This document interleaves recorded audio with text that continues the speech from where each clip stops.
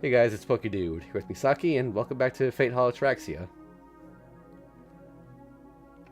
Alright, so last time we didn't quite get to finish looking at the extra stuff like usual, so let's take a look at that. Or, wait, special. Yeah, edit wallpaper. Let's see, what was added? I don't actually remember which ones we saw already.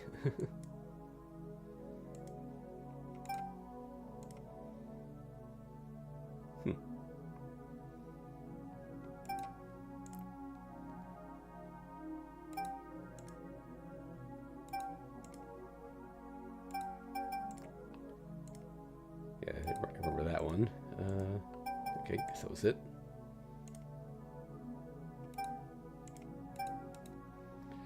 Alright, we also got the shrine here. Oh, whoops. Avoid large purchases. And directions to enter at home. Oh no!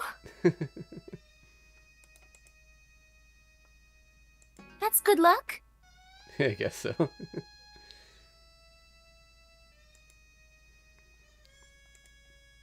Okay. Oh, we only have one of these left to buy? Hmm. Oh.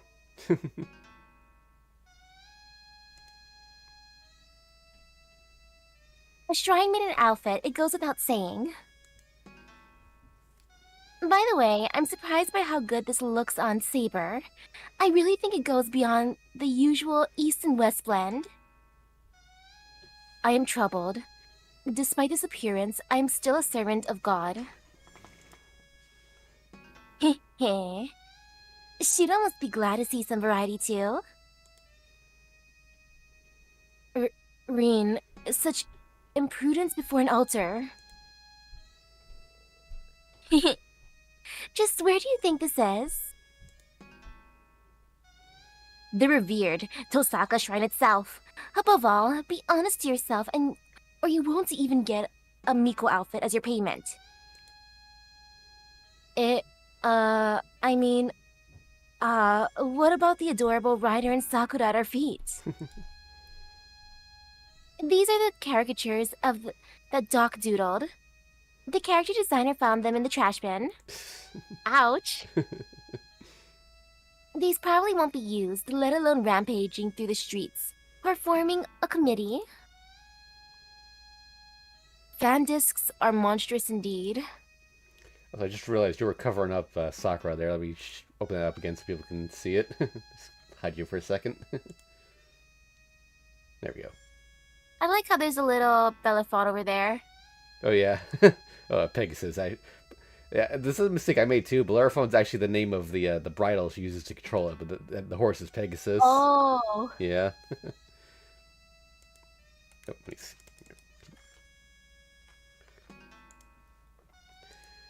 Alright, and also I wanted to check out the full version of Ilia's Castle, because we only saw a taste of it last time. This is an adorable minigame. Yeah. Album mode? What's this? Oh, okay. Oh. Okay. What things to unlock? Yeah. I don't know if we'll end up doing all that, but I guess we gotta find all the items then. Yeah, I'm not gonna play through this that many times, at least not on stream. That was a stage select. Alright, so normal mode. Oh, I can actually pick this time. Who should I play as? You know what? Let's be Sakura in her pretty pink dress. Okay. And who does she want to summon this time? Just for fun, she can have Medea. Alright.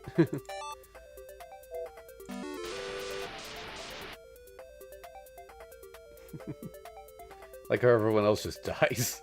It's the same dialogue as last time. Yeah. By the way, I think this is actually a parody of an old Japanese game show called Takeshi's Castle. Ooh, and look, the cats are different. Oh, yeah.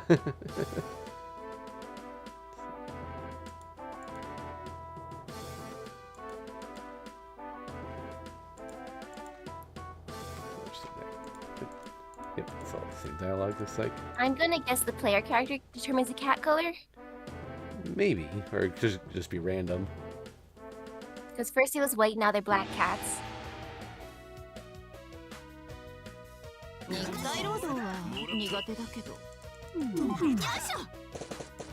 You treasure first name. Yeah.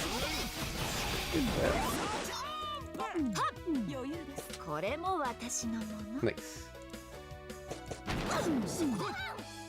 And that killed me. Oh.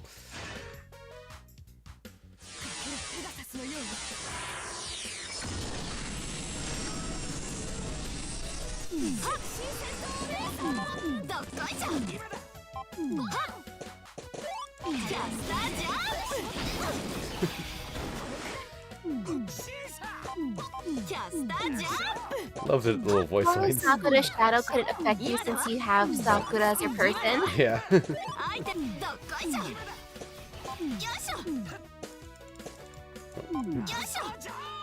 what? This thing? Ah, never mind.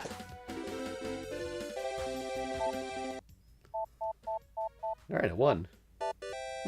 Ayy. Oh, despite what people think, Saber doesn't eat that much. She's more of a gourmet. That's false. She doesn't care what she eats. Wait, what? That's not right. What the? Oh yeah, I remember this one. I remember this one being kind of hard.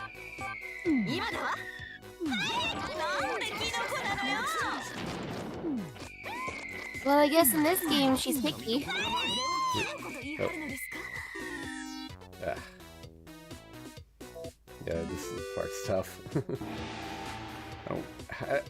I remember when I played this, like I was really struggling to get through this part, but I don't quite know the technique.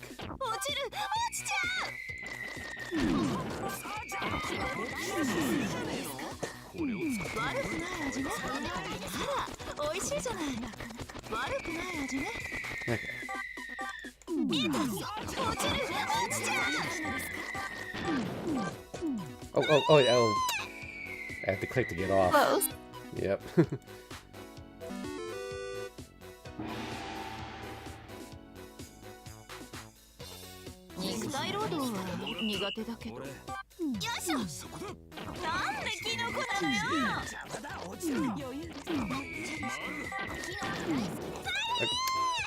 Yeah, see, you're constantly taking damage here, but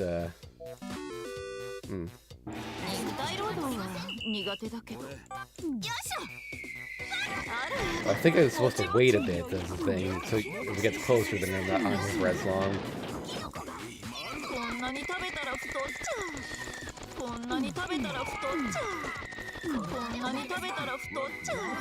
Okay.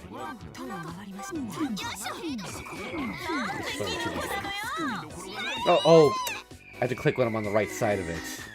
It's so precise. Oh my goodness. Okay. This time I'm just gonna wait.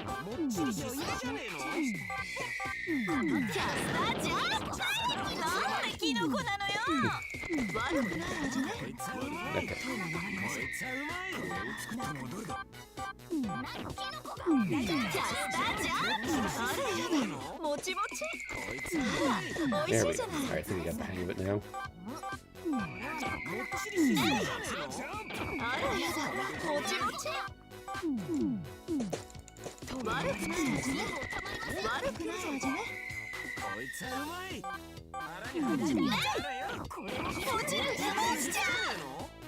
This feels like the most dangerous stage. Yeah. Also, look at those images in the background. Oh God. Statues. I don't have any health. No. Wait. Oh, I don't know the timing for this. Oh my goodness.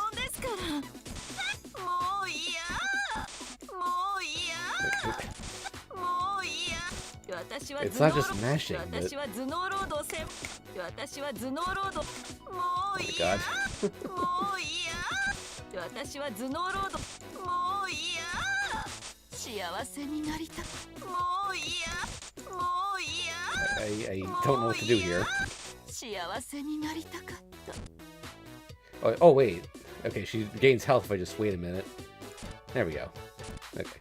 I've already lost, but at least I can finish. Oh, this is a stamina one then, kind of. Yeah.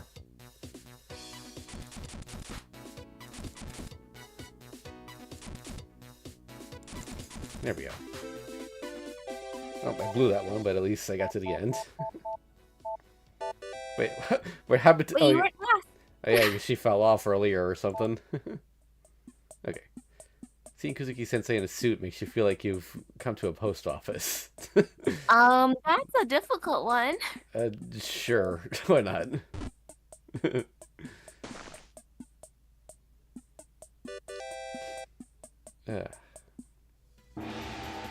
Okay, here's this one. 買い物より楽勝ね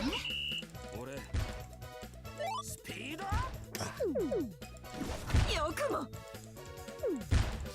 そんな Okay, have this.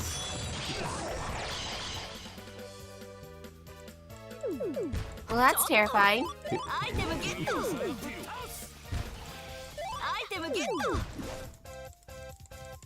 アイテムゲット Yeah.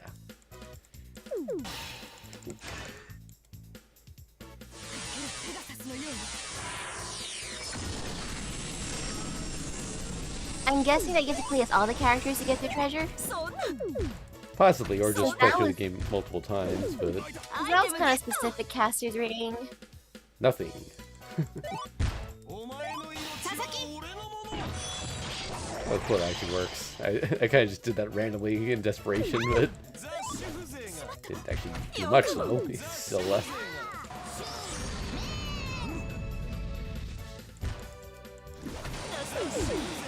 What? Yes.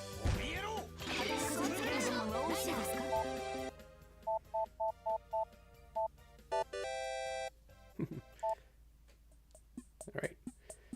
Not even reinforcement magic can strengthen love.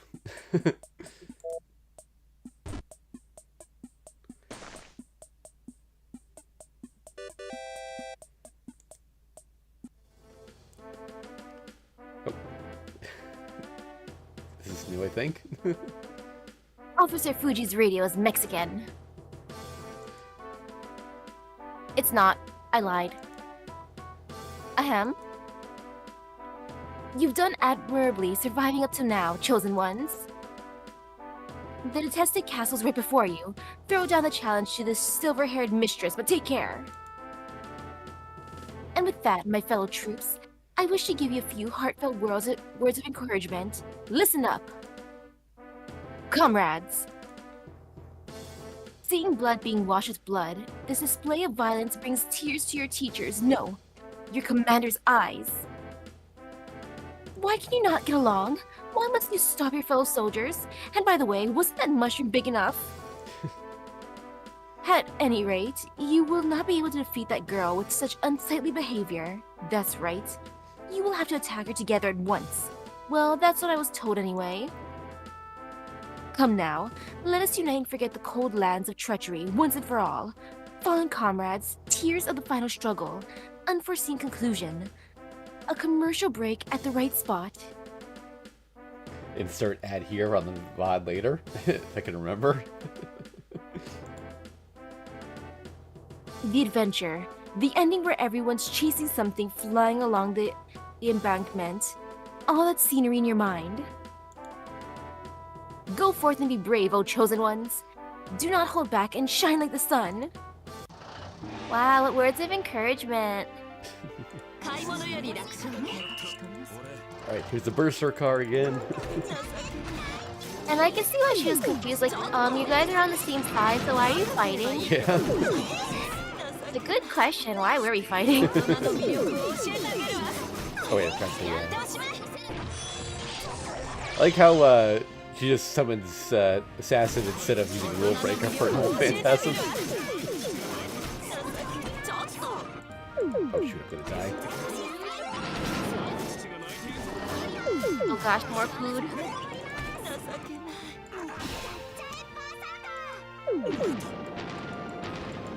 Some food anywhere? I'm good.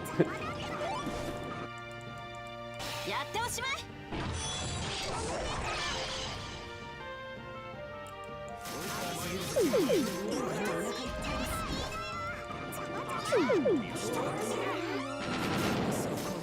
佐々木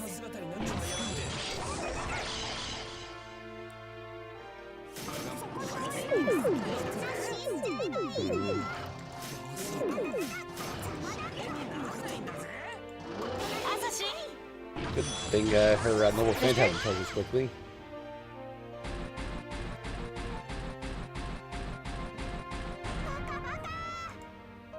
Yay.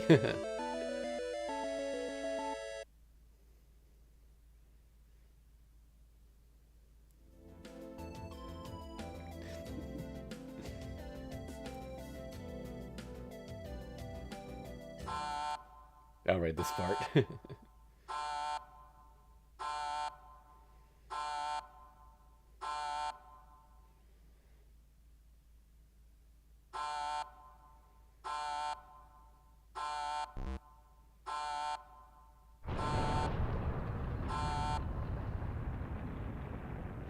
Not sure if she's supposed to have voice there or not, because we do have that turned off, so... So... what? Why? Am I doing anything here? Oh, let's click a little faster. That was so rude of Reen. Yeah.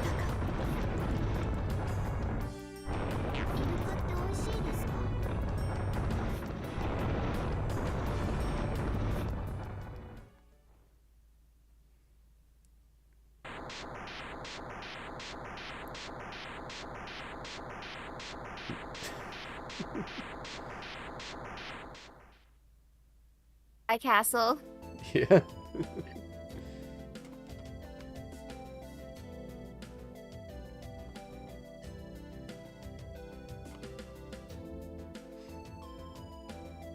No credit for assassin, I guess.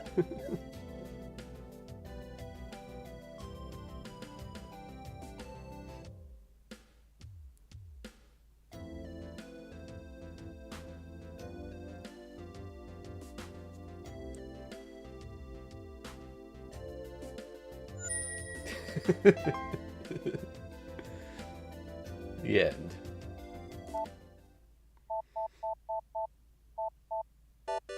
Yay.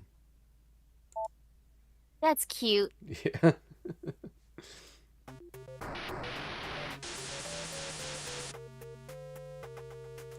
Let's see what we unlock there.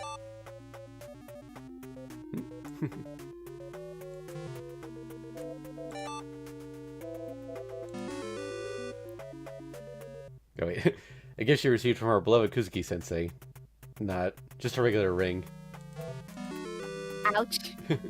Ilya's revenge notebook includes the plan to assassinate Shiro. Saber's bowl, filled with delicious white rice. Another holy grail, in a sense. Get a little echo from you, Misaki. Oh.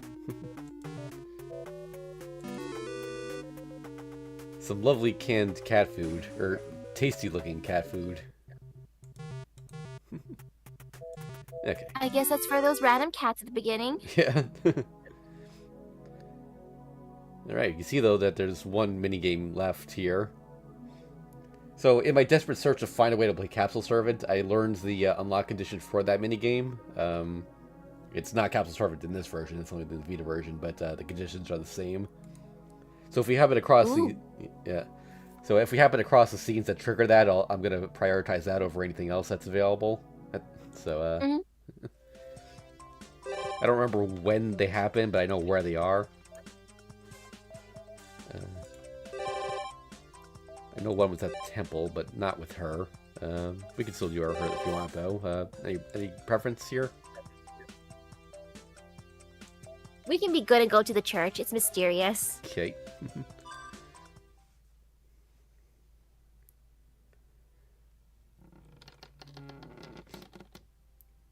There are no signs of human presence in the chapel. priest Kotomine is deceased. Well, officially, he has gone missing. A replacement had come, but he returned to his country some time ago. The church, as a result, was sealed off. Still getting an echo, Misaki. I don't know if you can maybe move the mic. Why? Or... Let's see. Yeah. Okay. Oof. I rest myself on the bench. Yep, looks like that fixed it. Left in solitude like this, many piled up questions begin to resurface in my mind. Like, why was the church briefly destroyed for a second last time we entered it? There are several things I ought to think about. The first and foremost among them.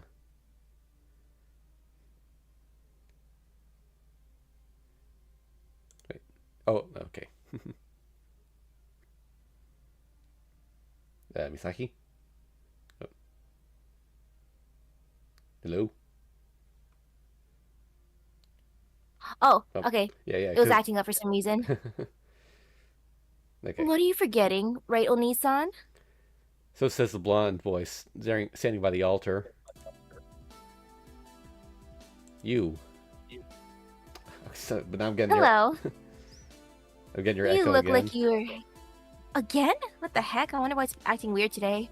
Is your mic like closer to your Hello? speaker than usual? Shouldn't be. Hmm. It's the same as yesterday, but... Hello, you look like you were having some trouble, so I came to give you a hand. He walks toward me slowly. It gives me a flashback of the figure of the former priest who once existed in this chapel. He would pinpoint my worries precisely and expose a truth I didn't want to know.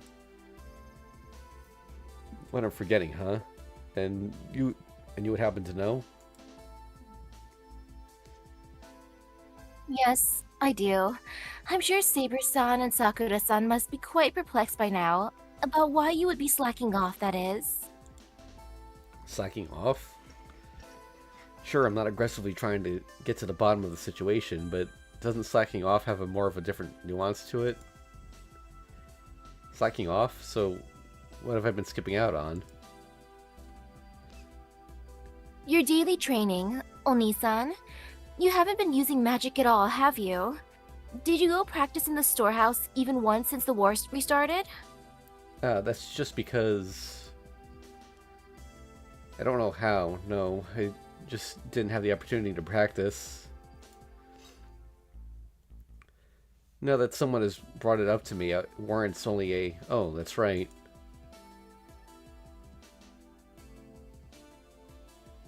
That is significant. It's a little abnormal for a training maniac like you not to practice just because there's no good opportunity.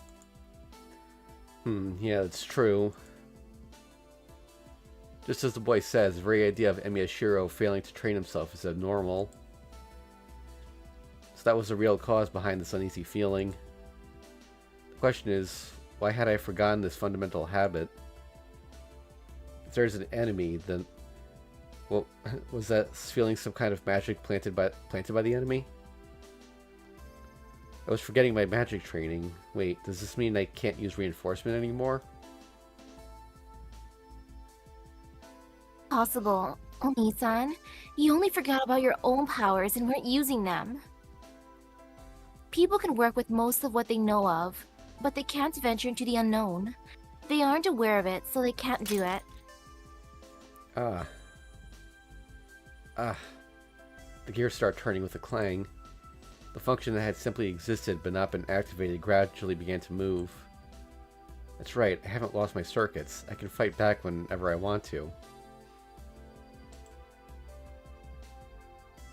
Wait, what I forgot was the way to fight.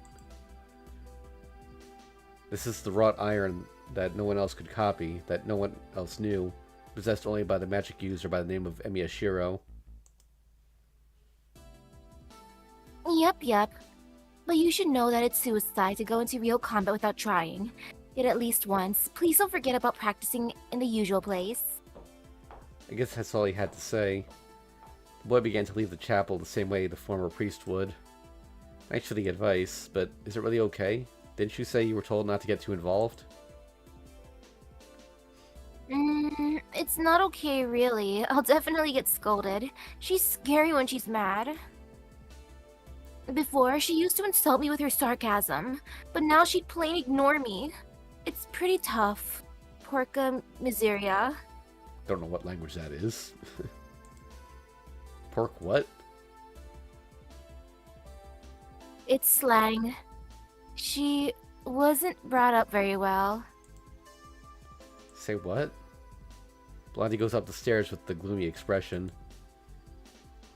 Well, as long as I made some progress. That basic thing I forgot. I remember what the one weapon that Miyashiro... No, actually, I remember the fact that he has a weapon. As soon as I have a spare moment, I have to restart that training.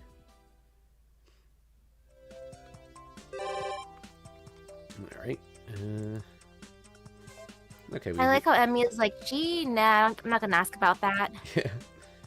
Alright, so where should we go? You know, the big bridge. We Yeah. haven't seen her in a while. Yeah. As I'm walking around with no particular goal in mind, looking for clues. Oh, Emiya, what a surprise. What brings you here? I suddenly come across Mitsuzuri. What do you mean? It's not like there's something odd about taking a walk in the park. Just something to pass the time. Aren't you here for your walk too? Me? I don't have that much free time. Ah, that's right. You have lots of free time, eh? Alright, then I have a job for you. Go see someone as a former archery club member. Eh? But we're not even at school. Remember Sayada-san third year? Kind of. A somewhat restless girl with a ponytail, right? Right, she was suddenly hospitalized. And visiting her on behalf of the archery club ended up being my responsibility. What's the injury? Haha, as usual. You only worry about somebody else's problems. Don't worry, it's nothing serious, just acute intestine inflammation.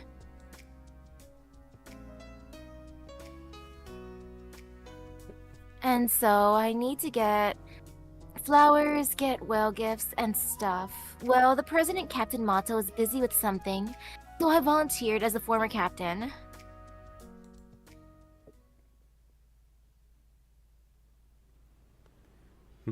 Huh? The forest storefront caught me by surprise. Before it was filthy. Well, that might have been kind of rude, but it certainly didn't feel very clean. But now it looks like a completely different store. Welcome. Oh, the new clerk's coming. A bit enthusiastic, maybe? Oh, a tall man. An apron suddenly emerged from the back. What?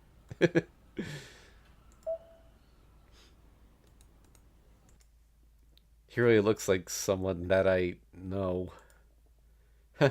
No way, that guy a florist? It's probably just a coincidence. But he's actually looking at me with a smile. Oh, it's you, kid. What's up? It's him, no doubt about it. I mean, can I ask what you're doing? Can't tell you, but can't you tell me by just looking? Part-time's part-time. It's a part-time job. A youngster like you would know. It ain't that mysterious. First of all, there's no way that apron suits you. The way that apron suits you is a mystery. Don't say that. You can't knock a stranger's door and expect their hospitality to include food and drink. Not in this era. Gotta pay off at least the drinking allowance, you know. Is that right? Sounds like even you have it rough. Yeah, but still, there's a side benefit. This place is like a lure if I put some effort into it. What do you think?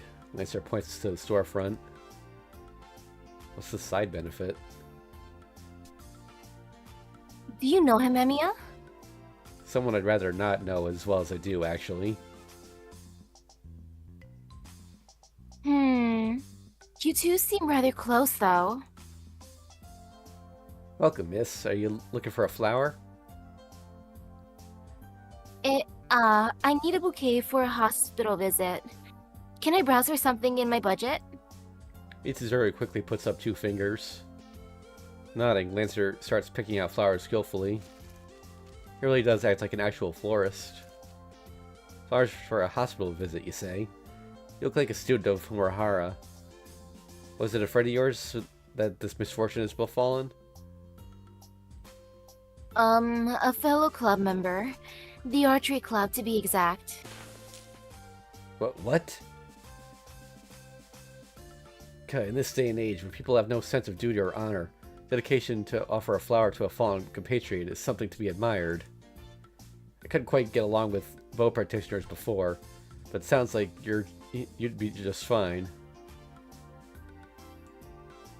It seems this man mistakenly sees the archery club as some combat group whose members watch each other's backs in a bloody battle. I'm moved. I mean, to tears. Passing away in the care of a woman like you, that guy will surely rest in peace. It's more... What? It's more blessing than a warrior could ever hope for.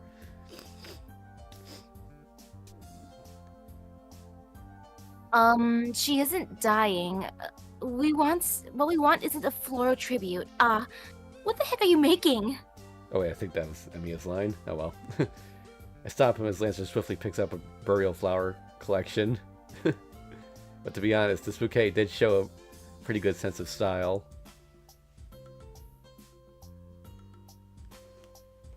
A warrior. Do you happen to practice martial arts too? Well, more or less, but be it swords, bows, or even tanks. Spears are my specialty, though. Sojutsu? The ancient martial art? What kind of ancient art is that's supposed to be? His expression seems to ask. Mitsuzuri, I think you should leave it at that. That aside, Lancer, mind making us get a well bouquet instead? What's with that attitude, Emiya? Are you saying I shouldn't be interested in martial arts? This fella had a lot happen. Bet he's still holding a grudge. One persistent guy he is. You're alive now. How about you call it off? I have a dreadful hypothesis. Lancer's the kind of guy that goes, "There ain't no murder if no one found out," after stabbing someone's heart. Emiya, I don't know what it is, but being a sore loser isn't nice. You may have given up the bow, but please don't lose martial artist spirit with it. Sulking over something so trivial, what's with that? Fool. If you can brush it off with a "you're alive, so what's the problem?" This world ought to be one big coliseum with fountains of blood and gore. But you know, I never... Oh, no. But you know, I've never met a spearman before, actually. I practice with a naginata myself. Now that you mention it, isn't that your specialty?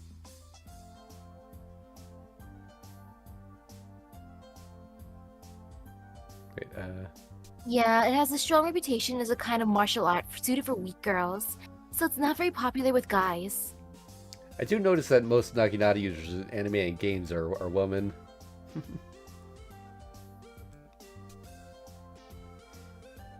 Oh, something like a halberd, basically. I was actually just about to say that. But, you know, there's no such thing as gender among warriors. It's only about whether you're fit for the job or not. And at any rate, my own spear. Hey, wait, that's... A 2-meter-long spear is being easily swung around by the florist's gentle hands. As if transformed into a whip by the flick of his wrist, the spear roams freely around the shop. That's right, it's been passed to me by a certain female warrior. Too bad it's not well known in this land. Not a single petal fell in the flower-filled shop. Nothing but the desired flowers were plucked out. Strange stuff. Wow. I mean, it sure is an unusual technique. An unusual guy whipping out a spear to cut some flowers, more like it.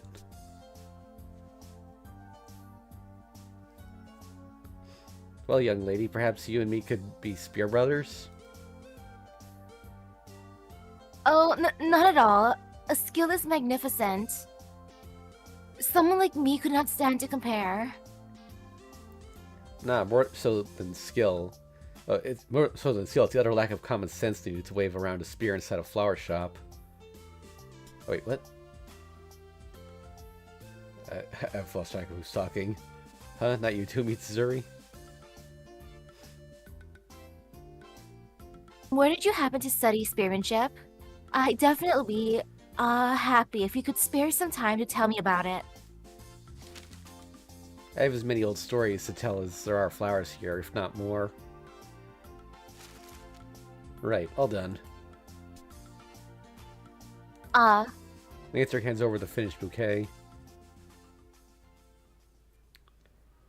It's soft and tender, as if expressing its creator's feelings, and with such an amazing skill of his. Mitsuzuri keeps admiring the bouquet. It really is great. Huh? Flowers look their best, especially in the hands of a beautiful martial artist. What a sight for sore eyes. Lancer laughs as he brushes off his apron. That ain't flattery, just the truth. But, you know, it's all fine with me. Mitsuzuri smiles happily. I've known her since she came to Humurahara, and this is the first time I've seen her act girl-like. Well, this one's on me. He gives Mitsuzuri one more flower. This is... For you, who remembers her comrades in arms. An amber flower. Does it not suit you? It's not that. I was just a little surprised. Which reminds me, I haven't asked your name. Well, you can just call me Lancer. That's the name I go by nowadays. Okay, my name is... Ayako. Wah! Ryder? What? Why are you here? I work around here actually, and so the scent of flowers and Ayako caught me. Ah, the flowers, right. So you came here to pick some. Oh no, I just came out to this place to have lunch, and it was more for you than the flowers, Ayako. What does your lunch have to do with me? Time for another of Ryder's bad habits to show up. Seems that she took a liking to Mitsuzuri and is now closing in as if already on a date. So is she now the harem protagonist? Yeah, she is apparently. She is among the servants. Good job, Mitsuzuri. All I want is a normal love. What? Hey, miss. The flowers. Come back. She's running away. Today I learned a lot about the side of Mitsuzuri I never knew existed. So what's dragging me along for shopping, I wonder? Emiya, you're part of her harem too. You just gotta realize it. Oh, got an exclamation point here. Yeah, I gotta practice, I guess.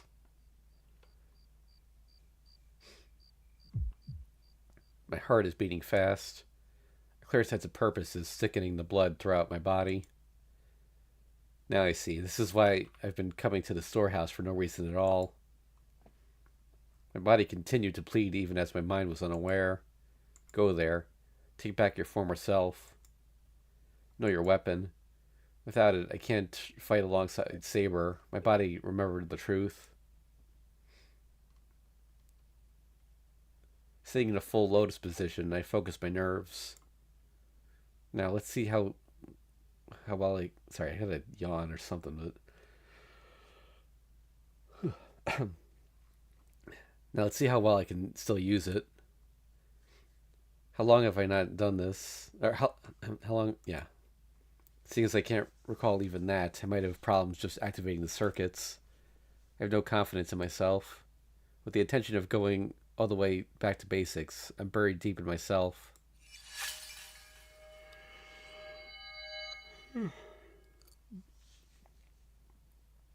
But it seems that all my worries were pointless. Activating my circuits and attempting reinforcement magic succeeded without a hitch. It isn't that big of a deal when I know what I'm doing. Anticlimactic, but I suppose this is what I usually feel like to get out of a slump. Also, surprisingly, this was interesting in itself. This was the first time that I felt fun to train and use magic. I could finally go further. I think of the sniper that I shouldn't have seen yet. I have to finally remember what my own weapon is. Now I'll polish this power for as long as time permits. Reinforcement protection magic available. Now that the weapon is retrieved, what's left is finding the target. In the wilderness where the cicadas sing, there lies the enemy.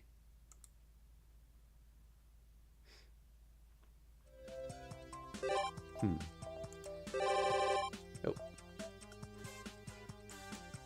Got a lot of choices this time. Wait, let me check the temple here.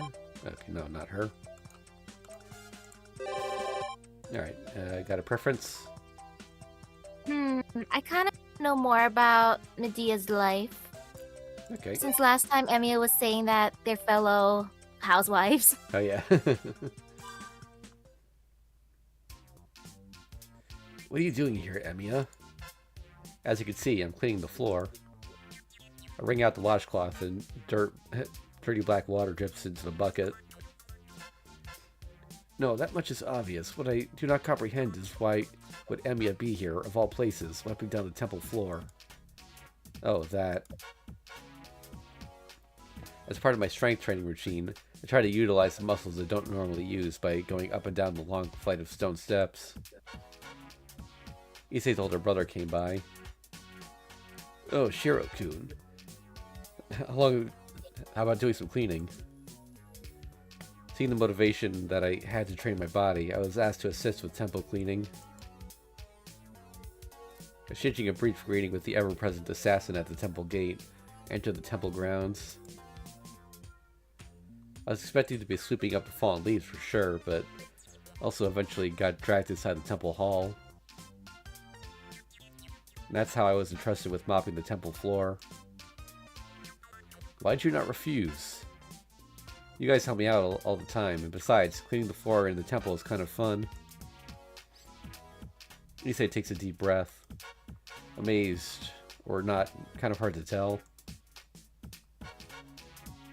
Oh no, I shouldn't be the one saying that without completely relying on your assistance for the student council. Wait, for the student council matters? He concludes with a sigh.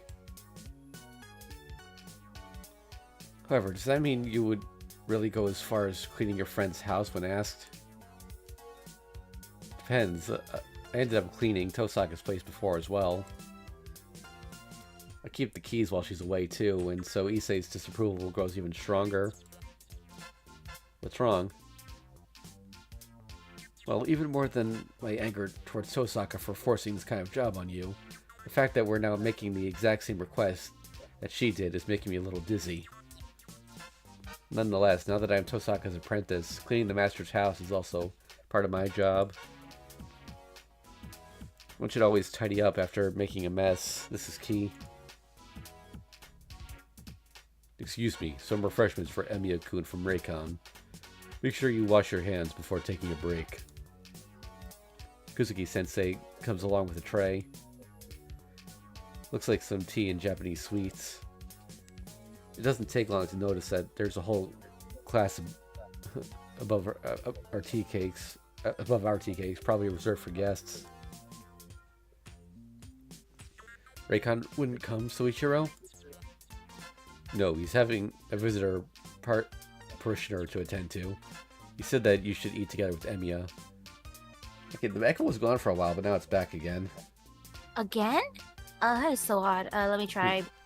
You know, I also noticed, I think your mic's slightly louder than usual. Maybe, I don't know if the sensitivity on it changed or something, but... Yeah, because nothing should have changed from yesterday, so what the heck? Weird. Maybe my computer had a random update since I allow it to update by itself.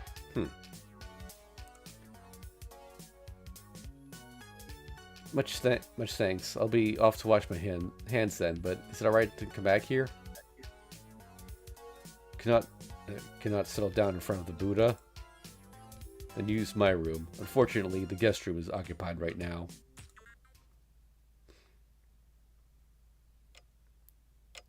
The whole scene is quite bizarre. We're drinking tea in Kuzuki-sensei's room, sitting around a tray.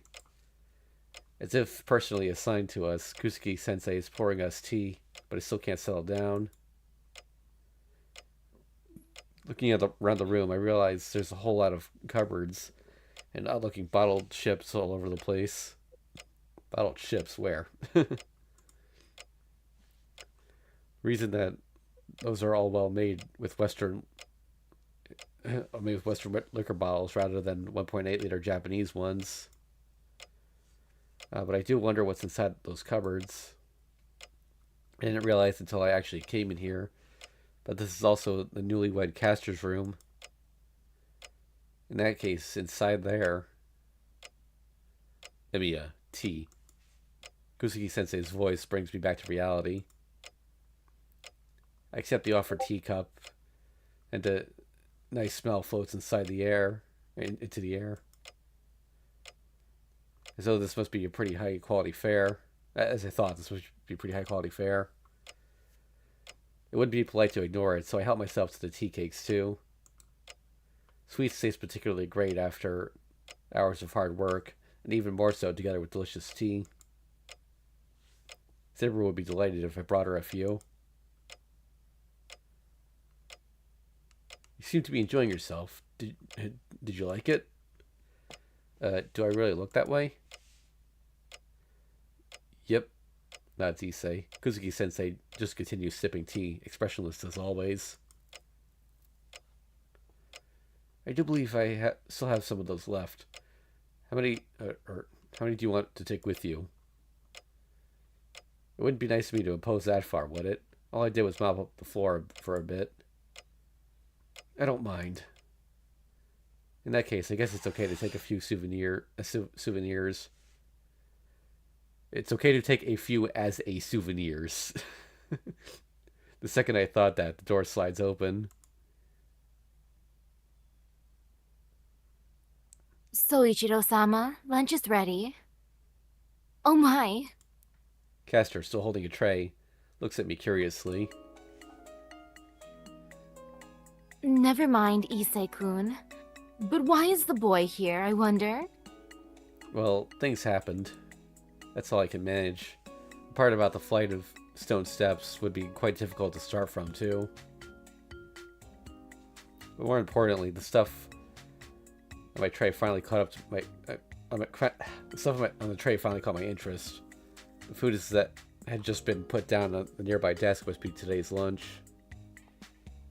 Tester, did you make that? That's right. Got a problem with that. Well, rather than complain, I'm just wondering about the artless simplicity of it, but... Could it be that cooking isn't your forte? It's burnt, flooded with oil, and to top it off, kind of gaudy. It's yellow, or maybe red. No, perhaps violet is the best word for it. What? For you to say it like that, I guess you must be able to cook too. Yeah, Emiya's cooking is excellent. Issei chimes in right away. Now, why would you say that? I mean, I did actually get a chance to try his cooking. To be correct, he tries it all the time in the student council room. Even if Castor isn't that great at cooking, I can understand why. She was originally a king's daughter, in other words, royalty, While she probably had no expertise with things like cooking, she is certainly persistent. And again, it's just not right for a hero to be good at cooking in the first place.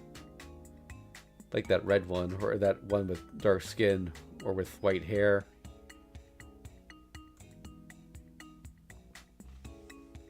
So you are good at cooking? Right, I've always cooked for myself, I guess you could say so.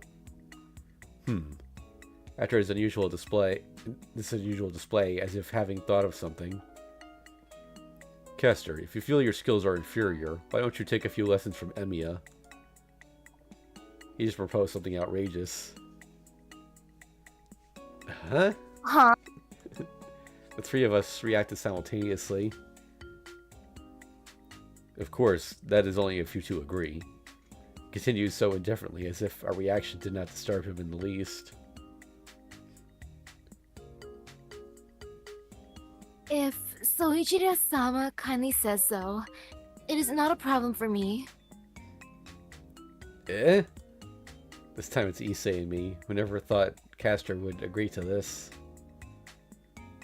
Everyone's looking at me now. Well, it's true I'm the only one that hasn't applied yet. Well, I don't mind, really. Then it's settled. Do teach my wife well, Emiya.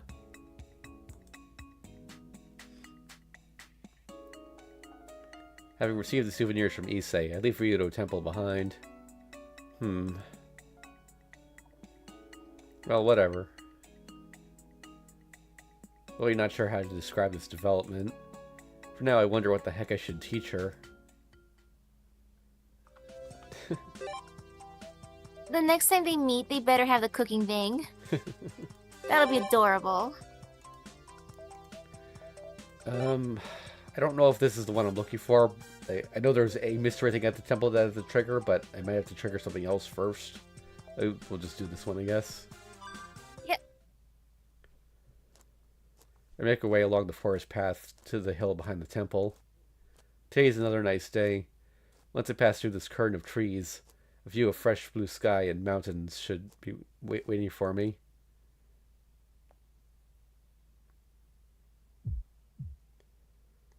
I feel the vision expands. The spectacle that greets my eyes is that of a pile of corpses. But the one facing off against that abstract scenery isn't me. It's a man with the same origin as me, reciting an unpleasant sutra. Okay, I think this is a different scene than the one I was thinking of for the minigame.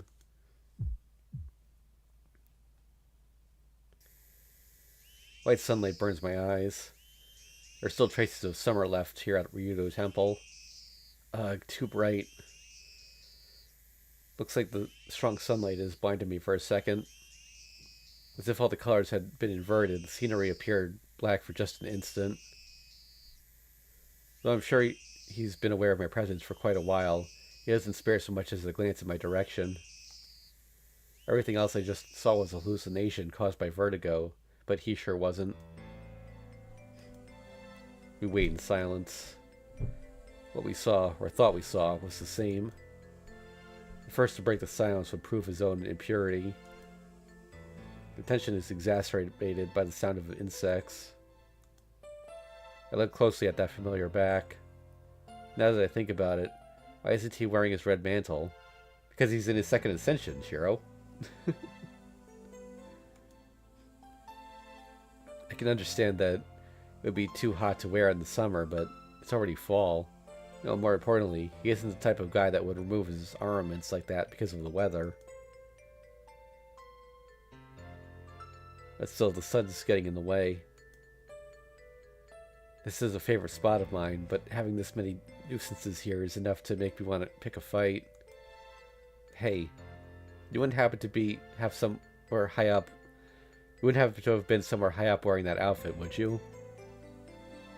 The forehead that the arrow had pierced recalls the pain that it will eventually feel. And what if I have? I don't believe I happen to see you within my range. I thought so. I haven't seen you at night either. I just thought you were there. At any rate, I have to cause I have to cause everything that could possibly happen to occur. Kill or be killed. Once I cause both to happen, I only have to choose the outcome that's more convenient. My turn to ask questions. Are you patrolling Fuyuki with Saber during the night again?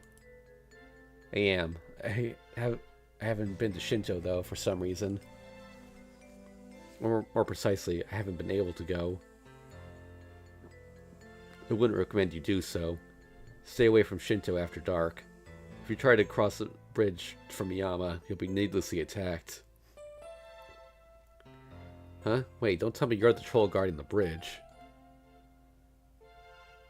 The Shinto area is my shooting range. Those who enter will receive warning shots. From what he's saying, he's driven back the other servants already. Because of that, Lancer Rider and Caster can't come near Shinto at night. Lancer's place of residence should be at the church, but maybe he camps out in the mountains. Well, leaving that aside... Oh, and that includes me? You're an exception. I will shoot you between the eyes without any warning. He's not lying. Bowman's intent to kill is real. I can't believe you're still out to kill me. With Tosaka gone, now's your chance. Is that it? Obviously, with Rin involved, it would get complicated. My master dislikes battles that don't produce results. On the other hand, she is quite the warmonger. I'll agree with that. As much as she likes competition, Tosaka isn't the type that goes looking for a fight. But if one starts, she's the kind that will get involved as long as she's in it, she'll aim to come out on top. Yeah, if Tosaka were around, she wouldn't let you do as you please. Even if the Holy Grail War were to resume, she'd wait and observe the situation until someone else began a battle. Which reminds me, I haven't asked you yet. Archer, what do you think about what's going on? I didn't intend to fight as a servant. I don't intend. However, as I have been entrusted with watching over things in Rin's absence, I cannot ignore it.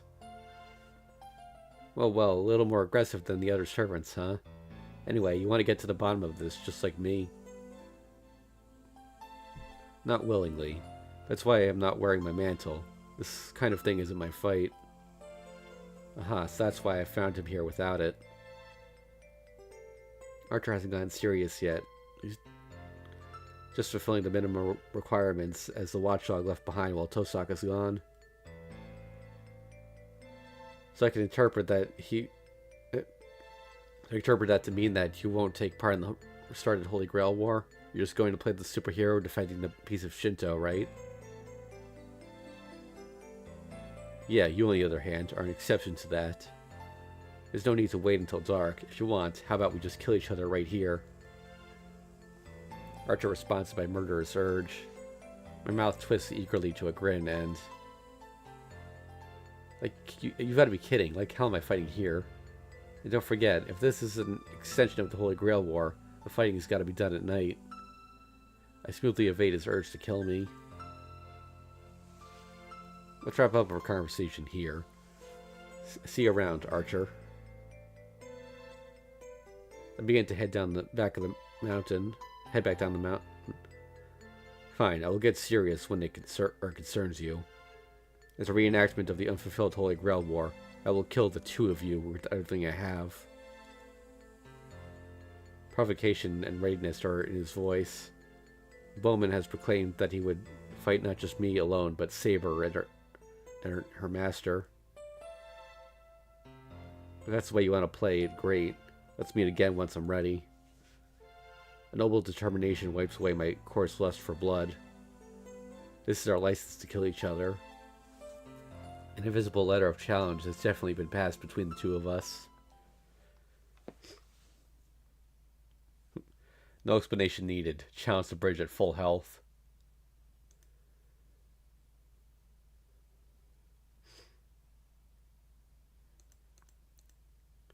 Oh, I guess we're going for a walk.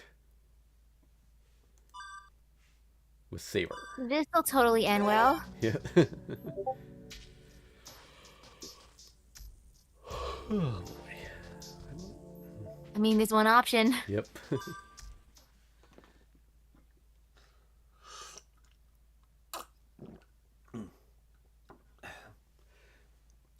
I step onto the boundary of Miyama and Shinto.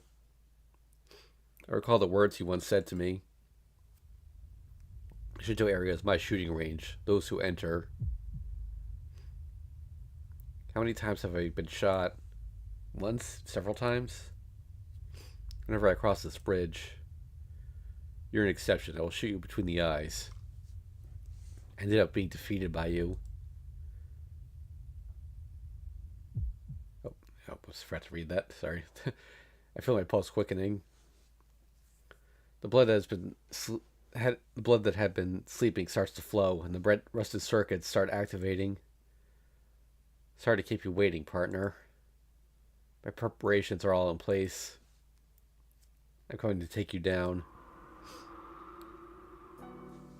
The ridge is deserted, save for Saber and me. Tonight, with no cars on the roadway, not even the sound of the wind blowing from the sea reaches my tensed-up thoughts. This brings back memories.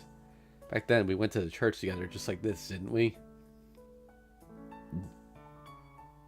Yes, Shiro. Who was still not understood what it meant to be a master. I, who had not yet become your servant, and Rin, who had still been our I enemy. think this is the same dialogue as last time. Yeah, it feels like it. Yeah. And then he'll see like a bright light, like a red light. Yeah, well, she complains about the raincoat.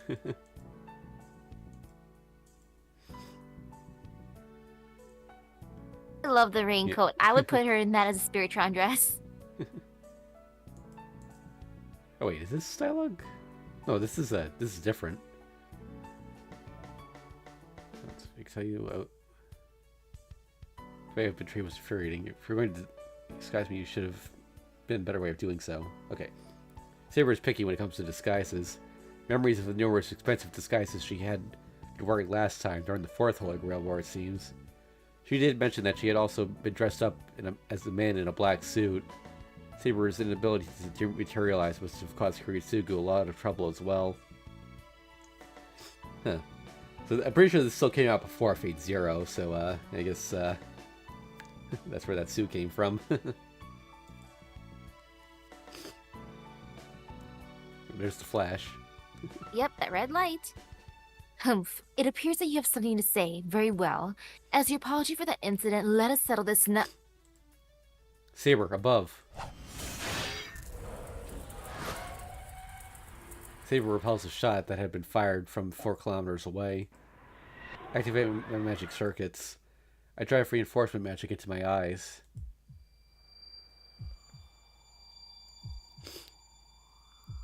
I can see you, Archer. 2 pairs of eyes that should not be able to met. Each one of us now aware of the other, an enemy that neither should have been able to see. The battle has begun. Tonight I will cross this bridge.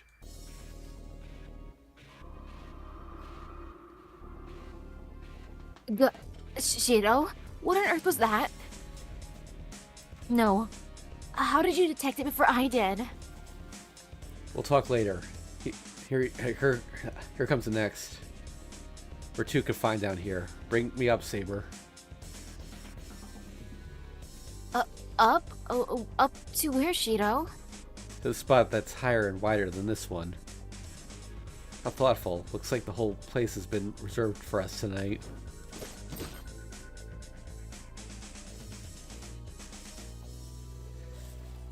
The expressway on top of the bridge. Indeed, although our footing and field of vision are much better here. Saber, incoming at 10 o'clock. Find out where it's coming from.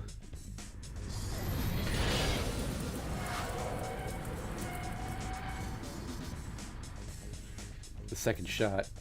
An interval of 20 seconds. A memory that grazes past my brain tells me that there are 3 shots left. I have located him. I cannot grasp the situation, but there is a sniper on the roof of the center building. I expect nothing less from Saber. We gained a lot by confirming his position from that shot, the last shot. What is the meaning of this?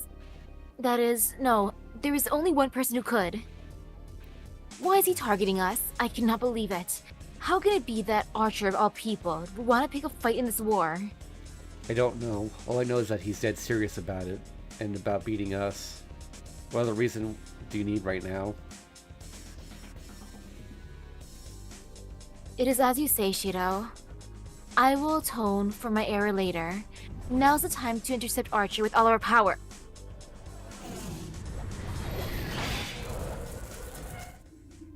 The third shot. A grace period of 2 more shots.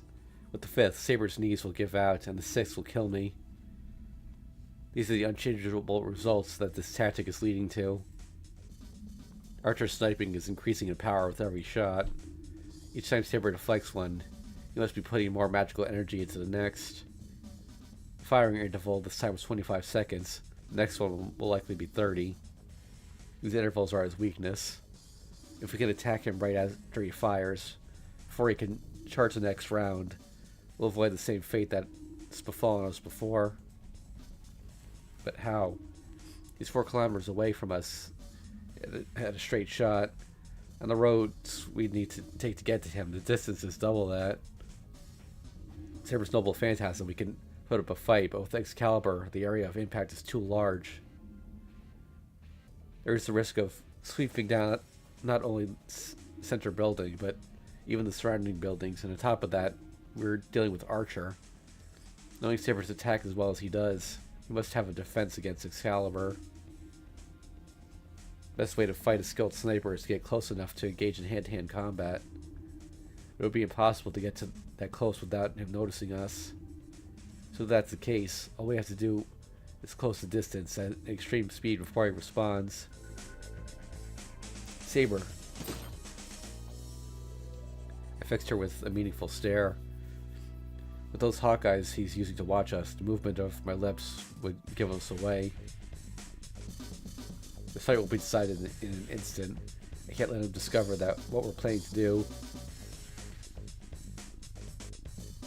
It is possible. However, my magical energy alone is insufficient. Forgive my rudeness, but even adding your own to mine, Shiro, we would not have enough. There's enough. I still got this on me. The last command spell remaining on my left hand. Shiro, no. That is our last resort. And even if I should succeed, who will protect you? I cannot agree with this. We should retreat and reorganize our strategy. I'm afraid we can't. After all, we already tried that once. Saber by herself could retreat. Both me here, both of us will be killed. To cross the bridge, I've got to bet everything on our timing at this moment. Might be able to start over again from the beginning, but I can't redo just this part. Therefore, I'd better give it everything I've got. Losing the command spell is no big deal. All that matters is the fact of having defeated him, even if only once. How polite he is. He's just waiting for Emi to stop talking. The 4th shot. Saber's ability to repel this shot has reached its limit. I'll back you up with the command spell, Saber. Can you do it? There's no time. As always, this is the fastest I can manage. Honestly, you were always so quick to make these decisions. Saber lowered her stance. She looks like a carnivorous animal, tensing up the moment before it springs. Your orders, Master. After all, I am your sword.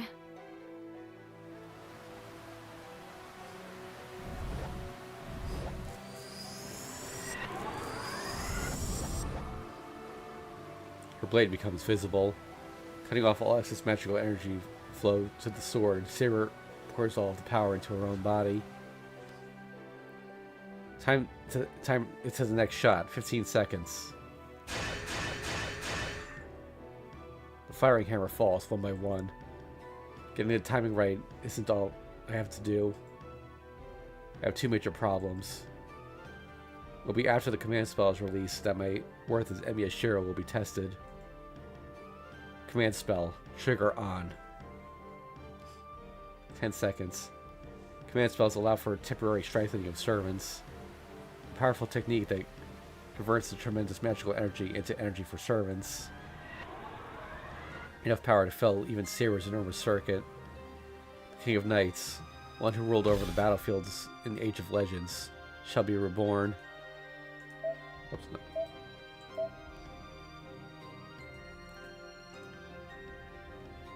The order about to be given with the command spell is fly. This is not a metaphorical flight. Saber will literally fly in a single leap from here to the roof of the central building. Saber once fought Ryder here in the past. A reenactment of that fight. No, if movement is limited to a single line, and by raising the amount of magical energy for the time she is in the air, the distance covered in one jump will increase. If all the magical power of the command spell is used solely to let her fly, then it shouldn't be impossible to reduce the great distance between us down to 0.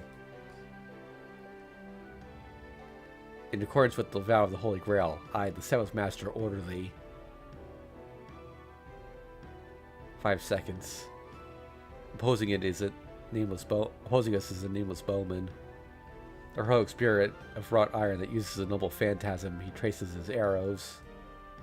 The name of the arrow being trained on is his Hrunting, Hound of the Red Plains.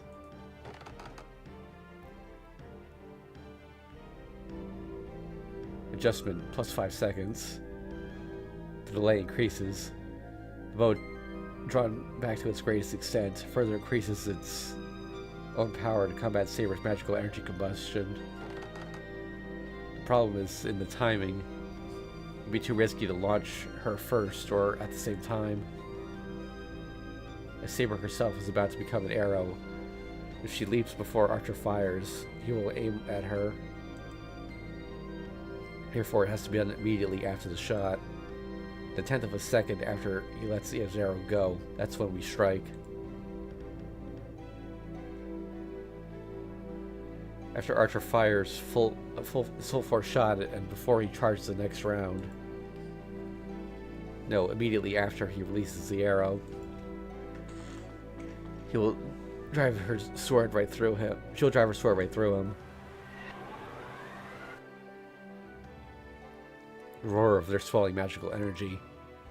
A showdown that seems enough to shake the moon. 5. Still too early. 3. A command spell feels like it could tear off from the string. 1. Creaking of the bowstring. His fingers decide the target. Saber. Go. Cut that bastard down.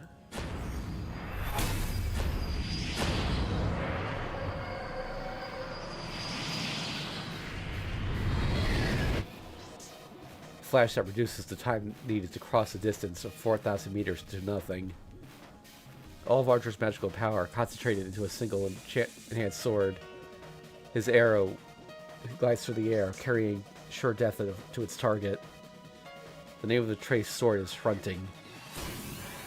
An enchanted sword that will continue its assault on the target as long as the archer continues to aim, even if it's deflected by Saber. Even if Saber could guard against it, that wouldn't change the result. No, the moment that Saber deflects it is the moment that the arrow roars toward its target. As long as Saber expends her energy on defense, Archer's victory will remain unshakable. That's right. As long as she expends her energy on defense. Mere instant, not even a fraction of a second. The instant that his fingers released the bowstring and fired. The defense. Saber disappears from the bridge. The bowman sees through his enemy's true intention, but it's too late. The arrow's already been fired. Which one of them is now confirmed their victory? Should there be a bowman that can shoot his mark several hundred meters away, he is still bound by his ironclad rule. An arrow, once fired, cannot change its target. Whatever arrows that guarantee a definite hit he may have, a bowman cannot resist this law. Yes, it is by conquering that law that he is a heroic spirit of the bow.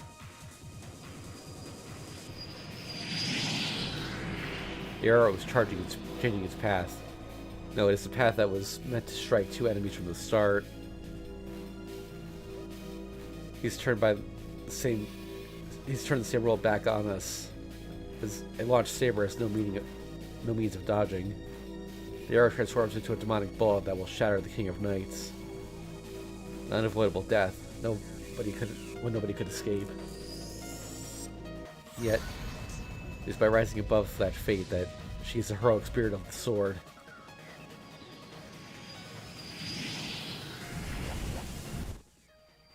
Light crosses light.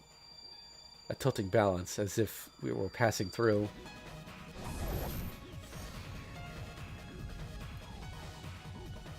The blue light rises up to the heavens, as though singing its victory.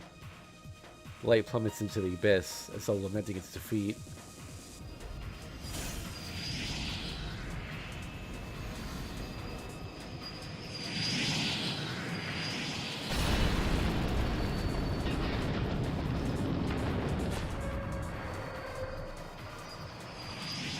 Leaving a huge shockwave in our wake, Saber is released. The timing was perfect. However, a simple command spell won't be enough to conquer this bridge. My face in the blinding wind so powerful it shakes the handrails. I stare down the approaching bullet. Time stops. In a blank space of time shorter than a second, the blood charges in my veins. 1 second after I use the command spell. No time to image.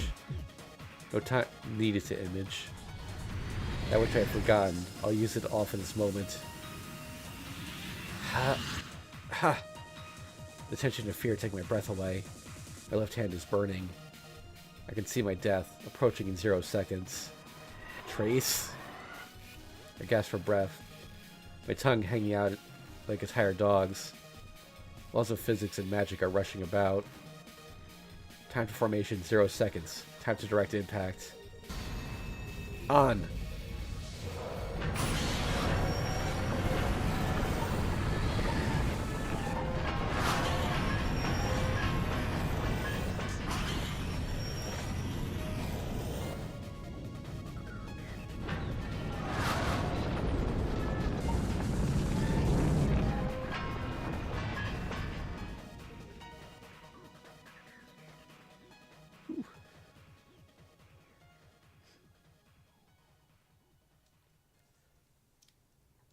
Third-person narration looks like.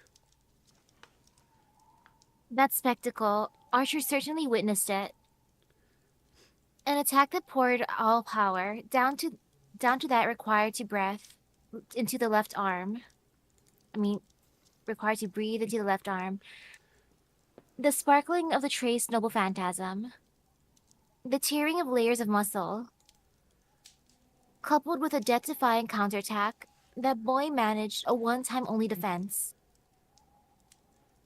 As far as the outcome of the battle, the bowman still has the potential to win. The boy's sword is broken, while the arrow, though repelled, still remains in flight. That arrow will soon reverse its course and find its target right between the boy's eyes. Well, that's not fair. It's a homing missile. Yeah. That's right. As long as the one who fired the arrow is still intact.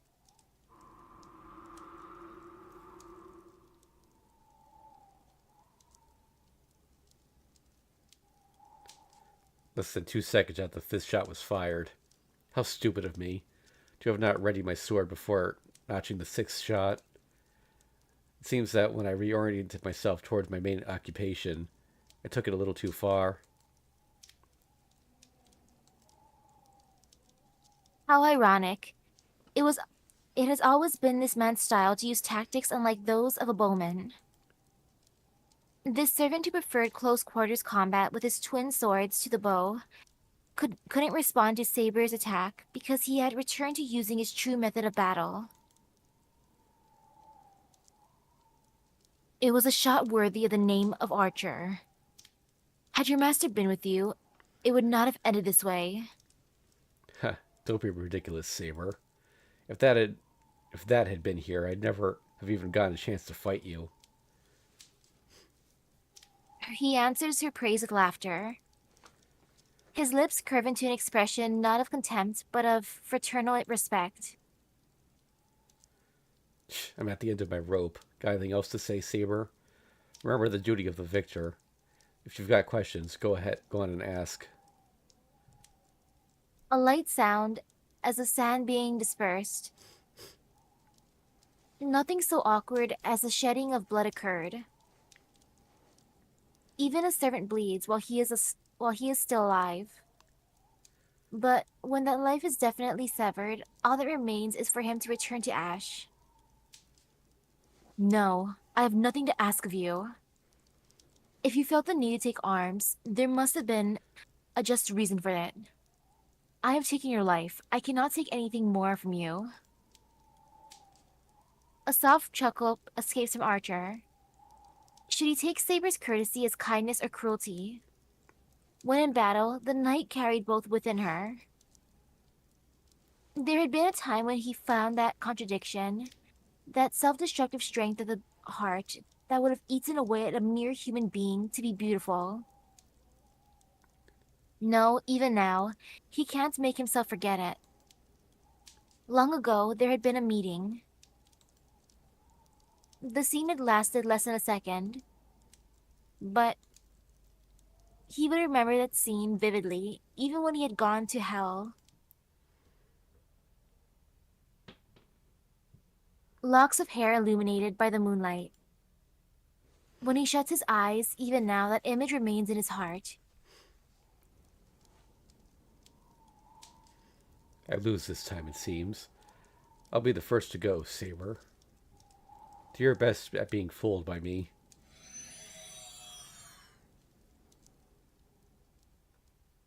Scattering without gallantry, Archer is destroyed, his bitterness and defeat all that is left. Sheathing her sword, Saber bites her lip. Above her hangs the black moon. It is almost as if something toxic is about to drip from its cup-like silhouette, slowly down onto the victor to poison her. 1 hour later, I drag my body, exhausted from that single attack, up to the roof. Saber is staring up at the sky. The strange expression on her face makes me hesitant to call out to her. Shiro, you came to pick me up? There's no vitality in Saber's voice. Archer isn't here, which means she has defeated him. She has no wounds that I can see, but leaping that great a distance must have been painful.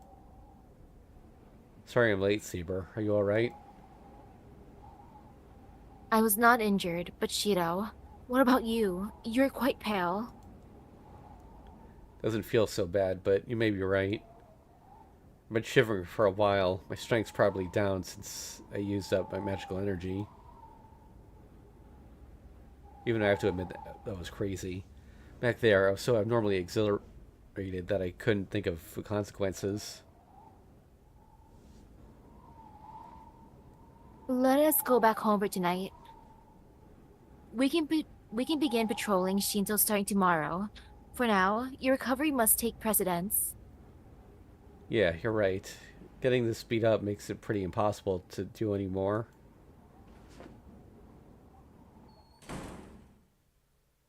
We leave the roof. Shiro, did we really do the right thing? Yeah, if I had to say, I'm sure we made the right choice. No doubt about it. I moved past one more new event. The Battle of the Bridge has come to an end for now.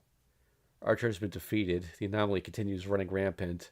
And the night of the fourth day goes on in idle slumber. Completion is still a long way off, but for now, I'll rest. Even if that time hasn't come yet. If I keep moving forward, then one way or another, the end will come into view.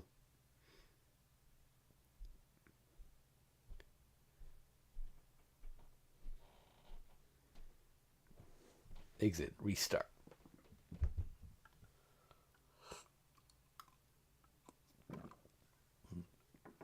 Can now cross the bridge to Shinto during night patrols.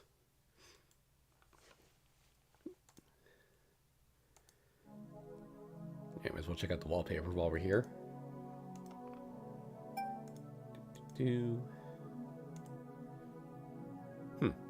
Well, that's fun. Yeah. A lot of detail in this one. Emmy is so beaten up. Yeah.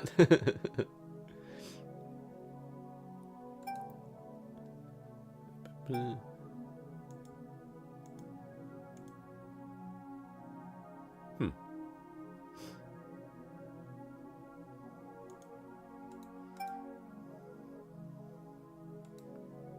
Alright. And I'm guessing we're getting another Bizette scene here. Oh, maybe not.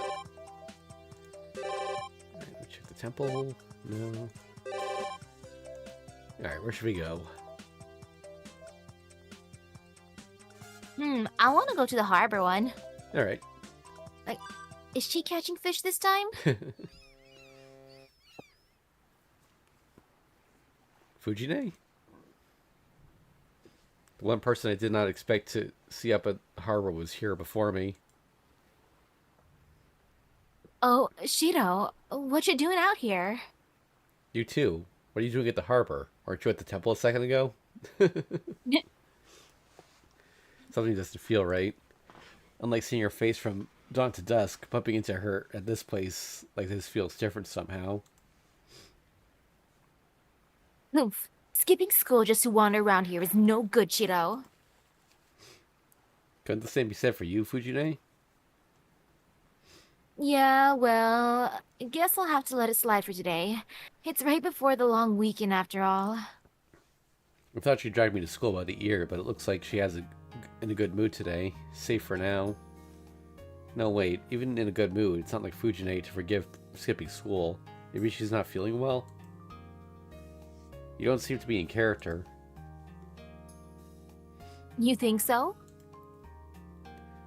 Well, you know, the usual Fujine is more like step onto the pier and strike a dramatic pose. Something sailor-like with a pipe in his teeth. A grizzled sea wolf for the guy in the Rambler series.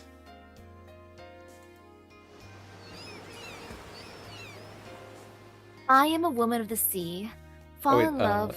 That's his line. Actually, I'm a woman of the sea. Fall in love with this bird of passage and you'll be burned. Stuff like that. Maybe that would suit me. It might be fun.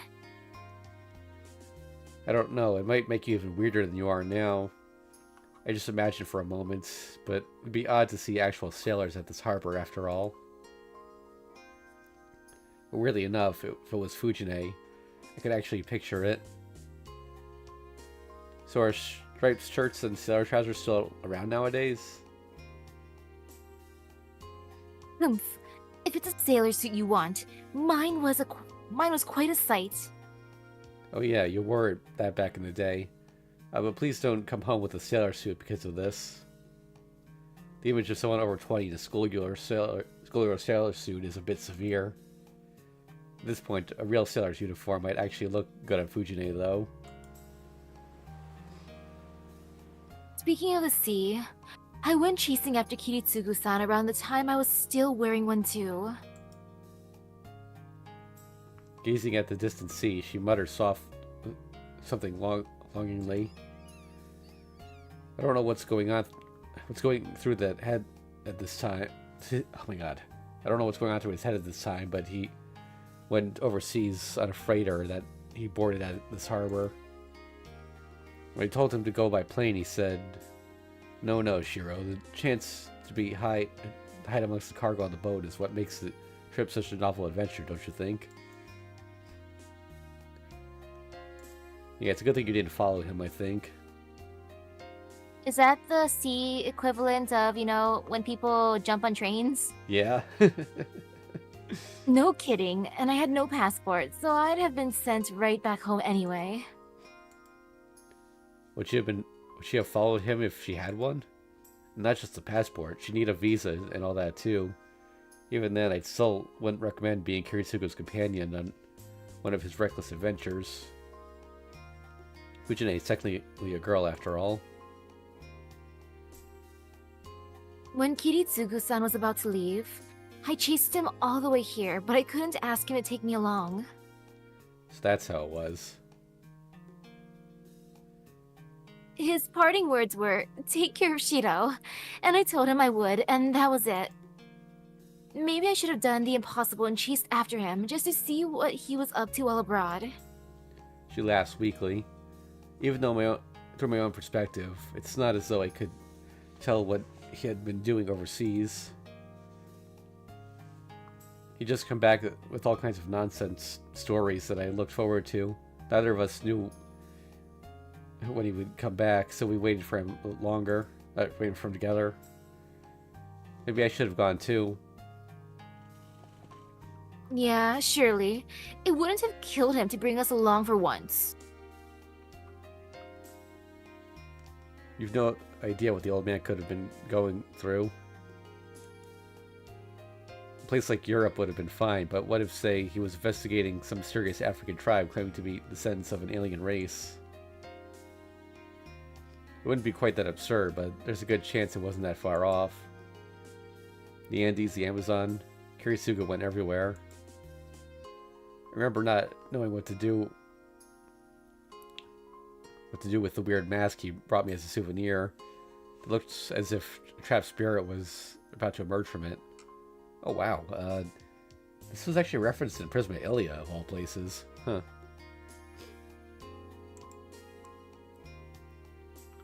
Africa? Hey, they have tigers there, don't they?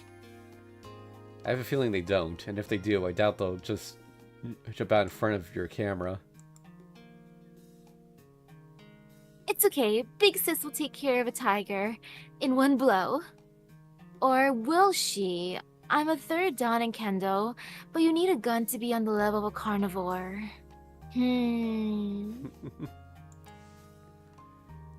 What do you think you are, Kato Kiyomasa? I don't know who that is. To fight a tiger on equal terms, you'd have to be at least Saber's level. Fujine's already started sparring with an imaginary tiger. Looks like she thinks her odds of defeating a tiger are high enough already. This is hard. If only I had a fine ancient sword. Don't you dare take out of the old man's collection over this. Besides, Kiritsuga was a magus, so Fujine's a warrior? Maybe it's the dock's atmosphere that caused memories of that to resurface. Perhaps Fujine is got a little nostalgic too. But Kiritsugu... Oh well, let's stop there. Yeah, we should. Say, in place of my old man, how about I take you overseas someday, Fujine? Oops. I think I just said something stupid. It's the other way around. I'll be the one taking you abroad. It could be something like your graduation trip, right? Ugh, my teacher taking me on a graduation trip. I think I'll pass. Oh? You don't be shy, Shiro. Don't be ridiculous. It's nothing to do with being shy. Totally pathetic, that's what it is.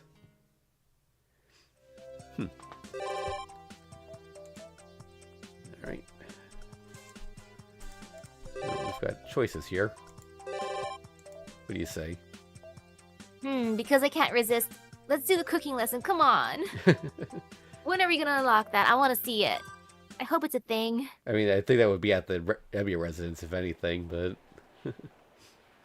I guess that should be all. Once again, I checked the note that had been given to me against the bags that I'm holding. Since I have to go to Shinto for work on occasion, Sakura and Ryder tasked me with shopping along the way. There's a bottle of spices with a purpose completely unknown to me, and the hardcover book inside the bag. Half of this looks more like Tosaka's ingredients than Sakura's. Sure enough, it's stuff that doesn't look particularly suitable for cooking. Not sure if it's even edible to begin with, and bottles with nothing but kanji on them. Well, Sakura's been learning from Tosaka a lot lately, and this might be some kind of Chinese food cook-off. If that's the case, my Japanese food advantage could be in danger. Might have to try asking Sella and friends for some German cuisine tips. Well, I guess there's the cooking thing I wanted. Yeah. By the way, like, why? Maybe it's just the direction we're looking, but that looks like a clothing store. Right? Where's the cooking stuff? Yeah, that is. Still walking, uh, still walking with thoughts like these. I suddenly get a feeling that I just saw somebody familiar. Turning around to discover a woman walking out of a foreign clothing store. Loaded with heavy bags, she's not entirely steady on her feet. Now, I've definitely met her somewhere before, but who is she? Oh my, it's Saber's boy. Huh? Castor? I'm guessing this was supposed to be the first time we saw her in this game, and that we just picked it in the wrong order or something. What's with that face? Oh, I mean, Castor is supposed to be, someone with a hood and robe, with nothing but mouth and hands in plain sight. No trivial details aside. What a surprise! It turns out you're quite a beauty. Yeah, I was wondering why he didn't comment the first time we saw her in casual clothes. So I guess we just did it out of order. What's that all of a sudden? Well, not that it really matters. Oops, I really got to fix this habit of thinking out loud. At any rate, that's some load you have there. Do you really intend to carry it all the way back to by yourself? And what if I do? Oh, I was just thinking it would be quite a challenge. In fact, a lot of those look pretty unwieldy. Castor's a servant. That must be light as a feather to her, I guess. Well, she did lose to Tosaka in close combat. Actually, other than magic, I wonder if she's just a regular girl. Okay, now I need to look up her strength stat. 1 second, folks.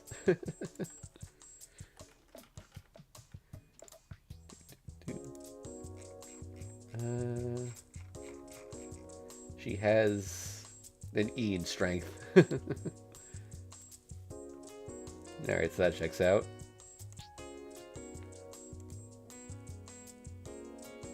And if I said that is, you wouldn't be kind enough to help me, would you? Why not? I was about to go home anyway. I hold out a hand to take care of some bags, but Castor keeps eyeing me with suspicion. I bet it's pretty difficult to carry all those yourself, after all. Well, yes, alright, if you will. She passes me one of a paper... What? She passes me one of a paper bag with cord handles. This is a lot heavier than I expected. The handle is digging deeply into my palm. Oh, I hate that feeling, Yeah, it hurts. I know. Well, this is surprisingly heavy. Never mind the trivial. Aren't you a man, boy? Ugh. I can't argue with that. Come to think of it, it's unusual for Castor to be this familiar. Anyhow, you really should have asked somebody to come along if you're planning to buying this much.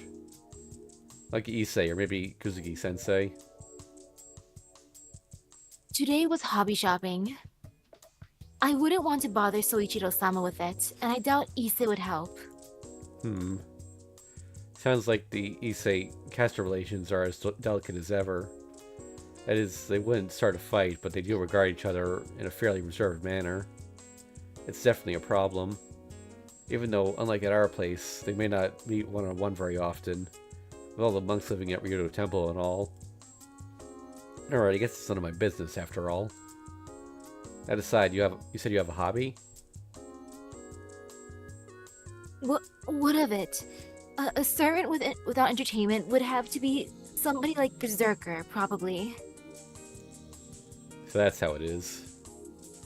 Now that I look at it, Saber does have a preoccupation with consuming food, while Ryder seems to have taken a liking to reading books. The other guys must have something they enjoy as well. Had Berserker been summoned into a different class, even he would probably have some kind of hobby. So what's in this anyway? Tools for making a ship in a bottle, actually. Ship in a bottle. Ship in a bottle. Now, where have I seen that one recently? Wait a second. That decoration in Issei's place. Were you the one who made it? I did think that was a strange choice of decor for a temple's entrance. How rude. The head monk wanted to put it there, so... You mean Issei's father? Who else would it be? I see. A stout man. His father's looks are nowhere near Issei's, almost to the point of a mystery. If it was him, it wouldn't be surprised if a suspicious-looking caster-made bottle ship ended up as a decoration, be it at a temple or anywhere else. Oh, that's right. I just remembered something, Caster. Oh, please stop sending us strange stuff. It bothers Saber. I don't know exactly what it was, but for some reason, Tosaka kept grinning when she got it. At that time. It was sent by Caster. I'll check it over just in case. And so she took it away. Tosaka then called for Saber. And after all that, all I know is that something had upset her. But it looked so great on her. Looked great, she says. I wonder just what kind of clothes and stuff were in those packages. But you wouldn't wear something that Saber asked you to, would you? I'm offended. Getting someone to wear nice clothing, especially that well-fitting, is something I enjoy greatly. I see. Unfortunately, Saber isn't willing to. I also think that the pretty clothes Caster bought for her suit Saber well, but she must hate them herself. What a pity. So what about all of these? You bought this much, yet no one is going to wear them? What a waste. Oh well, it's too bad there isn't a young kid I could dress up at the temple. For starters, Issei could fill in as one of those. Yes, that's right. He wouldn't be a bad choice, actually. Although, I would prefer a girl. Though if you asked him, I'm sure he would refuse. Yes, but even then... The distant look in Caster's eyes. Issei in a frilly dress? I love it.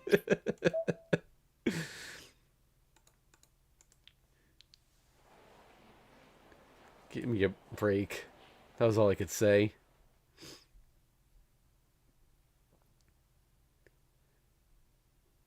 Okay. Guess we'll go for a walk.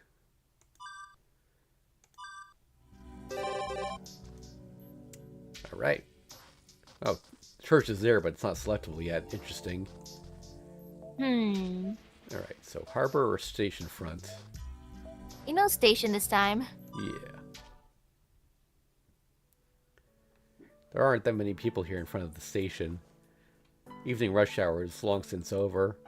From what I've seen, no more than one person exits the station every half hour. But even though there aren't many of them, pedestrians do pass by. And that's the problem. Shido, is there something bothering you? You keep pressing your hand to your forehead when you look at me.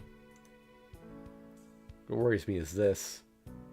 Luckily, there was hardly anyone in Miyama, but in front of the station, an outfit like this stands out too much after all. Never mind, there doesn't seem to be anything unusual here. Let's go somewhere else. But we have only just arrived. In the past, we would have patrolled through the office districts and even gone as far as the factories. It isn't like you to be so lax in investigating, Shiro. What happened to your usual, almost neurotic thoroughness? I mean, you're right, but I know it's not like me. It's hard to feel motivated to go out and find out what it is we're supposed to be searching for. I wonder what Saber thinks of that. Say, Saber, what do you think of these patrols? I do not think of them. I work to help you above all else. I do have my worries about the anomalies in the city, but I do not think it is one that bears the city itself ill will. Rather, these anomalies are all... And She says some more, but lapses into a meaningful silence. Saber? Oh, come on, tell me. You're not Tosaka. Don't just stop there out of spite. No, that was not my intention. Say there is an enemy, and one bearing a tangible ill will. I cannot help but feel that it is directed entirely at you, Shiro. Just as Archer shot at you, I believe the other servants may target you as well. Yeah, I mean, that'd be frightening, but you do know I already talked to the others, right? Most of them said they don't want to fight, so I think I should be safe. Well, the only exception was Archer. Seems like he was hostile to me alone. I see. So Archer viewed only you as an enemy. Saber is briefly lost in thought. Shiro, we must proceed with our investigation. We found no anomaly in Miyama, but there must be somewhere in Shinto where this seems afraid. And with that said, Saber marches off towards the plaza, her steps suddenly a lot more determined. As a sort of Saber is a scary sight, but having her walk around looking like that is just as frightening. To stop her when she's in that state would take a Herculean effort. Oh well, I might as well get down to business and take a look around the office district.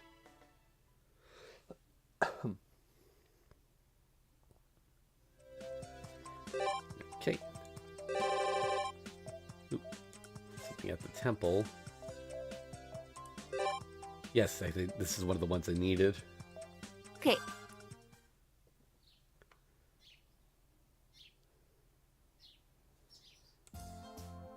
One refreshing morning, I find myself walking leisurely along the mountain trail.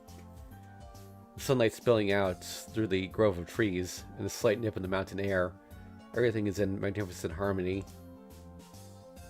Truly a perfect day for a peaceful walk through the woods.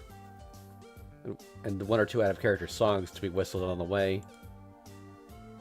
And then, disrupting the ideal harmony of the scene, find something strange standing in the middle of the woodland path. Huh? Liz. What is she doing on the mountain? The road ahead leads to the back of the temple, the high ground looking over the outskirts of the city. She didn't just come straight here from the castle, did she? Hey, good morning, Liz. Good morning, Shiro. She walks up to me leisurely. It may sound rather blunt, but her manners somehow remind me of a baby duckling. Especially this unconditional emotional attachment I sense from her. Hey, sure is an odd place to meet at. Yeah, for me. First time coming to temple. Come often, Shiro? Well, sort of. I have friends here, so it's nothing to do with the temple. I just drop in for a visit. What about you? You said it's your first time here. Did you need something? No, nothing. But sense a bad aura around here, kind of. Kind of. Yes, to punish the evil. Like this. The maid gestures as if she's strangling a bird. Terrifying. The fact that this maid does not joke around is what's terrifying. Hold on a second. What is this evil thing, anyway?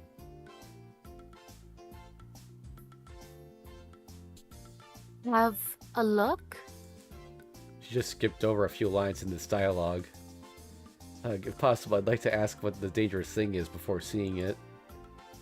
Can it actually be seen? Want it? And again, she skips a line, if not a whole paragraph. We're now at the top floor, standing at the very edge of a communication cliff. Do you have it? Found there. I looked thinking it might be an enemy of Ilya, but Ilya sent too. Mystery. Here. She stretches out her hand. Thanks. Without thinking, I take the object. Some kind of a picture card, I guess.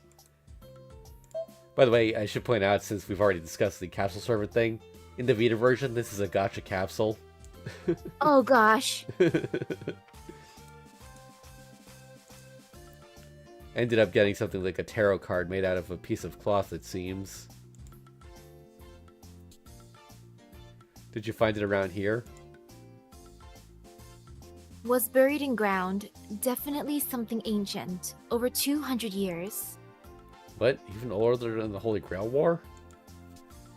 It's got to be a highly valuable archaeological artifact. Well, I'm not too sure about over 200 years part, but let's leave it at that. Thanks, Liz. I'll gladly keep it. Is that really okay? Yep, meeting with Shiro must be fate. If Shiro likes it, I'm happy. That took me by surprise. Because she has a limited range of emotions, a statement like that from Liz has some serious destructive power. Then I go back to the castle. Shiro too. Come play at the castle soon. Back the way she came.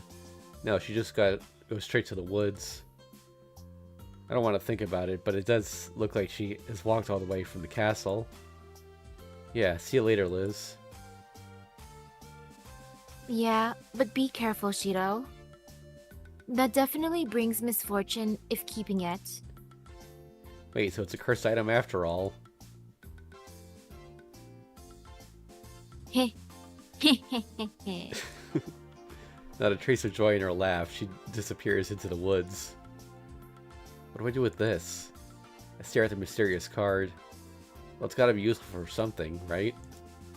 And anyhow, I'm sure even worse disaster will come if I just throw it out. For now, I just slip it into my back pocket and try to forget about it. This is way funnier when you think about it as a gacha capsule. Obtained an odd picture card. Cannot decipher the meaning in its current state. Search for someone who can, as you see fit. Okay, that's not me. Alright. Shall we go see Castor again? Yes.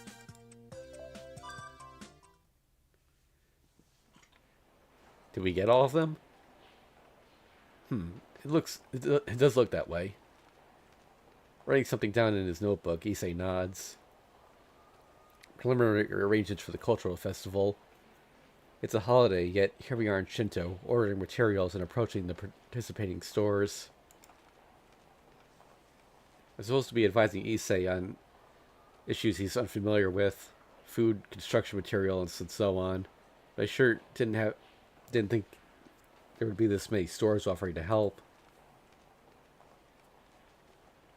That's because this is a newly developed district. The way I see it, they're using the cultural festival to establish closer ties to the local area, and we are benefiting from it. I see nothing wrong with that, however. But what about the shopping district that used to help us out in the past? That is not a problem either. Many of the favors we receive fall outside the scope of the shopping district. Well, there certainly is a large variety. As that, despite being brought along under the title of an advisor, I'm starting to wonder just how useful I'm going to be. As we are all done and about to go back, we come across something quite unexpected in front of the menswear shop. Hey, isn't that Castor? Indeed, that is her. Oh my, the boys are here. For some reason, Issei frowns a bit. Castor, on the other hand, looks to be in a particularly good mood. Boy, is it really alright to go out with a male friend of yours and leave dear Saber all alone? Is this what you're supposed to say when you bump into someone? No matter what mood she's in, Castor is so difficult to handle. Speaking of which, is it okay for you to leave Kuzuki-sensei like this? In an attempt to keep this rubbernecker's long nose out of the other's business. Here it is, because I'm going shopping for Soichiro-sama today. A completely futile one. Wait, so that's her reason for being in a good mood. Shopping for Brother Soichiro, I see. Issei is clearly relieved. Issei, does the fact that she's shopping for Kuzuki-sensei really make you that happy? Nothing of the sort. Please don't ask. Alright, I nod. By the way, Castor, are you still buying clothes like the ones before? I mean, the stuff that won't even be worn. Are you just keeping it at the temple? God, Emiya, you knew? Yeah, she did say she wanted to dress Saber up and all that. The stuff with lots of frills and whatnot. At this rate, even Ilya may be in danger. Better not let Castor near her. I think Ilya would be into that, though. No, well, it is her hobby after all. It's not like I should be interfering. I think that was it. Is that so? There's a delicate atmosphere between the two of them. Same as Fujine back when Ryder came to live with us. Living under one roof, yet not quite getting along. Speaking of that, didn't she bring up her marriage with Kuzuki-sensei at some point? But before that... Say, Castor, did you really marry Kuzuki-sensei officially? Cut off guard she is. That face. Yeah. Boy, just what could you possibly mean? Hold on, hold your horses. Don't need to kill me just yet. I meant no sarcasm. I thought, well, it's been a while now. Aren't those two going to marry soon? Just a bit of encouragement from the sidelines, you know?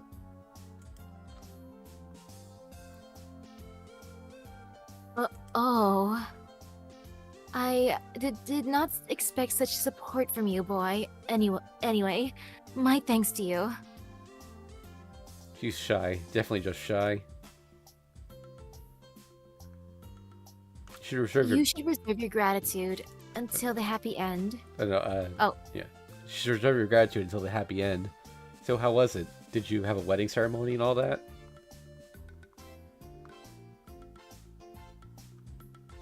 That is not what I want. We officially became husband and wife on paper, but there won't be a ceremony. Reikon-san did recommend it, though. It's all rosy, yet an air of unhappiness is looming over it. Due to Castor's past, she now fears wishing for too great of a fortune. Well, at any rate, on paper, hold on, you don't have any documents, do you? Lower my voice. Things might get difficult if Issei overhears the question. Do not worry, boy. Rest assured. There are no problems. That's good to hear, but you didn't just brainwash someone at the office, did you? I did not. It is an issue easily settled with money. If it bothers you, ask the supervising lady about the sudden increase in her savings account, for example. Okay, pretend I never asked. That would be wise. I admire your sense of danger. She laughs. Somehow the two of us are now able to talk just casually, despite being pretty much incompatible with each other. Emiya, I've been wondering for a while now, if is Castor-san an acquaintance of yours? Huh? Well, yeah, a lot has happened. And a lot of which I can't let him hear about. Quickly exchanging glances, it seems like Castor feels that way too. Shall we get going, Issei? Right, in that case, we shall see you later, Castor-san. Yes. Leaving her at the storefront, we depart. How should I put it? Life at Ryudo Temple sure is tough in its own way. What is it, Emiya? Oh no, it's nothing. I should pay them a visit one of these days. Wallpaper.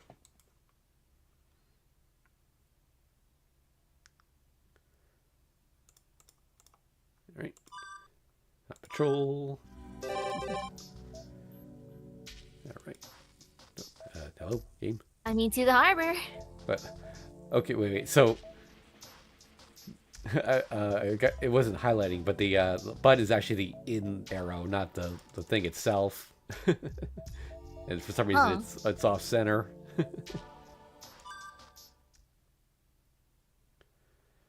Nothing abnormal at the harbor. This is Lancer's territory. I doubt that he'd let anything suspicious come anywhere near his lair. Lancer isn't here, huh? Maybe he's at the flower shop. And I had this image of him setting up a tent and eating from a camping pot, too. Indeed. He does seem to live as he pleases wherever he goes. From what Taiga says, I believe that he is camping on the Cape. Thanks for the arrow. Oh, around there. The locals wouldn't go out there when it's not summer break, and I guess it does seem like the kind of place Lancer would pick as his hideout.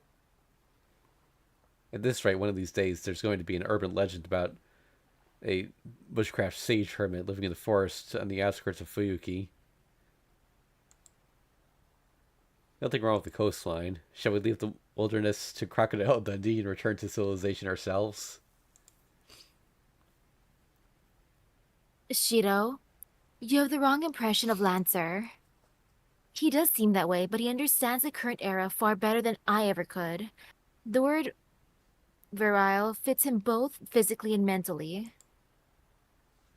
Well, I do agree there. In that aspect, even I look up to him.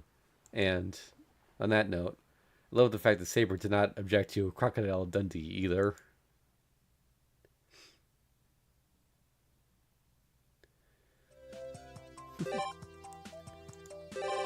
Okay, temple, no.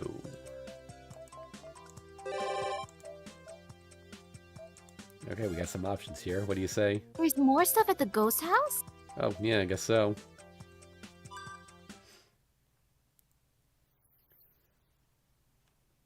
I found her. It's this part's all the same, I think.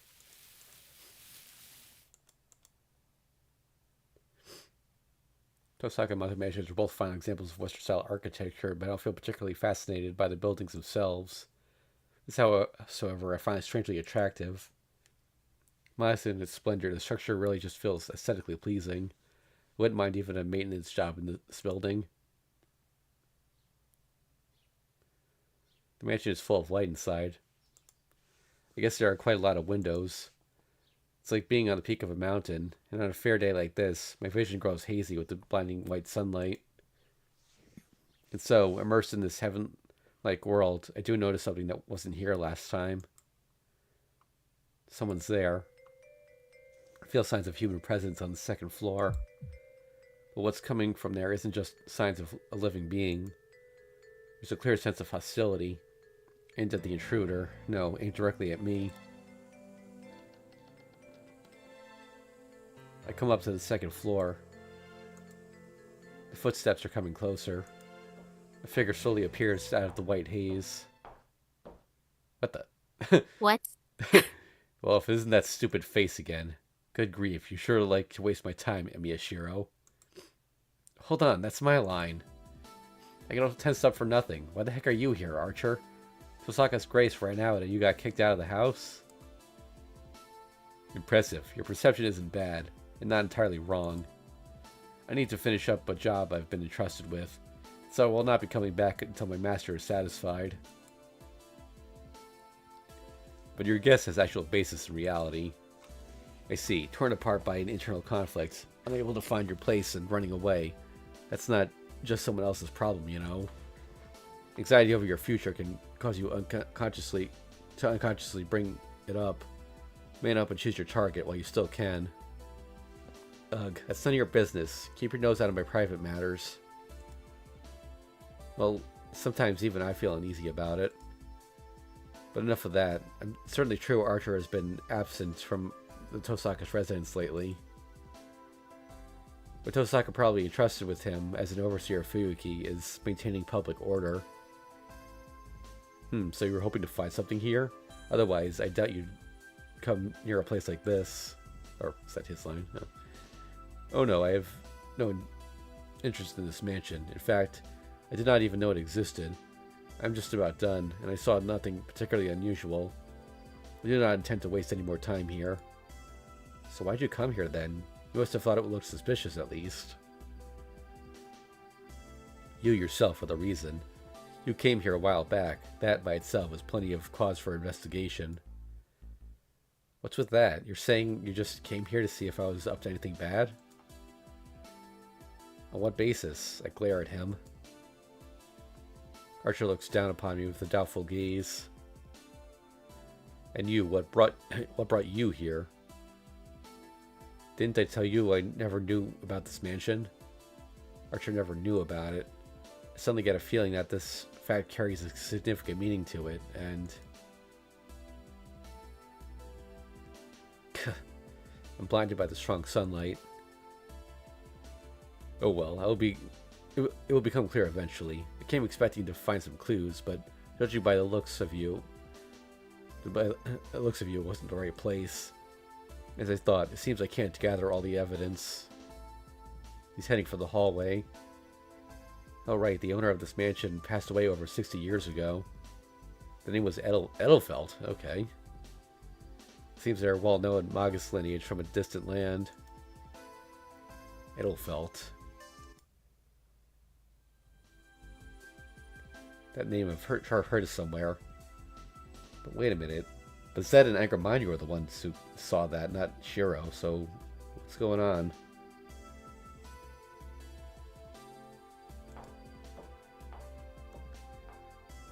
I do not care what you are looking for, but if you find something new, do tell. Come to think of it, you come across a corpse or two, you might even get a detective mystery going.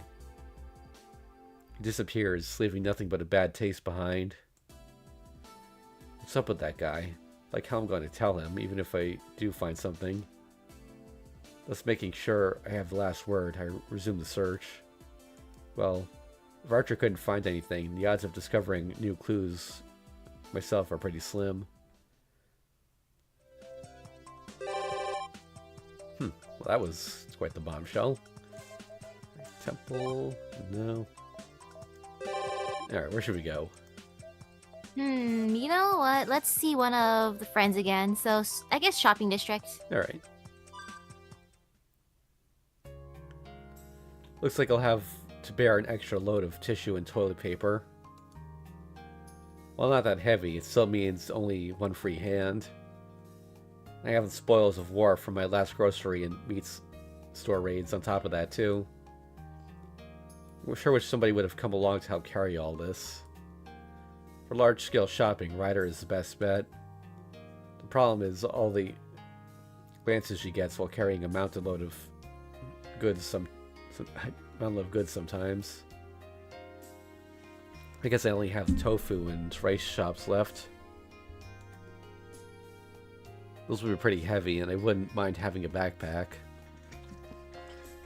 As I contemplate about the touch of post-war reconstructions period in the process. Oh, an odd person in an odd place. Himuro Kane, 3rd year, Class A. Madame Hirmo, as they call her. Running high jump ace of the track and field club, and one heck of an exceptional student. That's the girl that has her eyes fixed on me right now. Yo, fancy meeting you here, Himuro. How do you do, Emiya? This is your sphere of activity, isn't it? She nods to herself. Himuro-san, not a single ordinary thing about her, yet still somehow normal. Oh, oops. Oh well, this is the odd description I got from Tosaka. I see. Looks like the rumors are true. Rumors? It is widely believed that you are the house husband of the Emiya household. Don't worry, it all started all the way back in 2nd year. Himuro's revelation does come a little too late. Not that it's incorrect, but I have a feeling that a rumor like this is more than a little effect on a guy's reputation. It's not exactly false. At this rate, I may end up raising children too. I do think it suits you well. There was this one, it's not true, but there was this like one like fan theory that Gouda in FGO is Rin and Shiro's kid. Because they think about it, like their hair colors are they kind of match. Yeah, that would match, but I wouldn't want Rin as my mom. Like, heck, even in the other ending, as a grandma, didn't her grandchild call her kind of like stingy and she liked Sakura more? Yeah. For example, Yukika is kind enough to look after her younger brother. And I'm sure that you, Emiya, are kind enough to handle childcare. Saegusa, huh? Himuro, Saegusa, and Makidera together make up the track and field gang. The ringleader I may have a problem with, but her friend Saegusa is a genuinely good girl.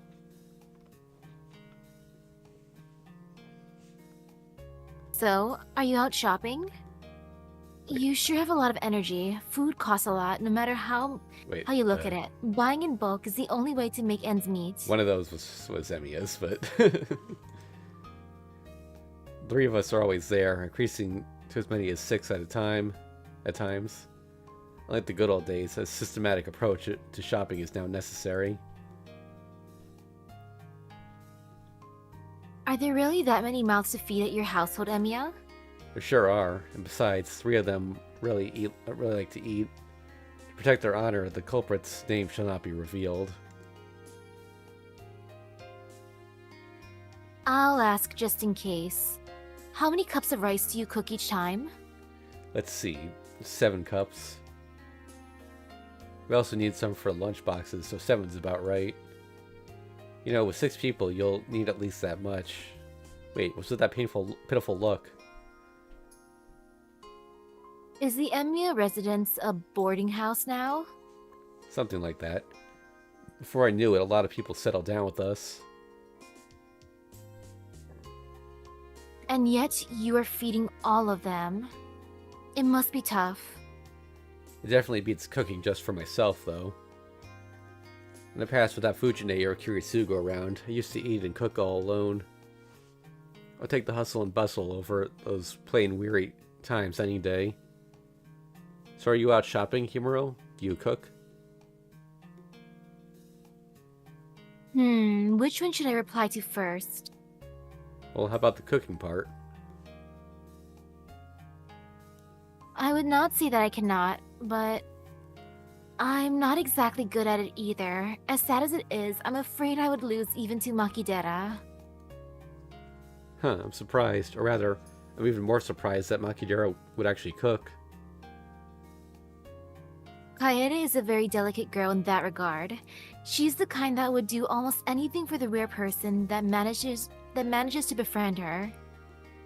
What's this? Turns out Homurahara's wild beast, while on her way to becoming Fujine number 2, has been hiding that side of her all along. Well, it's not like it affects me in any way. And then the second part, the question about whether I'm shopping or not, is a miss. Seeing how nice the weather is, I'm simply out for a stroll. I see, that's pretty unusual. The fact that I'm taking a walk? Or the fact that you encountered me here? She retorts, not missing a beat. Having a zero-seek time to her thoughts is very much Himuro-like. Both of those, coming across you here and seeing you out because the weather is nice, neither of those fits the image I had. Indeed, I find it odd to be outside of my apartment without a specific objective in mind myself. I suppose I get in the mood for having no objective as my goal every once in a while. She starts walking nonchalantly. I'm still not done with my shopping, but I end up following her anyway.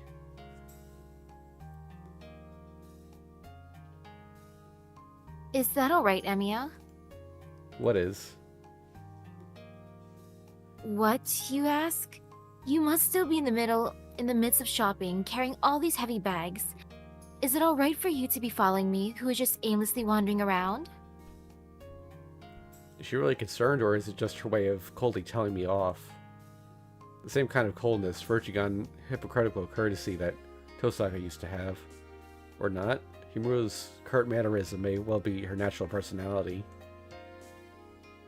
I'm almost done, actually. This is part of road I take on the way back. Sure, Amiya, it is. Sure. Then that is fine, but unfortunately, this is where we must part. She glances at the swing just ahead of us. No one's using it, just an empty seat swaying in the wind. Perhaps we should go over there, sit down, and have a sweet little chat. What? Stop that. I haven't said anything to justify such an exaggerated reaction, have I? She says to me in a displeased tone, lowering her voice. Could that have been a Himuro-style joke just now? Sorry, that didn't come out right. Yeah, sweet talk aside, we could at least sit down on a bench. I guess a swing is too romantic, indeed. My apologies. I'll take note. She promptly walks away from the swing. Wait a minute. Could it be that what she said now wasn't actually a joke? Let's change the subject. It's a rather boring topic, and I feel bad for asking, but would you mind hearing me out? Sure, if it can be helped. If I can be of any help. I straighten up my back. Having unknowingly made fun of her once already, it's the least I can do. My deepest gratitude for your attention. That said, it's not that big of a deal. The issue is but a whim I got for no particular reason. How shall I put it? I wonder if I really was myself until yesterday. Like that. She says something very interesting. There were people who doubted the situation, but feeling uncertain about this yesterday's self is something new. Oh, a strange feeling that just can't be seen or put in words, right? A feeling of discomfort. Yes, that's what it is. I do have all my memories until yesterday, but there are subtle differences. However, the foundation being the same, I do not expect it to be a problem. Therefore, it may well be that the one who changed is myself. That's what I thought when I woke up this morning. Wake up to find yourself turning into a bug, is it? Nothing as sensitive as that. Besides, while it's not something that can be seen, it can still be put into words. I am well aware of the specific cause of this discomfort. Now that's a surprise. An uneasy feeling tends to be uneasy exactly because it is unknown. Yet according to her, she can actually tell exactly what is wrong. So what is it? Well, it's rather difficult to talk about it. Say, Emiya, have we ever had a friendly chat like this before? That's... That's... Because we're... how to put this... Rather like a pair of lovers. Oh wait, no, that's her. Madame Himuro murmurs quietly. Huh? In the blink of an eye, all my mental tension collapsed. It's a bit impolite to the girl in front of me, but girl-like strength is beyond just surprising. It's downright admirable. Why are you suddenly covering your mouth like that? I was dead serious. I'm not trying to joke around. It's just funny. I mean, Himuro, you're awesome. I'd like to have you, like you'd have a round of applause. Whatever. It was foolish of me to speak with you. Emiya, forget what I said. You should get going with your shopping. You have many mouths to feed at home. I shall stop with this out-of-character business and go back to Semina. I have no intention of stopping her. Her vigor rivaling Makidera's, she runs toward the park entrance. Walks. Then fare thee well. I can appreciate how Kaede feels this time. From now on, you should consider your enemies to have increased by 2. Sorry, I'm telling you. Hey, wait up, Himuro. What is done. Farewell, Emiya. Whoosh, there she goes. Himuro Kane, power walking away faster than a wheeled vehicle. That was my bad. That's unfortunate. It sounded quite intriguing. I wouldn't mind hearing the rest. Dang, he basically laughed at her confession. Yeah. Okay. Walk time.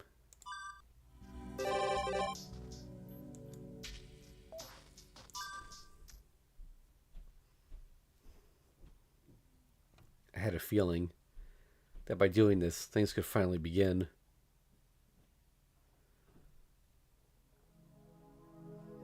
I'm walking up this familiar hill, looking up at the sharp moonlight. I'm almost blinded. Might be because the stars are dark tonight, or maybe the moon just happened to be close. Below the tranquil empty sky, so close that I could touch it if I stretched out my arm out. 2 silhouettes await for my arrival, or await our arrival.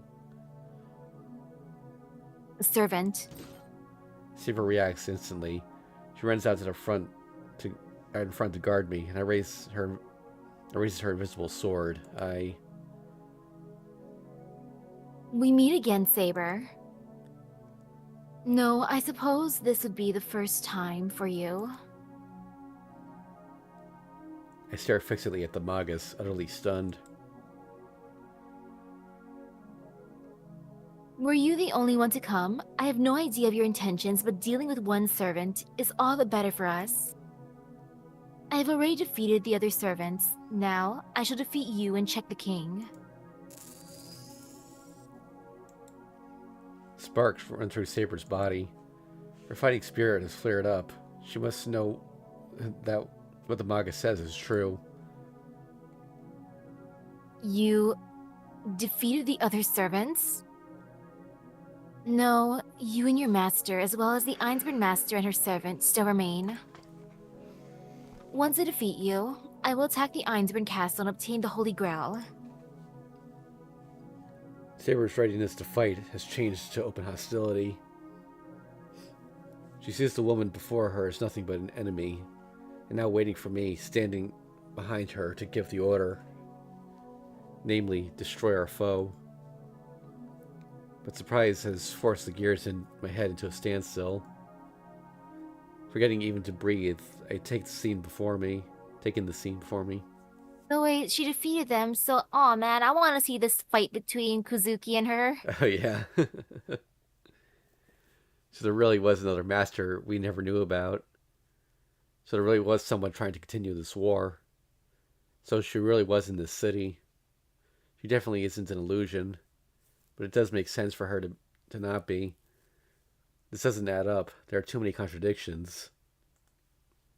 Yes, that's right. And furthermore, if that woman really exists, then standing beside her... I like that silhouette. Yeah.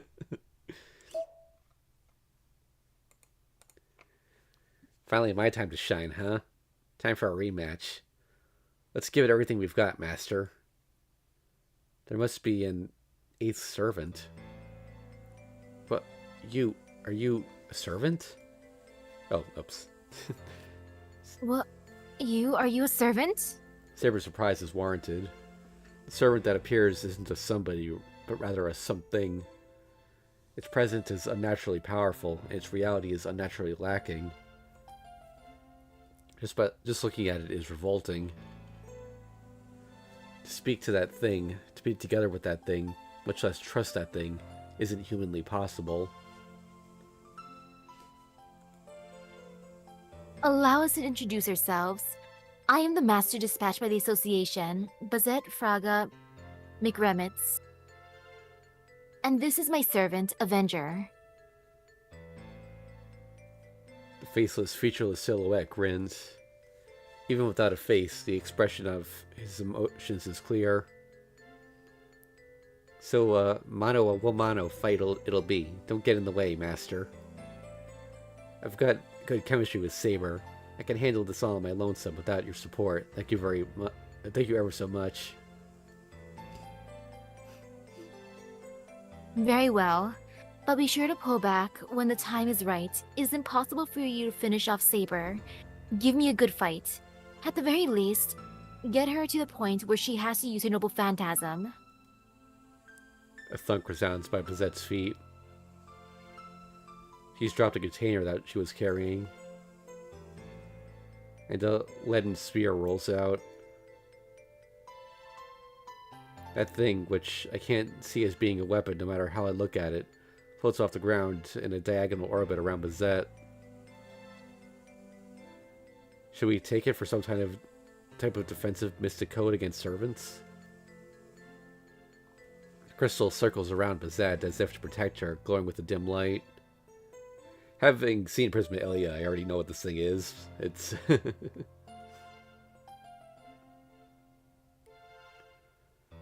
Let the battle commence. Ready your sword, Saber. This time, my servant and I will defeat you. Leaving her servants on the front line, Bizette steps back. Huh? That's not right. Her combat style isn't supposed to be like this. And how do I know this? Hold on, Saber, that's... Ha! As if to obliterate the sound of my voice. No, to do exactly that, Avenger rends the air with an exaggerated war cry. Holding a pair of brutish swords in a reverse grip, he rushes at us. I'm moving in, Shido. Stay back. Saber responds to the charge of the silhouette. No time to stop them. The battle between the two servants begins.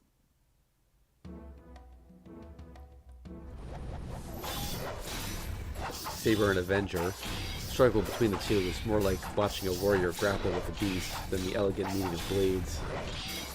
The warrior is Saber, the beast is Avenger. Battle without noble phantasms or magic, or pure physical attacks and defense will determine the victor. The short sword Avenger holds is closer to fangs than blades. They are a pair. The two weapons, so great the variance in size and shape, press into Saber on Saber. Sha-ha! A furious swirling dance of swords, where blows fly like shrapnel. For every strike of Saber's sword, Avenger makes 3 or 4. The beast, unable to match her strength, compensates with speed.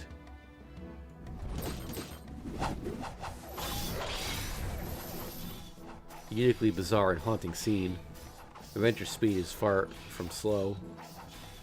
His footwork is dizzyingly nimble and quick as he unceasingly swings the pair of fangs he wields. As though delirious from fever, he fights, his only purpose to attack. He's more than fast enough for her already. But then comes the next attack, and the next after it, and I see Avenger races his speed.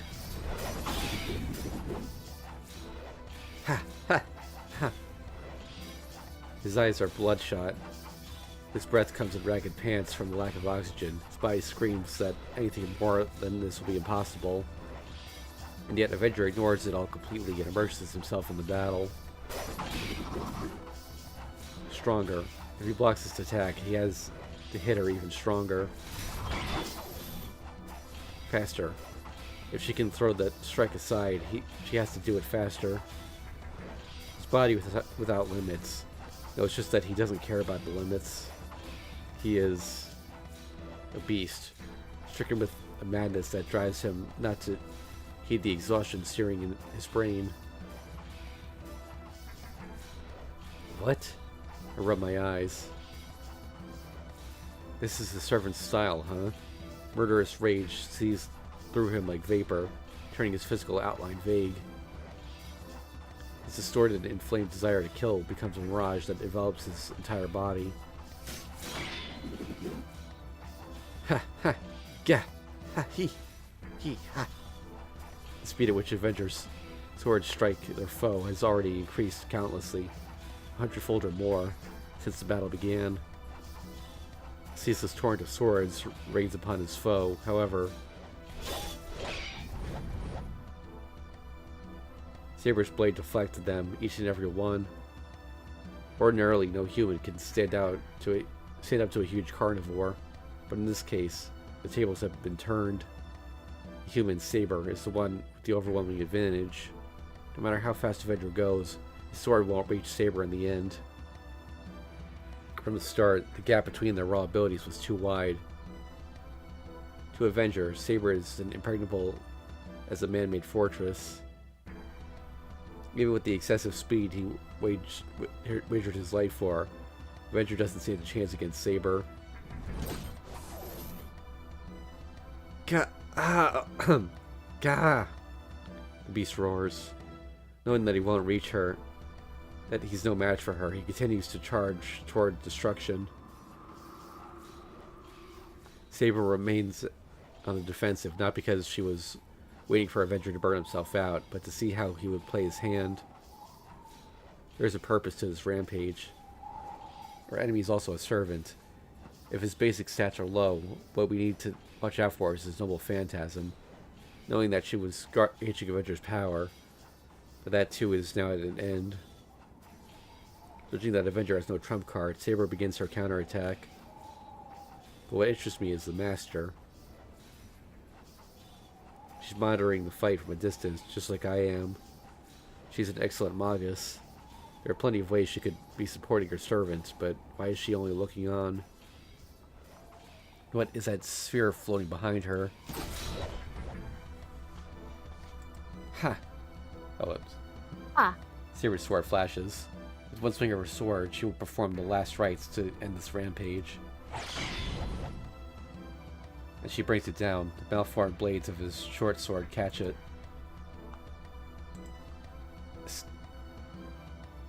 Swordbreaker? Short swords like those are usually used for that purpose. Weapons designed not to rend, but to stop the blade from stop the blade of the attacker's weapon.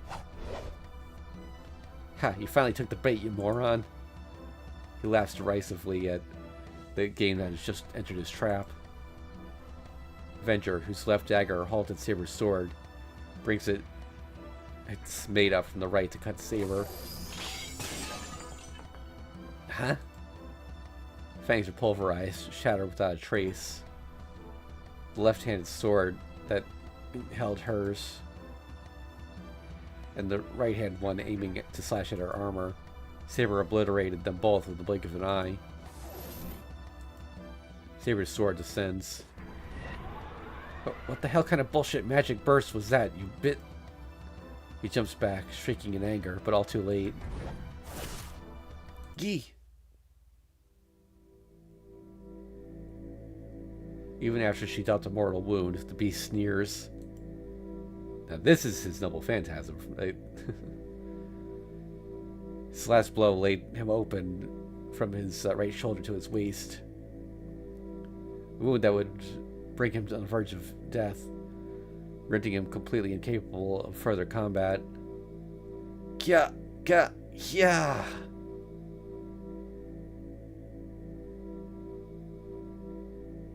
False copy. Verg.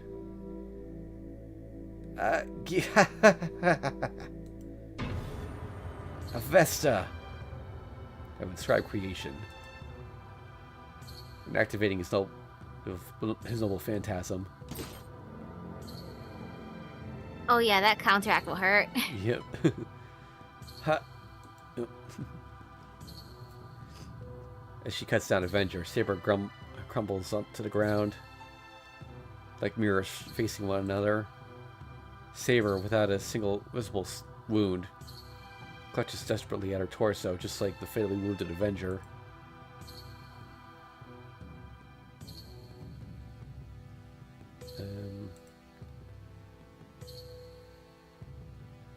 I think that's Saber saying that. This is a curse, a primal curse of shared pain. Saber struggles to stay on her feet. Huh, just what I expect from a prim and proper little heroic spirit like you. Not too slow in the uptake, are you? As you've surely deduced by now, this here is the most simple curse in the whole wide world.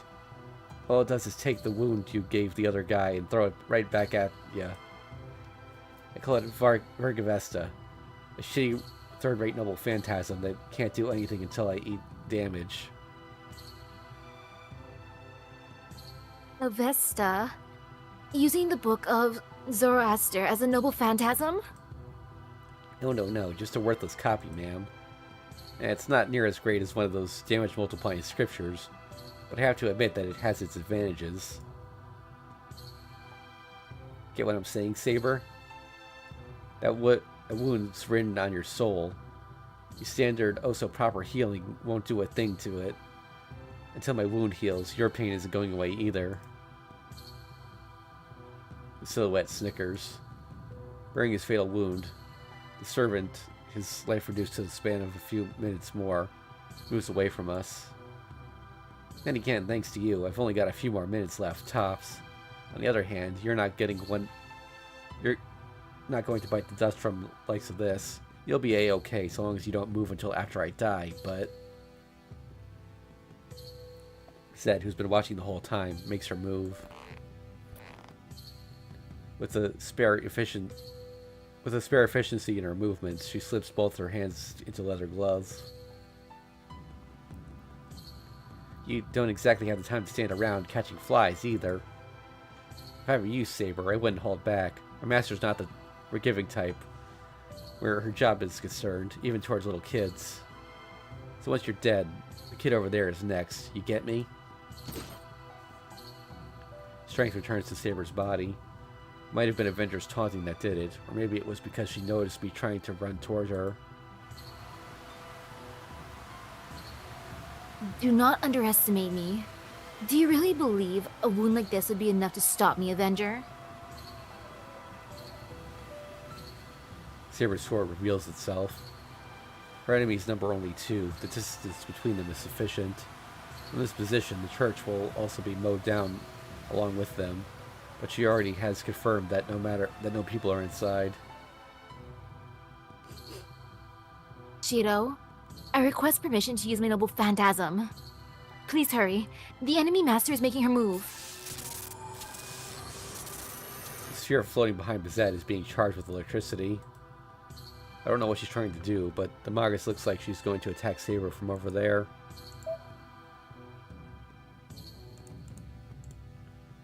But with that, that's like using a pebble to attack a tidal wave. Saber, it's up to you. Just try to limit the output as much as you can. The activation itself happens in an instant.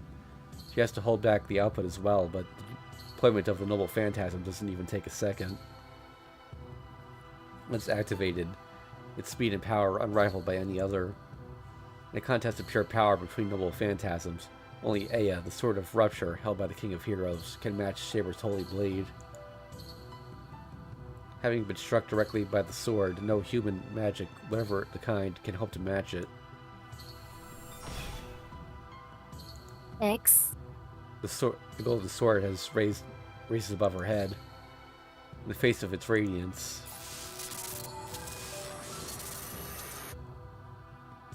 Hope that's up, is that? Answer. The Magus lets out a breath against her right fist, as if whispering to it.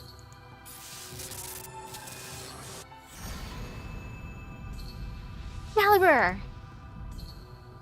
A sword of light that bisects and vaporizes all it touches. And after its head starts, though it obviously came later.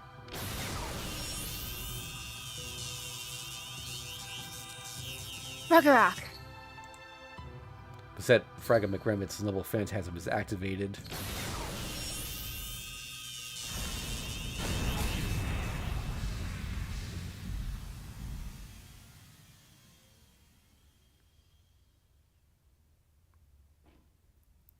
The clank of falling iron rings out.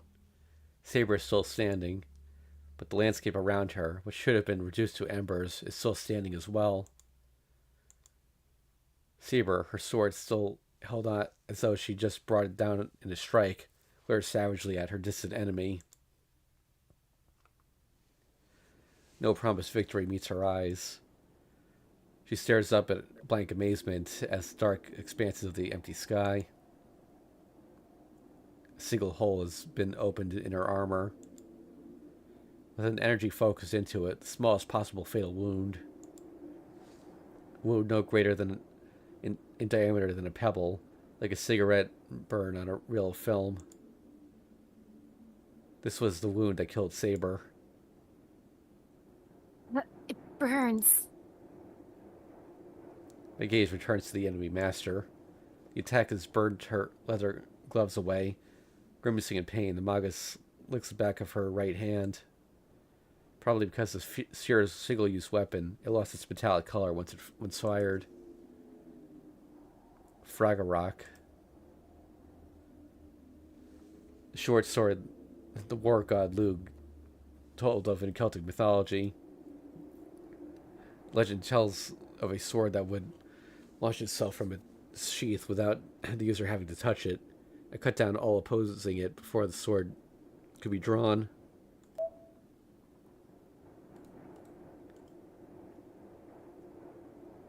Saber's noble phantasm, which had struck first, and the sword of light which followed it. The victory should have been Saber's, but Froggerak was fired at a speed even faster than that of Excalibur. It didn't just defeat Saber, but canceled Excalibur's light. Unfathomable. Whatever magic theory could craft this miracle is far beyond human understanding. Only one thing is clear. That mystic code is a match for the noble phantasms of a servant, able to cut them down head on, the ultimate counter code.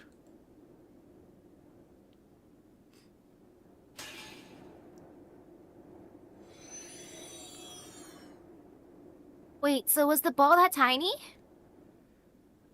I think maybe it shrunk, or maybe it just fired a beam or something. I'm not really sure, because I mean it is supposed to be like a shot put size.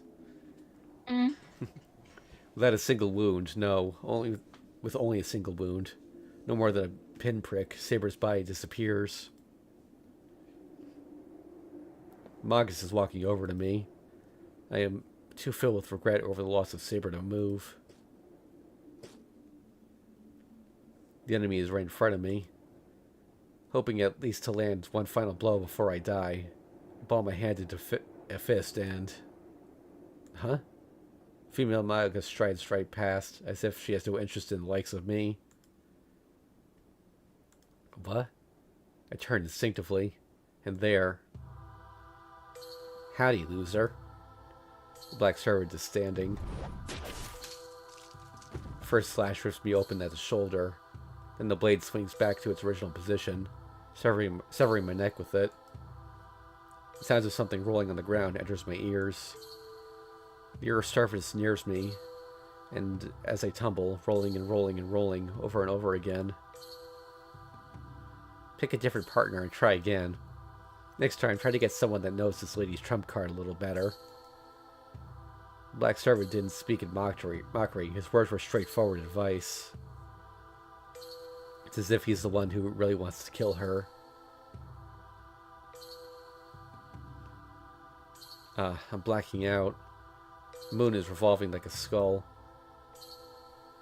And thus, the error-riddled Holy Grail War, without ending, sends out the next runner. Dead bad end. So I guess that means we need to team up with Lancer then.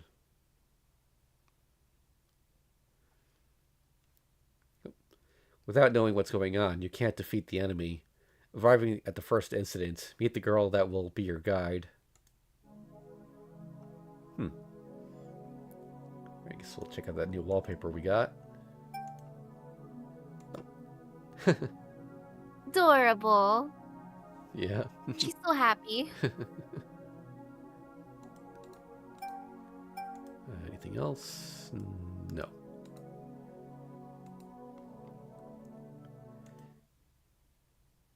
Nope. Another one of these. Chapter 4, Endless.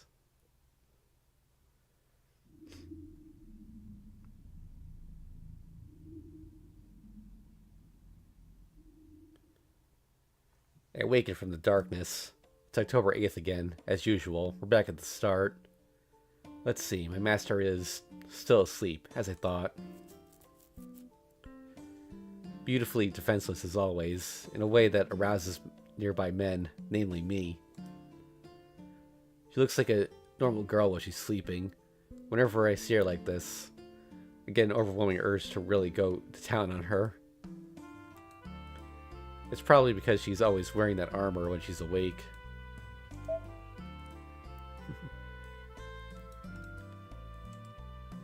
Thinking of her in terms of that rule of 10, a woman sleeping here so peacefully after subtracting 10 from 23, a mere brat at 13, right in the cusp of puberty. What? I don't know what he's talking about. With that in front of me, it would be weird if the urge didn't arise to play some kind of prank on her. But, well, now's not the time for that. This time, Bizette did a good job. Using my noble phantasm and Bizette's mystico together to maximum effect, we defeated master after master. In the end, we even crushed Saber, who, until now, had turned the tables on us every time.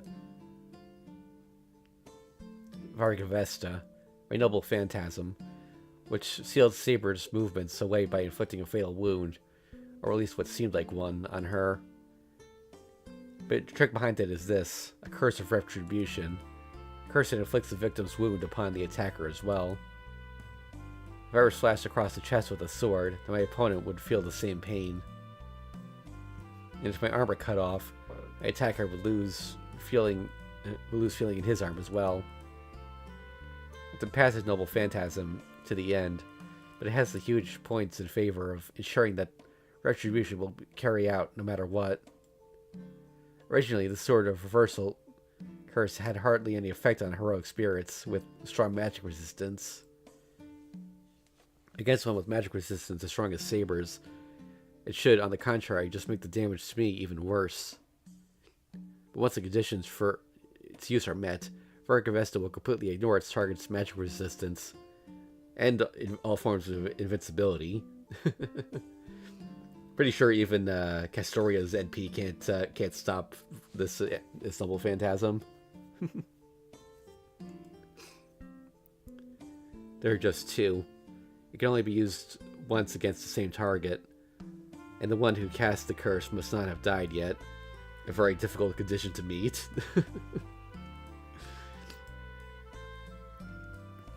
When I told Bizette about my noble phantasm, she said,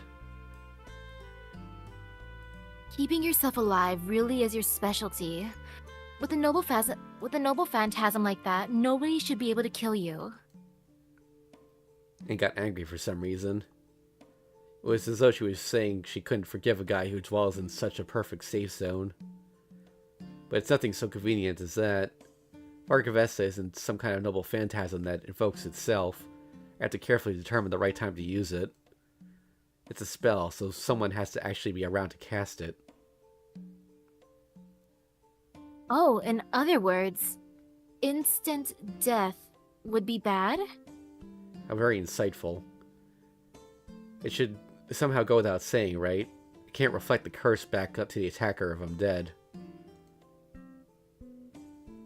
Sorry, I jumped to a conclusion again. Your noble phantasm is certainly difficult to use. I love how perfectly they represented this in FGO. Like, Yup. you said it. If what I had to reflect is just a shallow wound, then the damage to the opponent is small. On the other hand, if I try to take serious damage, I could die the instant I receive the injury. The preparation I have to make to use it is difficult for sure. But what's really important is that it's impossible to kill the enemy with Vargavesta. I can't even aim for a simultaneous strike with theirs. I can return wounds up to the point that they don't kill me, but I can't lay a scratch on them if I'm already dead. Therefore, well, the best I can hope for is take a nearly fatal wound, then somehow survive long enough to send it back to the attacker. It's a really roundabout way of doing things. But that was more than enough for me this time around. That's because I got a master with an ace up her sleeve that equals the power of a noble phantasm. A quasi-noble phantasm. Nah, it'd be a mistake to call it that. It's one of the few that, after the passage of untold millennia, has remained until the present day, a genuine noble phantasm. Noble phantasms and servants are just objects that they owned when they lived, and are nothing more than lost legends today. But Bizet, no, those of the Fraga bloodline have stubbornly kept charge of it and handed down that sword until the present day. Fraga Rock's abilities are those of a simple ray of light, but its additional effects are truly interesting. It can't be invoked for use simply through being charged with magical energy. Rather, it's an interception armament specialized solely in countering. It won't be awakened unless faced with an opponent's greatest attack. As soon as the enemy starts that attack, Fragarack will activate itself on them before they can finish it. I mentioned previously that Bizet is going to be next year's Valentine's servant. I've heard about her noble phantasm, and it does kind of work that way. Like if you use it when the enemy's noble phantasm is charged, it'll actually activate when they use their noble phantasm. Oh, that'll be interesting to play around with next year. Yeah, and I think it can even activate multiple times per turn potentially. However, it can't break a break bar because of the limitations of that. It acts similarly to like curse damage, you know, because it's on the enemy's turn. Fragarack is an attack with the power to go against the flow of time. As for the result of its use, look at how Saber went down for your answer. Once it comes down to a face-off between two noble phantasms, nobody can stand up to Bizet. If there's another noble phantasm out there that can beat it, it needs to be more than just speed or strength. It would need to have something about it that could undermine Fragarack's special characteristic. As far as I know, there's nobody with a freaking ridiculous noble phantasm like that. Well, except for that one bastard, maybe. I'm repeating myself, but in a fight between noble phantasms, Bizet is pretty close to a god of war. Then the rest is simple. I use my noble phantasm to its maximum effect to pave the way for her. I drive the enemy servants into a corner and lead them into using their own noble phantasm. After I do, it's shower time for Bizet. The timing of Fragarack's invocation or the difficulty of activating it are of no concern to me. Whatever kind of pain and hardship is felt by the body of a human attached with being cursed the cursed sword of the Age of Gods, it makes no difference as far as I'm concerned. Bizet's never made so much as one wrong move all this time. As a partner, that's probably part of her most worthy of praise. So, thanks to that, she even was able to beat Saber. Only the Iceburn Master remains. The last ticket to Bizet's heart's desire is almost within her grasp. Man, the fact that things have gone this smoothly means we must have odds about as high as the stars in the night sky on our side. To put it bluntly, there was about a 1 in 4,000 chance that it would turn out so well. So it brought the chances of finding a shiny Pokemon. That's about the number of stars that can be seen with the naked eye. Still, that doesn't change the fact that we've got to start over from scratch again, doesn't it? Does it? Bizet's eyelids begin to flutter. She takes a pain-sounding breath, but then, as though relieved, lapses back into a calm silence. Should be another 20 seconds or so before she wakes up. Well then, when she's awake, she'll be itching for a fight, so I guess I'll go hide myself in the corner where I can shake and tremble in fear. If I try messing with her like usual, there's a very good chance she'll send my head on a permanent vacation from the rest of my body. I guess this is the last time I'll be able to see her clearly. I have noticed that like his visions begin like these black spots over the last 2 weeks. Yeah. Scratching my head at the trivial but lingering attachment I'm feeling, I retreat into the safe zone.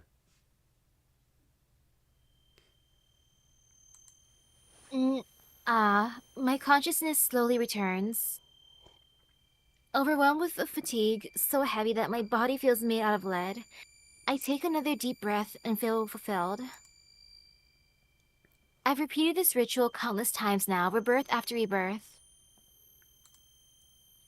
Once again, I've returned from that horrid abyss of death and came back here. No, that shouldn't be the case.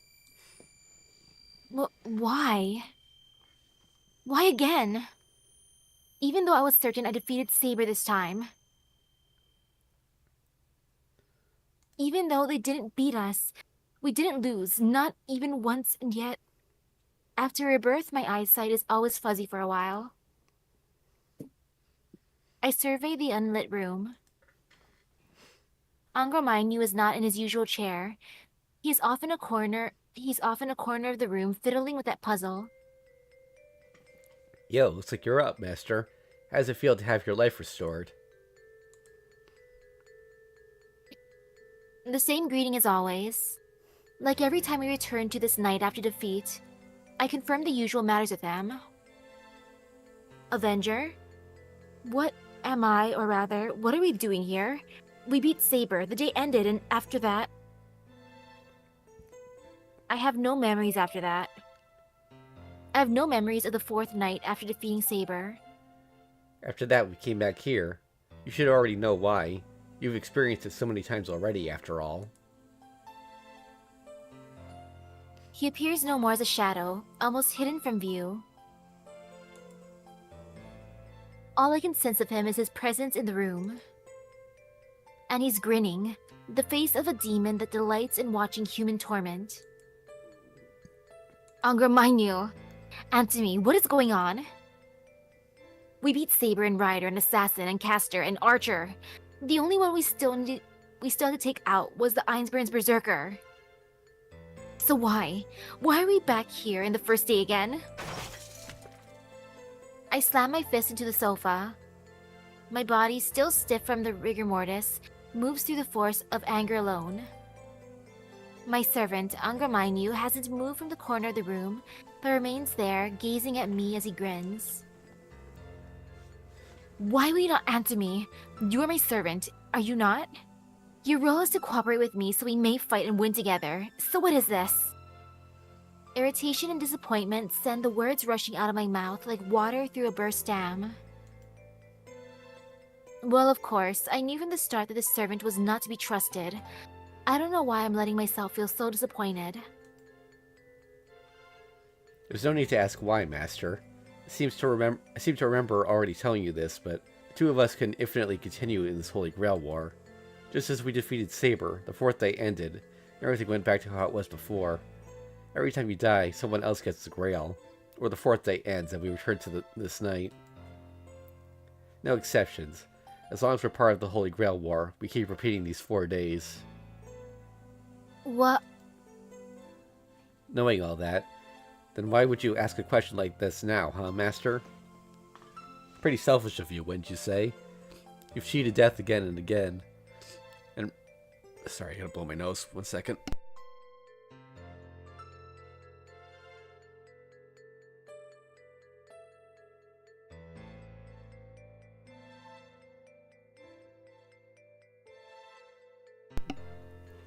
You've cheated death again and again and returned to this night each time.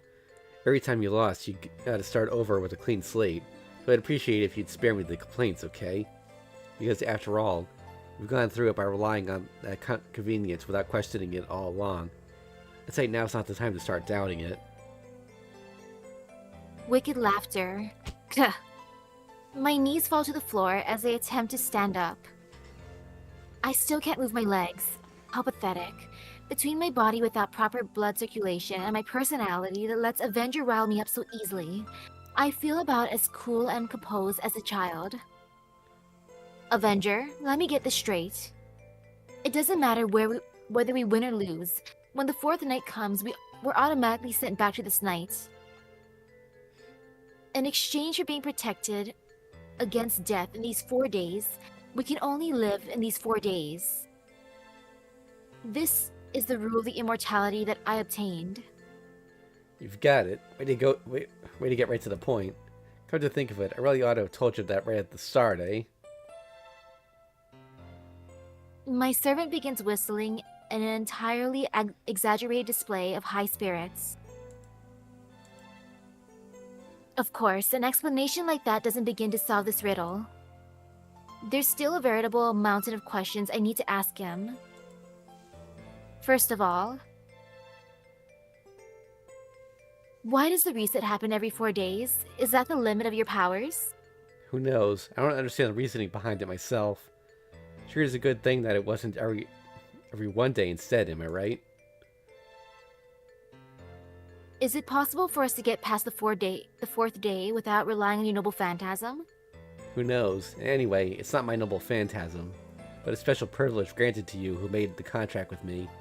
You're the one who decides what we do, not me. In that case, we need to win the Holy Grail War within these 4 days, right? Once we do, it will mean the end of this phenomenon too, correct? Who knows? I haven't tried it yet, though it sure would be nice if it did. The way things are going, we'll be stuck in these 4 days until I don't know when. I grit my teeth. There's no use in talking to Avenger if he can't answer my questions, or rather, if he doesn't feel like giving me any serious answers.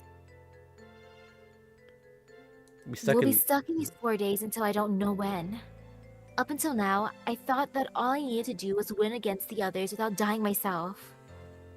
But the reality of this is, as long as I'm restricted to within these 4 days, they become a boundary that I cannot move. Beyond. 4 days. Whether or not I can defeat the other masters in 4 days. I can't, not only in 4 days, no matter what I do. I can't defeat 6 masters in 4 days. Last time, when I beat Saber, I was at my limit. We got incredibly lucky in those last 4 days of battle. Of everything that these repetitions have taught us, that last time that was just about the most perfect conceivable playthrough possible. And even then, we weren't able to reach Einsburn. However I make my way through them, at the very end of those 4 days, a single enemy still remains. So, do I need to change my methods? No, that's just as idiotic. If I wait for the other masters to come and find me and try to take me out, my 4 days would run out just like that, and even if I fought to the furthest limits of my strength, it wouldn't be enough to make a difference in the end. In the first place, I only have 3 uses of Fragarak available for head-to-head fights like the one against Saber. 1 I need to use against Einsburn, and 1 against Saber. So the last one I should use on a servant that can't be separated from their master? No. When I've tried to fight like that, I didn't even make it past the 2nd day. Moreover, the other masters aren't our only opponents. The swarm of unknown familiars and the magas controlling them. Say that by some unthinkable miracle that we were able to win the war. Even after that, we'd still have this 8th enemy, who we've never so much as seen before, with their sights on the grill to get rid of. What a farce. With things like this, it's almost as though I'm fighting solely for the sake of continuing the Holy Grail War. As long as my contract with Avengers in effect, I can never move beyond these 4 days. So in that case, I just need to break the contract.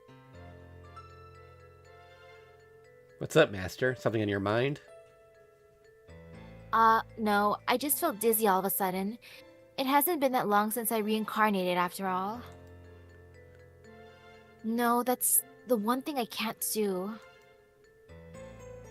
Then there's only one solution. Abiding by the terms of my contract with Avenger, I must win this Holy Grail War. Even though I already know it's impossible, I must destroy the fetters that bind me to these 4 days. That's all your questions? And here I was, all ready for you to really let me have it. The shadow smile hasn't left his face. He's getting on my nerves. That guy's been completely lacking in motivation from the start.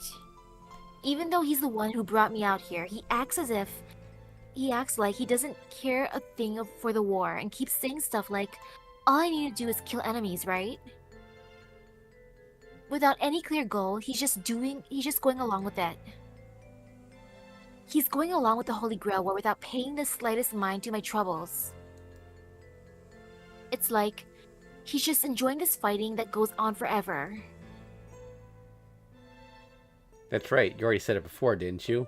Let's continue this war. No, let's start it, or let's end it. You said, let's continue. Oh, oops. Was that line? Did you undermine you? Avengers' abilities gave us these 4 days. So does this mean that everything is going just the way Avenger wants it to? The repetition of these 4 days occurs because of this man's wish to continue the fighting and killing. Avenger, I already asked you this, but our enclosure within these 4 days is not something you created purposely, correct? It's only a side effect of resurrecting your master each time? Yeah, resurrecting the dead on the spot isn't one of my powers. All I can do is return everything to the starting point. As long as we have this contract, Master, you will never die. As for why the 4-day limit, I don't know either. Maybe the Einsberg Master does, though. They're the one in charge of the Holy Grail, so they could know about the trick behind our situation, too. The words of Avenger, no, that Angramanyu speaks are without falsehood. He's telling me the truth, or at least that's what I want to believe. Avenger, what will you wish for in the Holy Grail? When I asked you before, you gave me a nonsensical answer, but in truth... The state of affairs itself is what you wish for. I swallowed those words down unspoken. I can't go saying that now.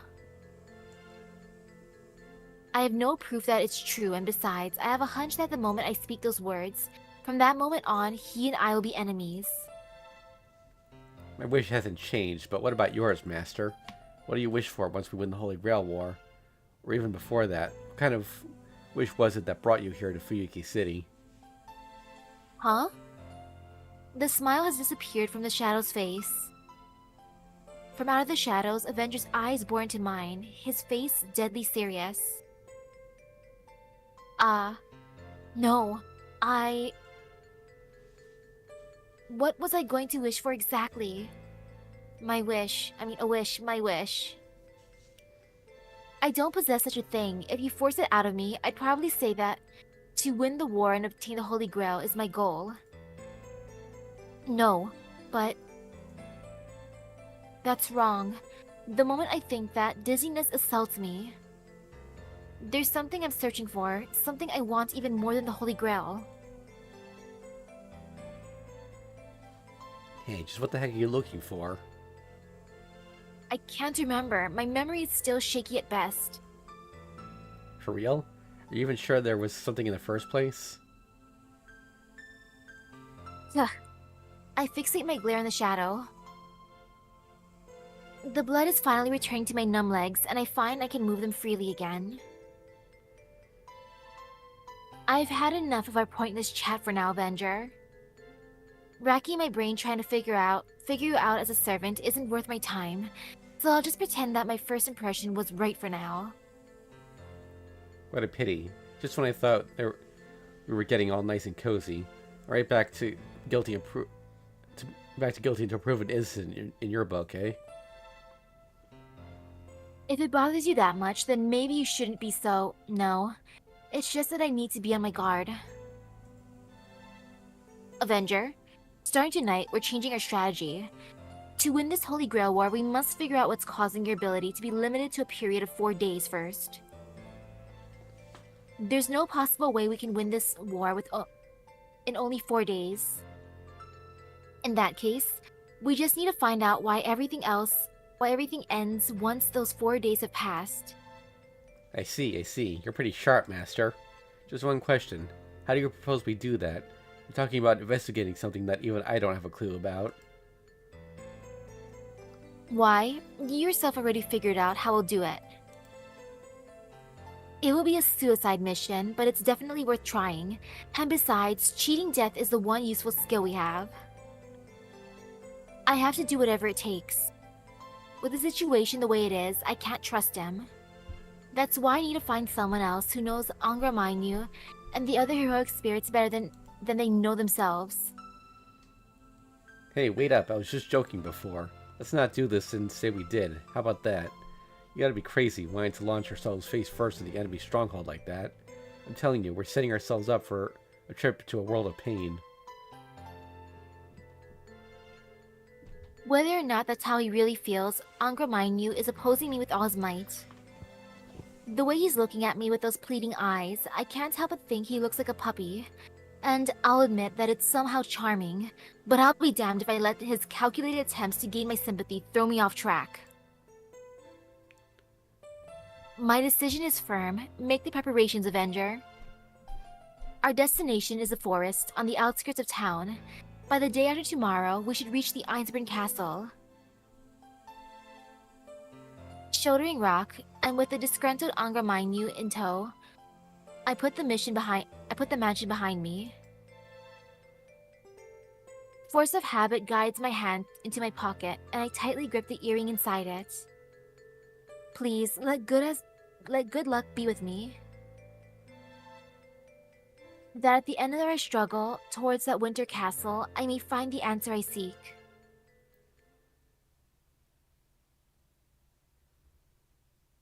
Next, Void.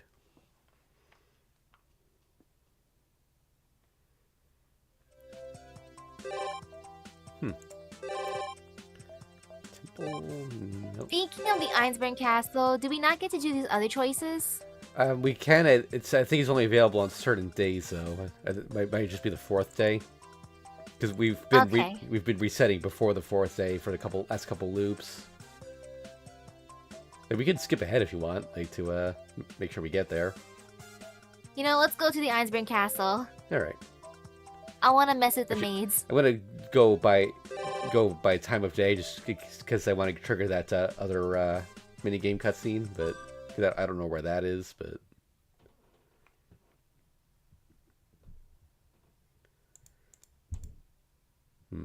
Let's call it a day.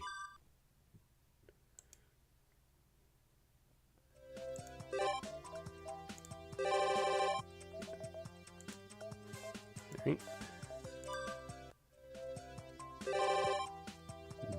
Nope.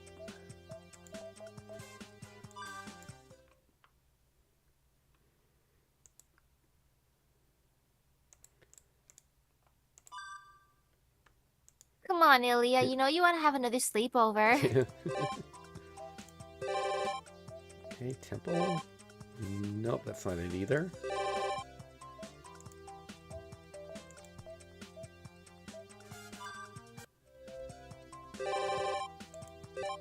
Nope.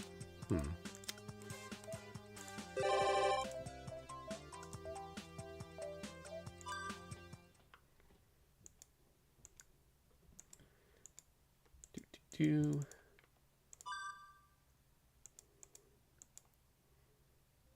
Fourth day. Oh yay, finally. Oh, yep. Alright, so we got... That's not it either. I see outskirts, yay. Oh, okay, that just ate up the day to, the morning action was to get over here. Alright, so what should we do? Let's go to the ruins, that sounds fun. Totally not dangerous at all. Right, let's go to the forest ruins. I have a horribly bad feeling about this, but it also feels like a wonderful encounter awaits me. Good job, Emiya. Same here. What? What? Who could have predicted that self-destruct with a fearsome Buruma?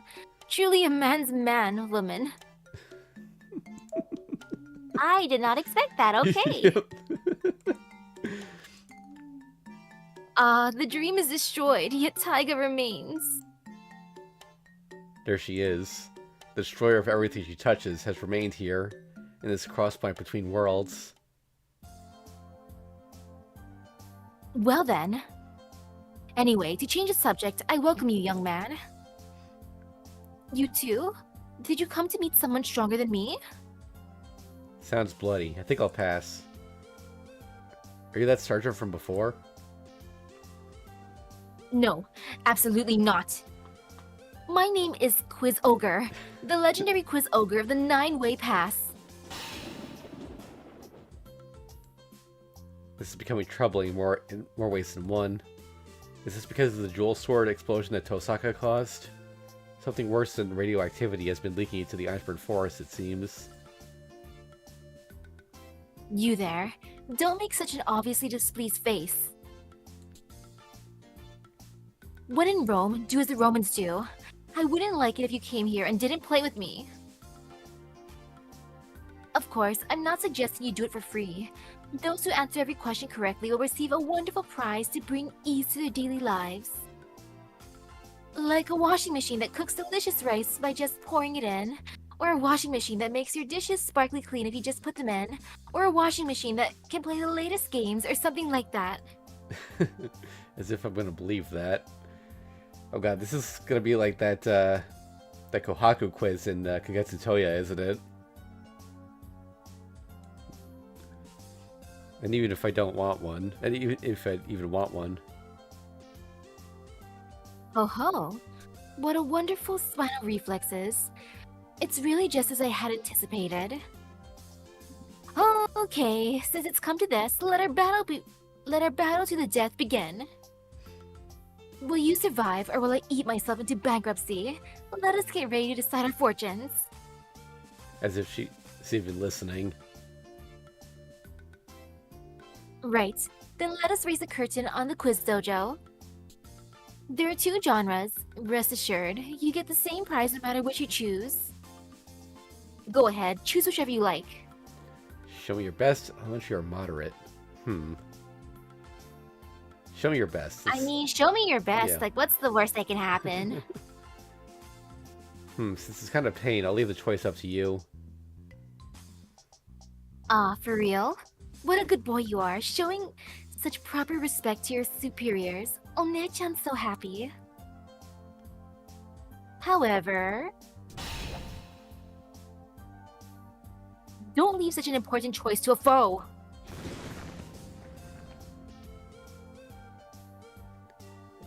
You rank amateur. Did you think you could get by the quiz ogre so easily? Fie. A weakling like you is only fit to taste the wrath of my super high-level quiz.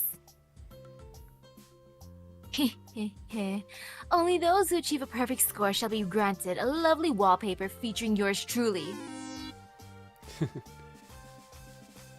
Question 1. What do you think was Makidera-san's ancestor's occupation? What? I think this might have actually come up. What was it? Pirates? Yeah. Correct answer. Which one of Saber's attributes is less than A? Master Tosaka Rin. Hold up, pulling up her wiki page. Let's see. Her attributes actually change when her master is Rin? Oh, yeah, because Shiro is a really crappy master, so... I'm actually pulling up her FGO stats right now. I'm assuming they're similar. Let's see. Shoot. It says strength and agility are both B. Okay, I have to check the Type Moon wiki for then. 1 second. Saber.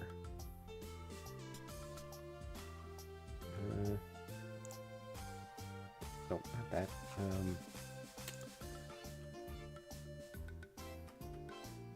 Okay. Give me those stat sheets, please.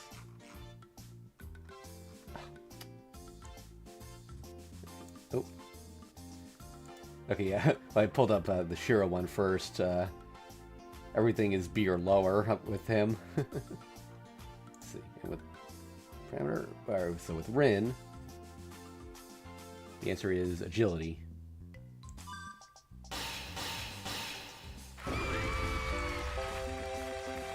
Okay, we just flat out cheated Oh. for that one, but...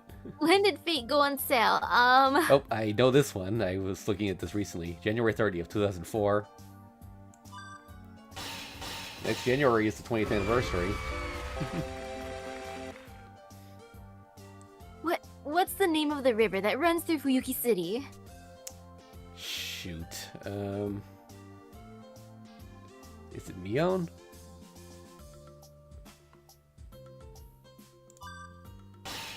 Yeah, okay. Mion sounded familiar, the other two didn't. Archer, Sans fishing gear worth altogether. What? Wait. I don't think that was mentioned. Yeah, I don't think we saw that scene yet. Oh no.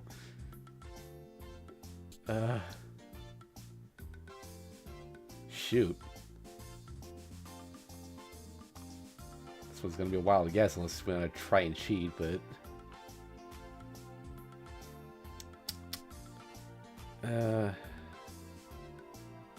It's gotta be B or C. I mean, without knowing, I would have guessed probably B, but No! Ah, damn it. no. You fool! I have no daily life accessories to spare for a blockhead like the likes of you. It's quite a shame, but this is as far as you go for today. Come and challenge me again once you've gotten your nerve back.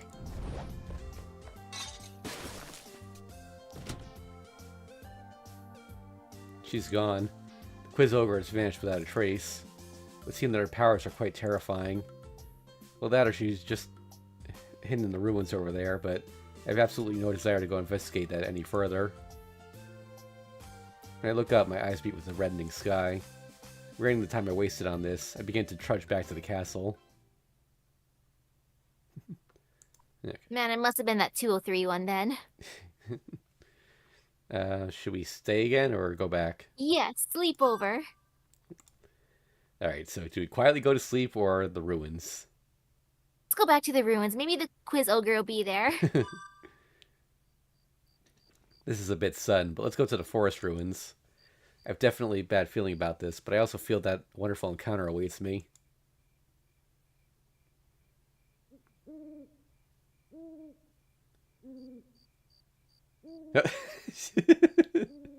Ah yes, it's her again. Good evening. Thanks for coming. Geez, you're a night owl, aren't you? So you were here after all. Those of you who have no idea who this character is, try visiting the ruins before sunset. Then it is time. The seventh element that evolves the human race, and everyone's favorite Quiz Dojo, the Advanced Edition. The prize this time is one heck of a hot spring. You must be sick and tired of that prefab bath already. A nice wide bath that you can fully stretch out in is such a heartfelt present. By the way, it also improves your health, household well-being, and, like a fairy in a tactical bombing maneuver, increases your economic fortune. Take your pick. Wow, sounds fake. Applause. Hot springs, right. A renovated bathroom is the most you could possibly expect from this Quiz Ogre. Nevertheless, the very sound of the words hot springs feels wonderful. Lured in by the feeling, I end up responding with applause as well. Hold on, a very tactical bombing maneuver?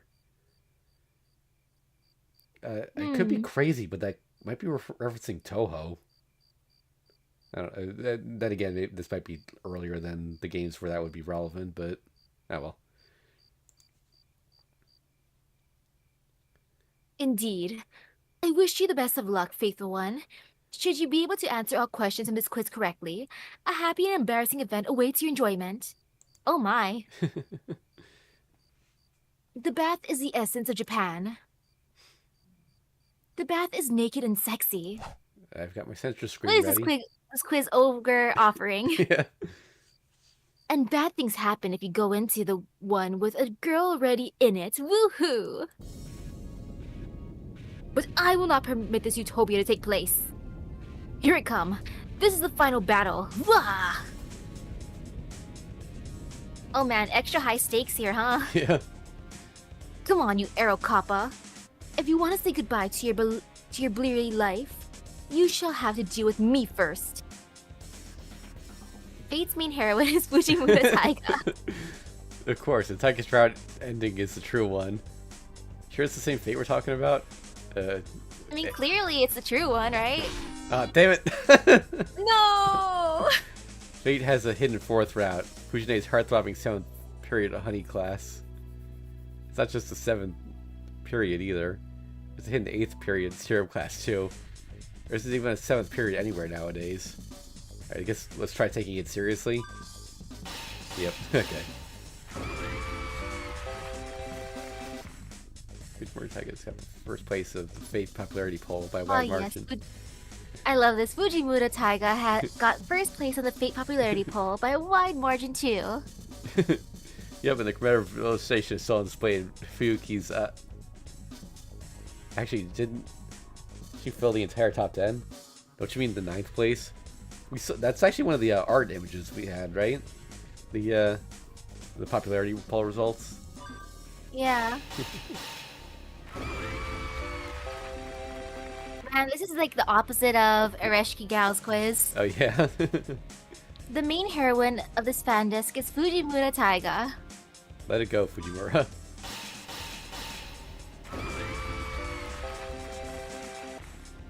This is the era of Fujimura Taiga. Well, no, rather, this era's finally caught up to you. Well, you're free to dream whatever you like. I feel bad for her. Gua. Oh, I sailed through the air like a leaf. You greenhorn.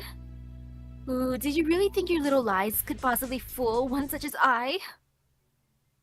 How dare you take me so lightly? Ooh, did you really think that such a base flattery could win me over? But still, oh my, what terrible questions. Unleashing a cry like that of a great beast, the quiz ogre howls. The roar itself was just sobbing. Well, it's a shame, but I still can't let you have the treasure card. Don't get me wrong. If it were up to me, I'd give you a whole stack of them, but I can't be mixing business with pleasure, you see? The quiz ogre sniffles as tears roll down her cheeks. Truly, this is the tragedy of middle management. Anyway, I win this time, though I can't say I'm too happy about it. I guess because we got the first one wrong. If you're still after the treasure here, then let us meet again. It's kind of painful for me no matter which one of us loses, but in any case, I'll be waiting until the next time you decide to challenge me. The quiz ogre staggers away dejectedly. Why do I feel like I've just done something bad? I probably shouldn't feel such half-assed sympathy towards her.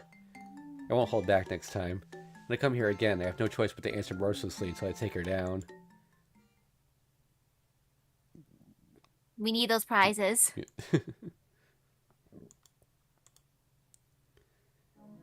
Alright, so I think the cutscene that I wanted to get is actually going to be at the temple in the afternoon on the 4th day, which means we can't go to the Ilia's castle if we want to get it. So let's just try doing that first and go back to the castle, I guess.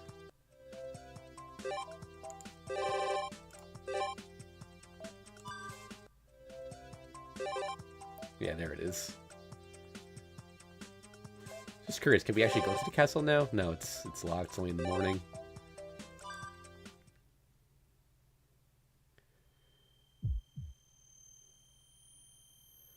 What? As I walked through the woods, I sensed a flow of magical energy that shouldn't be there.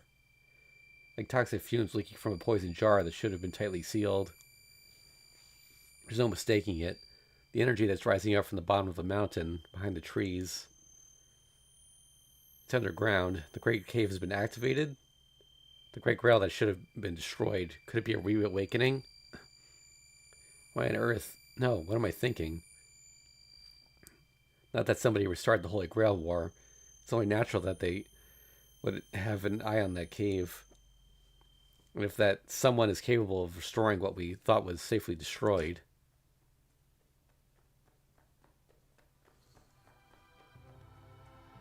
Huff, huff, huff. I went to the underground cavern. This is an emergency. There's no time to go back to the Emiya residence. We'll call for Saber only after I confirm the presence of someone. If worse comes to worse, I'll use the last remaining command spell to summon her, but I'm within Ryoto Temple grounds. Even reinforced by a command spell, I can't be sure the summon will work. There's no time for hesitation. I have to stop the one that broke this infernal seal before the Great Grail comes back to life. Maybe this is the scene I thought it was? I can see the light coming out of the Great Grail. However, it's still weak. No more than a damp fireplace with one match thrown in. In that case, I should be able to stop it. Huh. I climb up the cliff, not stopping even once. A bottomless pit created in the depths of the earth. A fountain of wishes that gives rise to calamity. Before this abominable wreckage. Oh. I've decided to come by just because, and what's this unfinished mess that I see? So in the end, the El Dorado built by these mediocrities was not meant for my eyes to see, was it?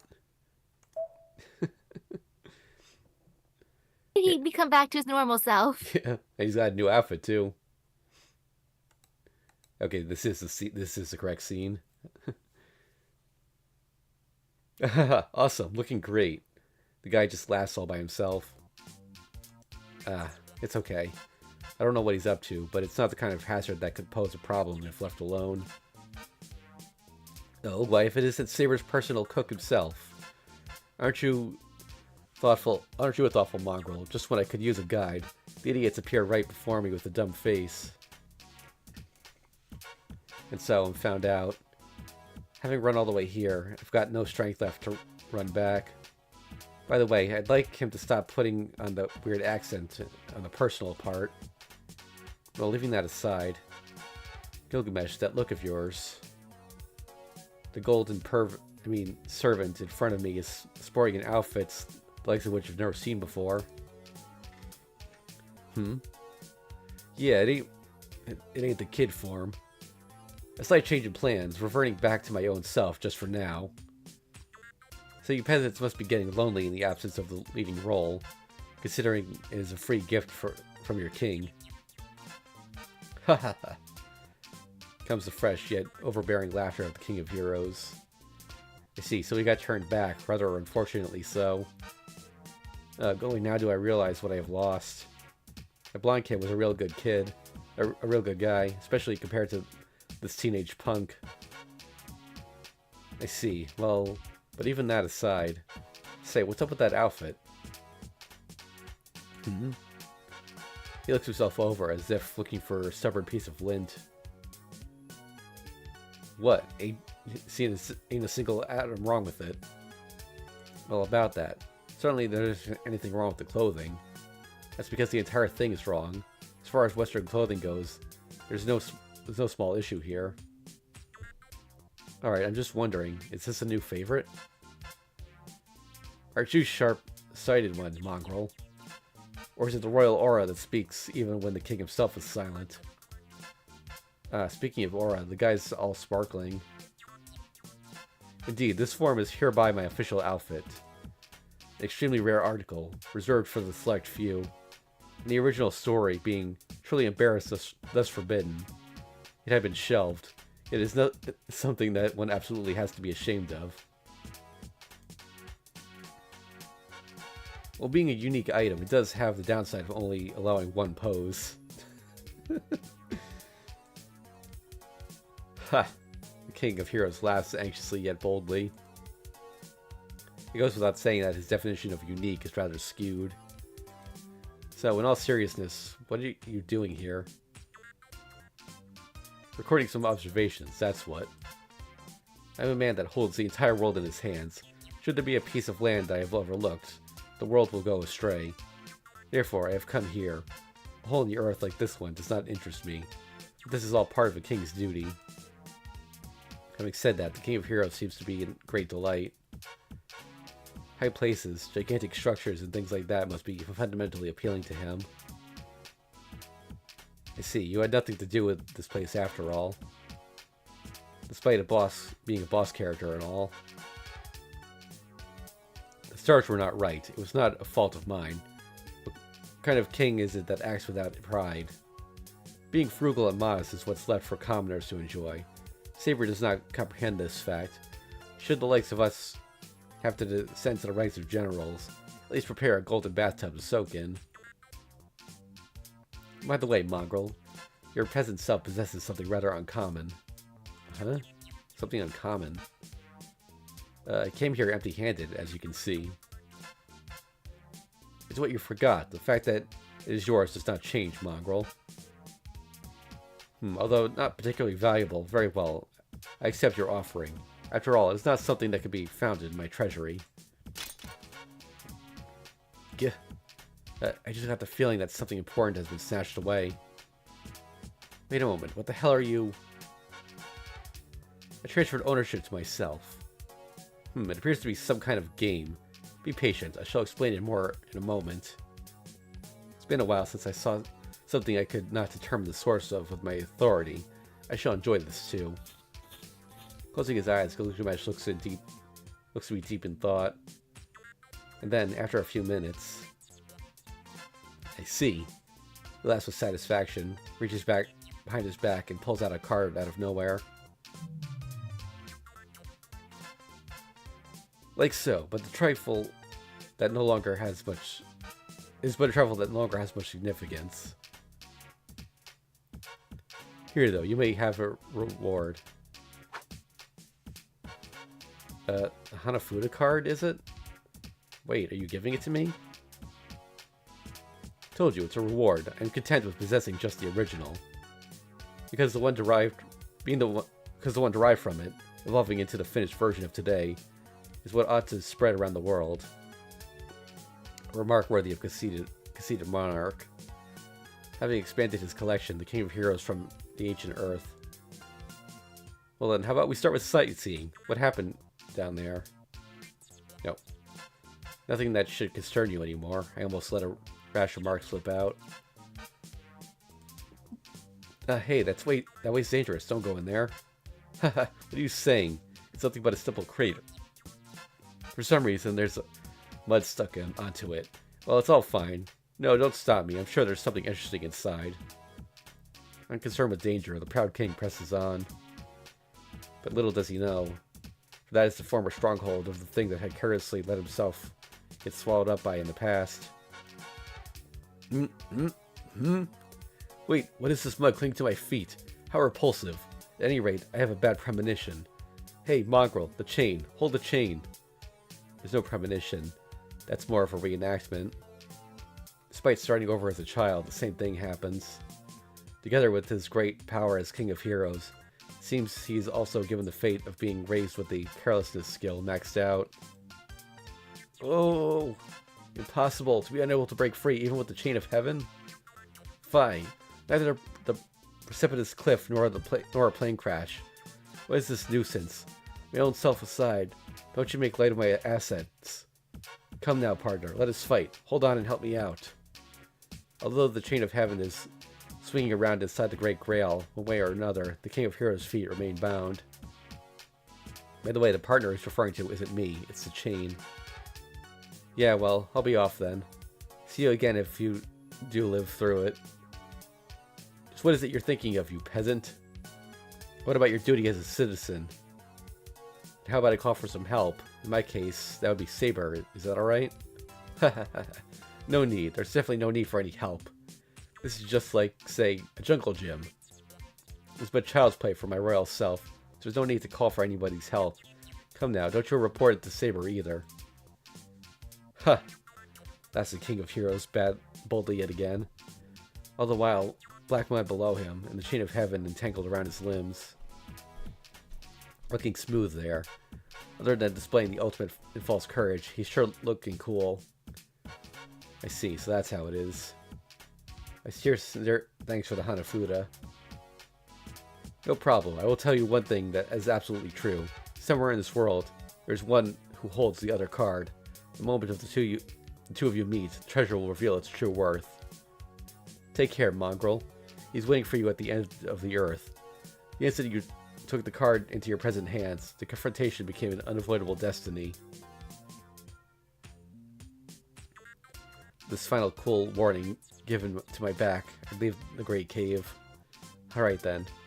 The way it looks, he should be able to hold off for a year, let alone a day. When I get a chance, I'll just let Lancer know that there's a kid in need of a rescue. Out-of-place artifact Hanafuda obtained. What was that premonition? The time has come. Somewhere in this world, a destined rival awaits you.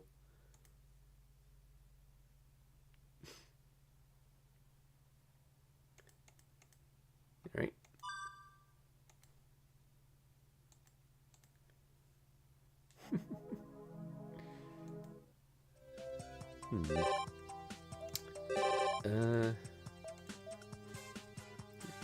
I think we can, I know where the last scene is, I just don't remember when it is.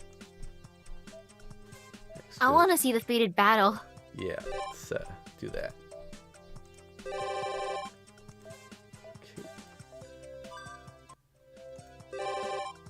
Okay. Oops, I meant to hit next day.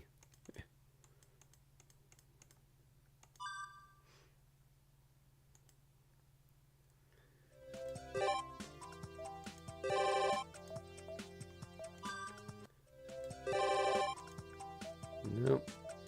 Oh, I'm guessing it's probably on the 4th day again.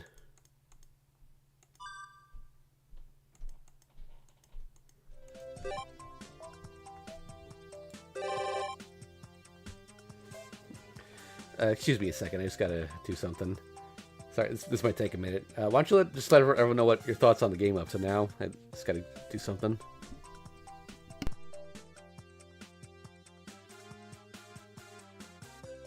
Oh man, though, there's a Shinji one, huh? Shinji at the harbor. It'll be fun to bully him later.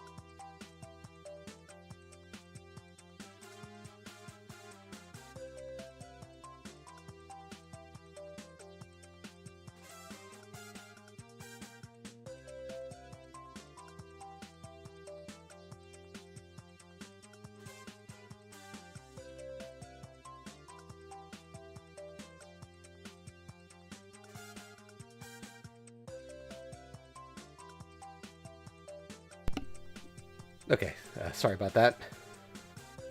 Welcome back. Okay.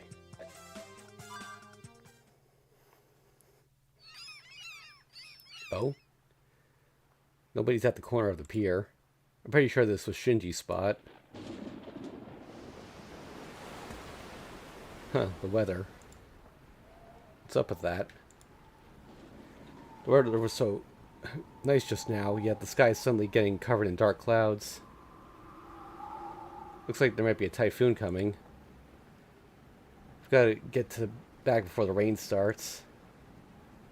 No, I can't turn back now. There's really a storm coming. I should warn him. Hey, Shinji, you there? Rain is coming. The wind is getting worse. Let's get back before you get swallowed up by the waves and join the Seaweed Club.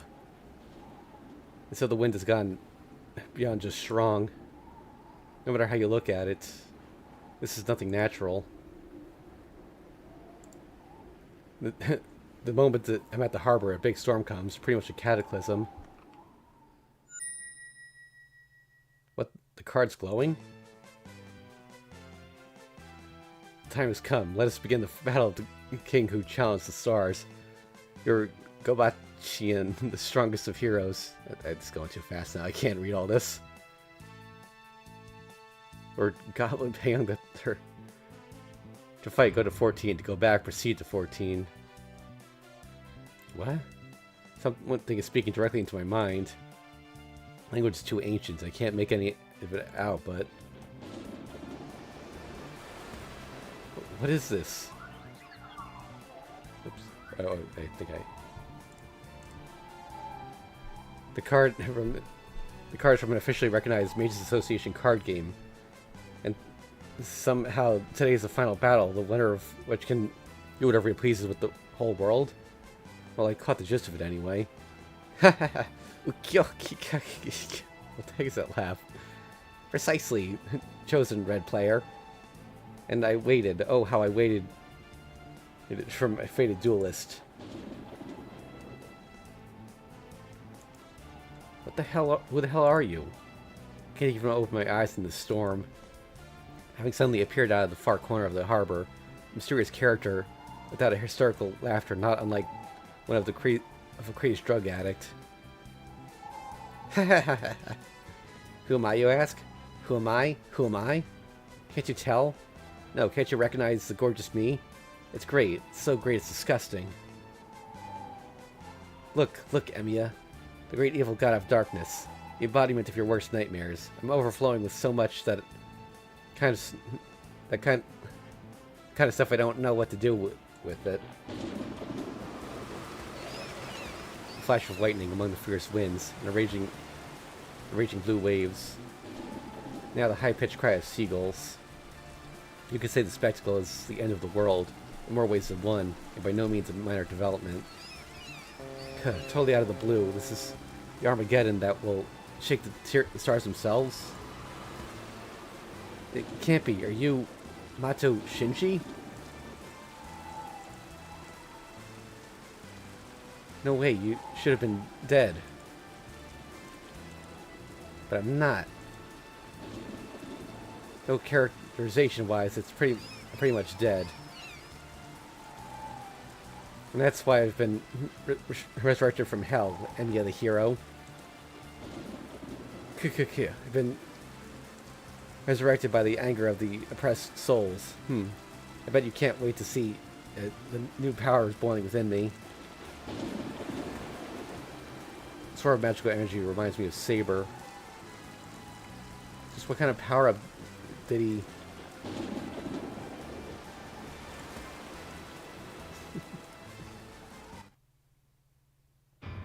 Wait a moment, you haven't changed one bit. I understand how you feel, but don't be so surprised. That's right. The me until now was not really me. The me of the past has been like a seedless watermelon, so to speak. And now you could say I'm a seedless melon.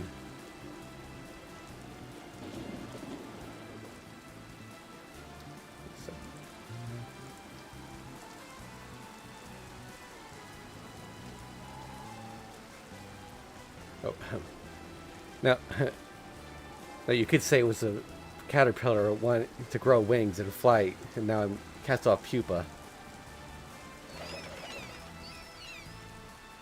I'll let these decide, in other words. I wish he'd listen to my retorts. Oh well, anyway. We are the warriors chosen by the cards, right? Destined rivals, right? To fight for the sake of everyone, are you fighting to destroy the whole world, right? Nice reaction. You catch on quick, Emiya. I bet you love this kind of stuff. Yeah, it's rather hopeless. Winning, losing, crying, bluffing, and getting cancelled after 10 episodes. That's the sort of thing I like. And so here I go, Shinji. You're the one I can never forgive. The protagonist sure can howl. But today, I'm the stronger one. Today, you shall know the power of You're a wee freaking rival. Here I come, Emiya. Turn this card over and it's the end of my turn. Life.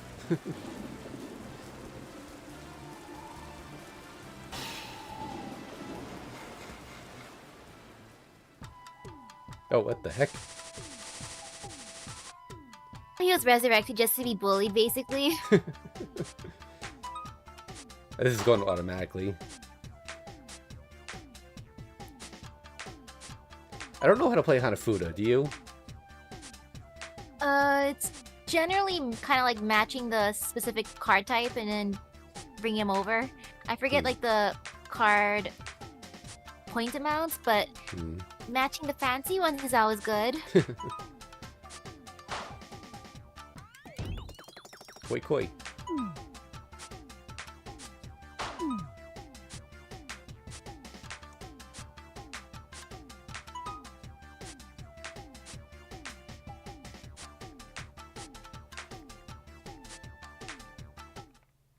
Game. Yep, I that was all me. I totally knew what I was doing there, and it wasn't going by itself.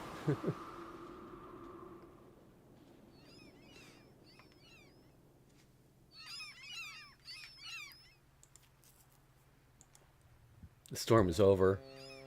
The whirlwind of some unknown enthusiasm is gone too. The two of us have calmed down to the point that it's kind of uncomfortable. Well, I'll be off to my usual spot. Yeah, I nodded in response. There are times where a man must not be talked to. Here, you can have this. Please feel free to have fun in the special section whenever you like. He cheerfully relocates to the other end of the pier. How he just sits in the corner over there. He covers himself in a cardboard box. I guess I should go back too. Purging the last 30 minutes from my memory and leave the harbor behind. Destruction of the Earth by Shinji Oh, thus narrowly averted. His greatest performance and the tale of the hero that battled against him will be forgotten, having never been told even once. The end.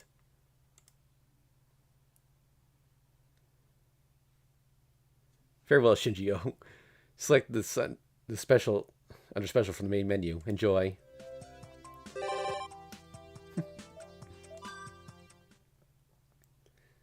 He was literally resurrected just to be bullied.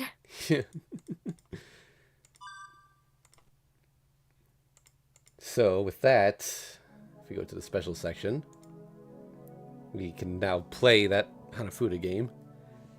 I wish we could play Capsule Servant instead, but that would require me to,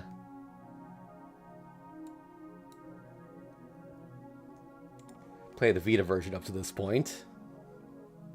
By the way, I played the Vita version up to this point. Welcome to Capsule Servant. Get the link for you there, Misaki. Oof. Capsule, huh? I need to kill the game here. So I can switch over. 1 second, folks. Do.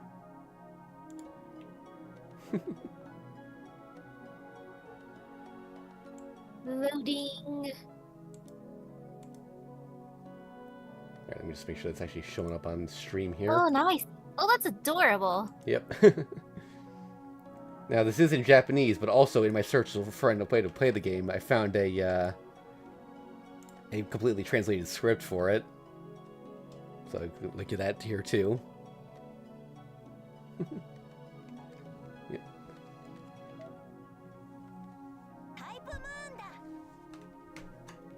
Oh, wait, hold on, I gotta... Sorry, I forgot I didn't actually... Oh. Alright, I messed up. I gotta quit the game on my end.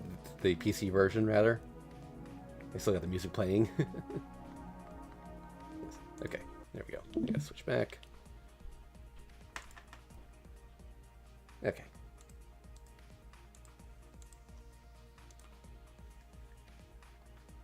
Stream here. Oh, now. Stream here. Oh, now. We do have sound, right? I gotta... Yeah, I do. Okay.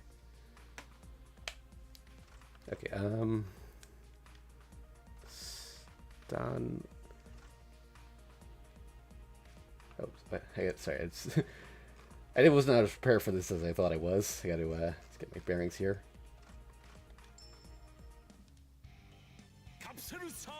Oh. Capsule Servant. They're somewhat familiar-looking heroic spirits, created by the Great Grail.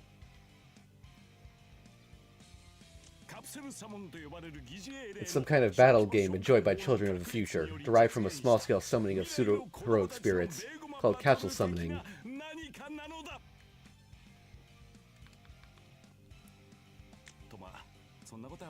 Well, that doesn't really matter, but anyway, Fuyuki City has once again been caught up in a bothersome disturbance in space-time. Servant-like things are being summoned one after another. Master-esque worldly-minded people appearing in succession. Fight. Fight on. The power of darkness and microtransactions eat away people's hearts. While everyone falls to their knees in despair, two courageous elementary school students, Shiro and Rin, with the power of the castle servants they obtained by chance, face an array of villains. Over 50 servants. A gathering of evil masters. Who could be behind this? It's not a tiger or something. Time and space will collapse in only 5 hours or something like that. Can Shiro restore the peace of this town for everyone? And can Rin restore the peace of the town for herself?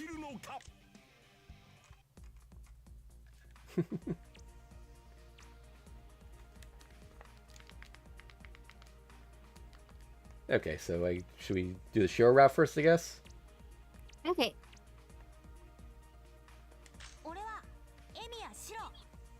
He's a little kid. Wait, let me just... Okay. I gotta click on Shiro route to, okay.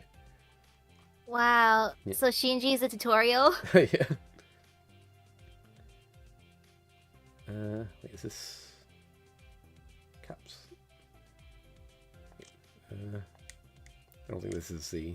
this is actually telling me how to play. It's the, not the dialogue. Shoot.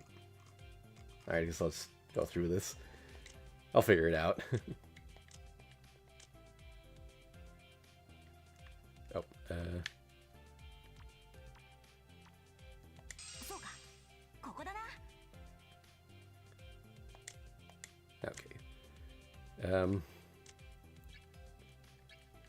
Okay, I don't know what I'm doing. Okay, that's selecting my team, I guess. Okay, fight.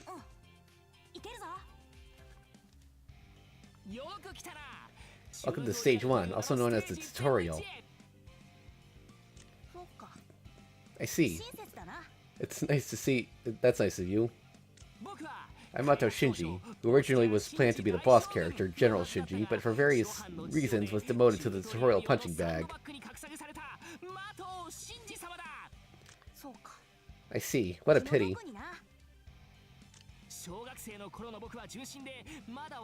I was hoping they'd establish that when I was in elementary school, I was pure-hearted and still a relatively good boy. But they didn't. Here we go. I see. Sorry, I guess.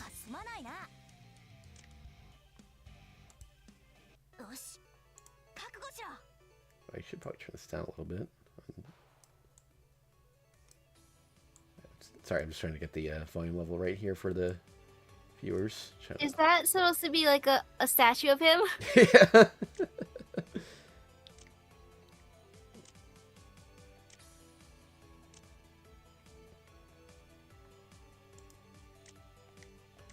Okay, I think I know. I think this is like a tower defense type game.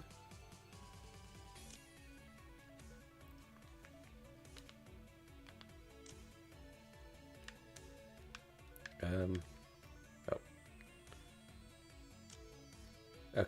Yeah, I've played games like this before, so I sort of know what I'm doing. If I can...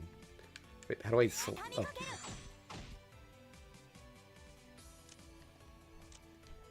I can't read any of this, so I'm just gonna wing it.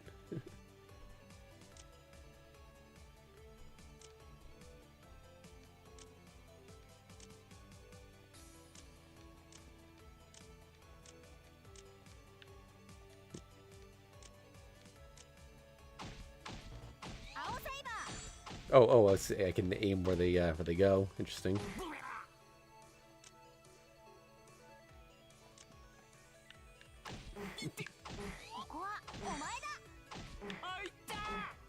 Oh.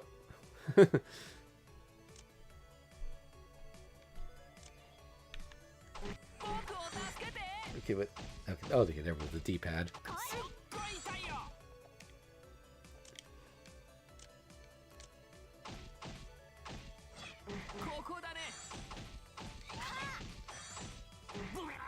Okay.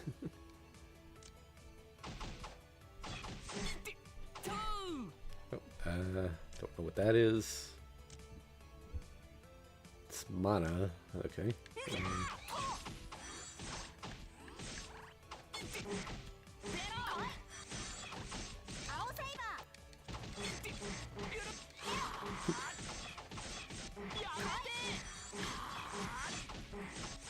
Alright, well, it's a tutorial, alright? This is pretty easy. So... Oh, goodbye, statue. Yeah.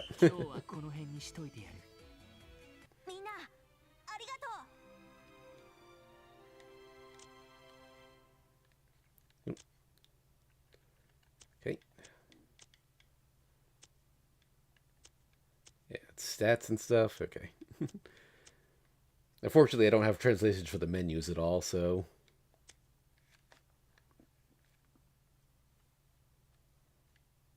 The gameplay itself was kind of similar to Battle Cats, actually.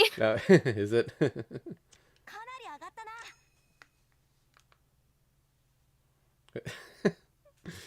Oh my god, what kind of servants are in this? I want that Saber the Lion one. That's adorable. Yeah.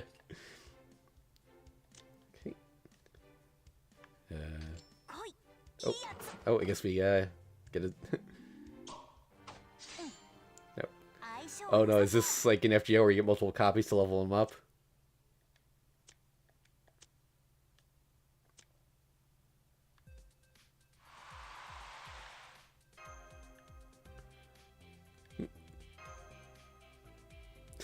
Okay, so we can fight Sakura or Archibald. Kind of want to go see Sakura. Same. Yeah. I know it's mean, but hey, Sakura. Wait, did it go here first? Is this a...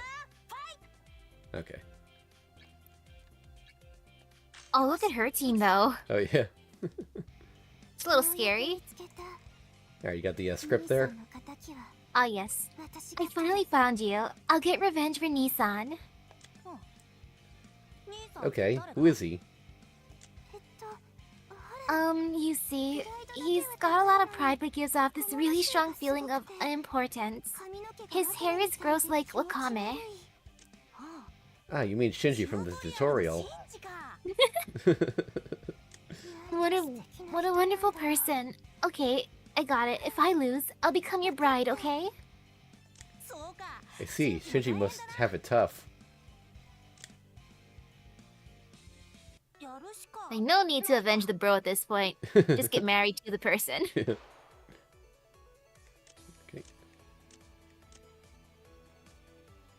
Ooh, I like her tower. Her base is cute.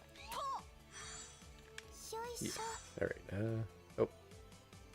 Why is it still giving me tutorial stuff?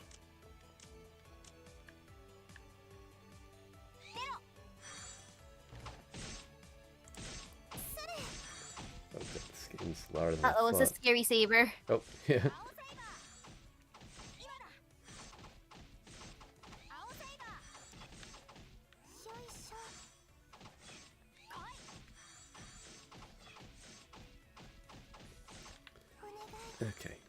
Sorry if the audio bounce is off, folks. I'm just trying to work this on the fly while playing the game. Because I can't hear what the audio sounds like on your end.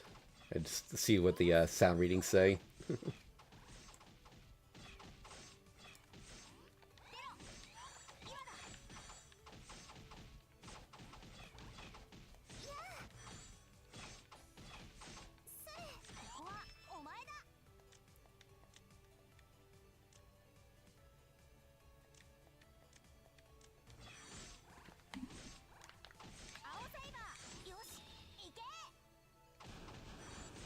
Oh.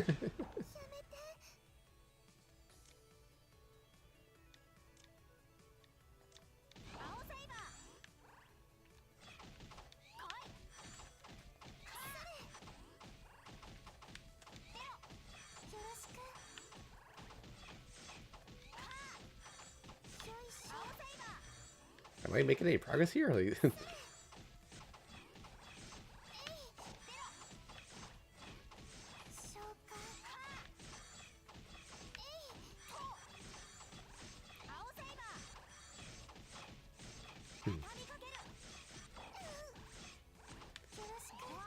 I mean, I guess we're slowly picking away at it, but we need more archers.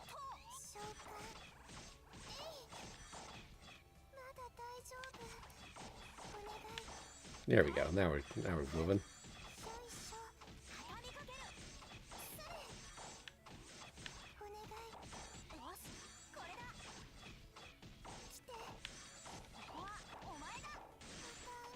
All right.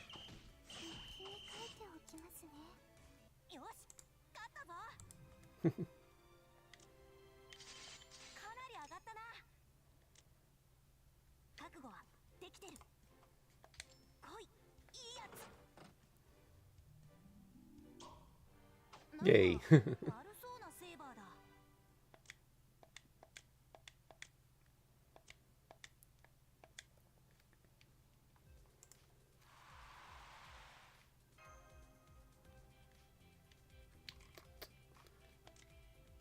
Okay.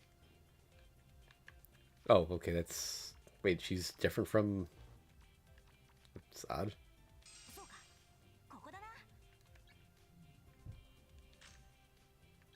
Alright, well, I guess I can add Now her. it's the real fight. Oh, yeah. Okay.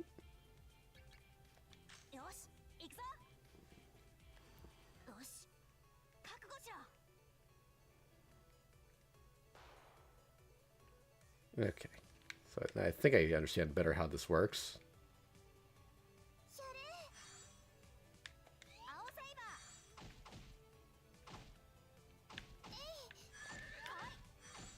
Oh, oh no.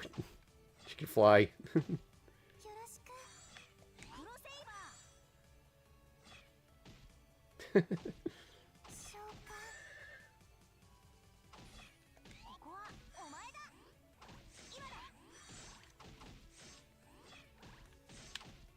Get more pictures back here.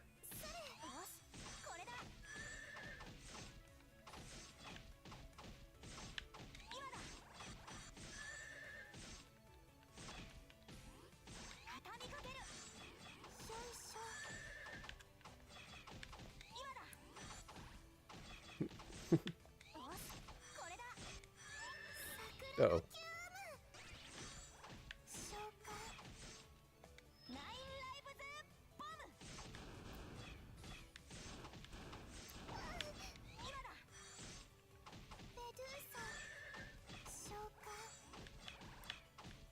Hmm.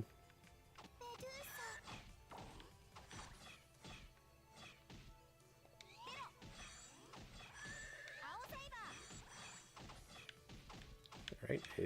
Okay. Moving. Seems like the basic loop is just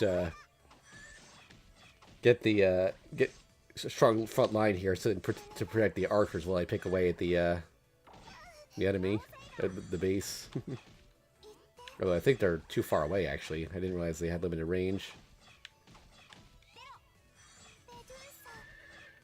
I guess I need to put more over here.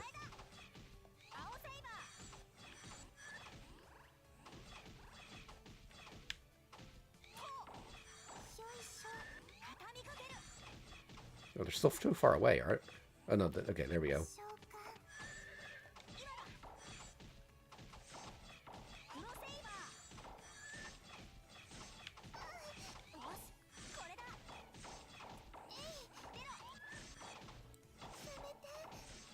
Alright, that should do it.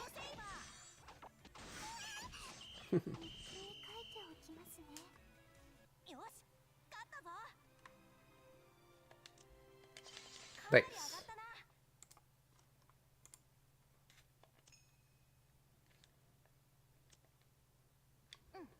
And who do we get?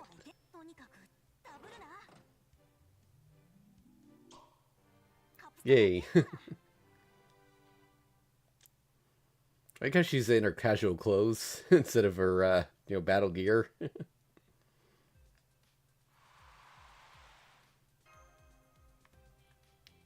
Oh. Her?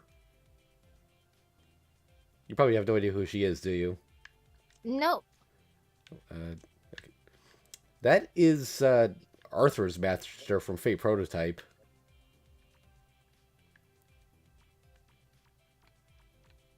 And then there's little Waver. Yep. Who do you want to fight first? Let's bunk Waver. He looks upset. He looks intimidated.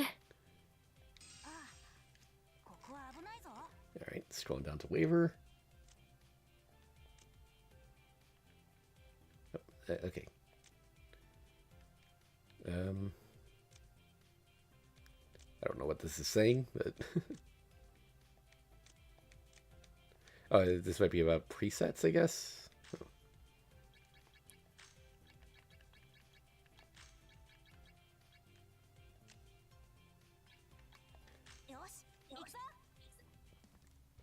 Oh wait, his team's actually scary. Yeah, kinda. Okay. No way, a kid like this in Capsaba Master. A kid like this is a Capsaba Master? Yeah, that's right. Maybe not by chance, then this is destiny. In that case, I can't run away. Isn't that right, Ryder? I see, there's no choice but to fight. No, wait, I need to emotionally prepare. Ryder. Let's win this no matter what. Let's take the Grail. Let's take the world, too. Failure's not an option. Alright, I'm gonna do it. Live more carefully, mister.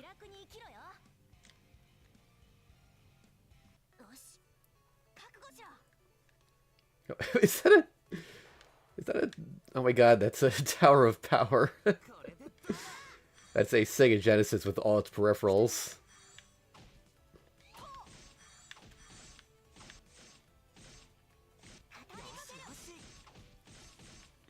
And it says Admiral on it.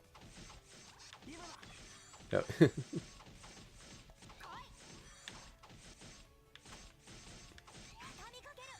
Oh yeah, I think that's the game that you played with... Oh god, I might lose this one. Waver, why are you so powerful? Hey, we did kind of jump ahead a bit here. I think we're supposed to fight Archibald and... what was her name? Ayaka first.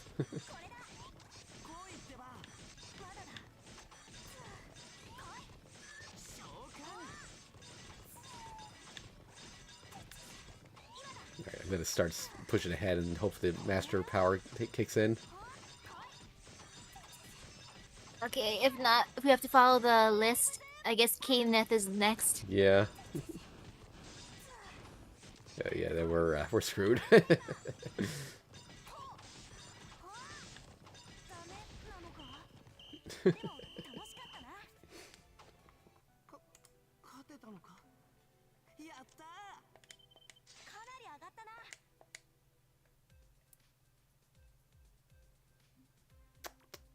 All right.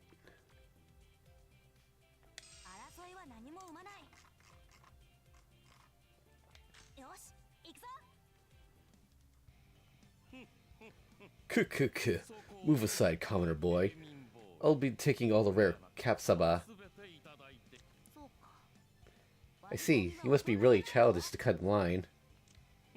When it comes to survival, there are no adults or children or young ladies.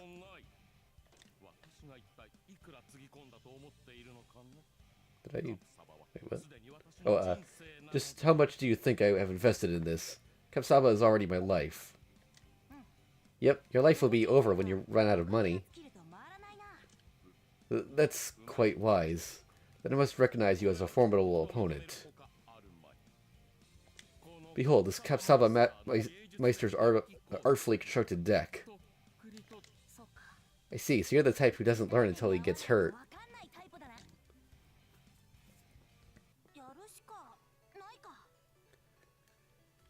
It's the I feel this kind guy's... of bad for him. He spent all his money on this.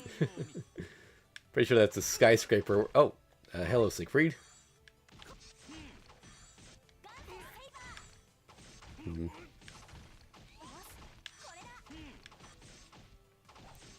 Pretty sure that's the skyscraper he was in when Kiritsugu fought him.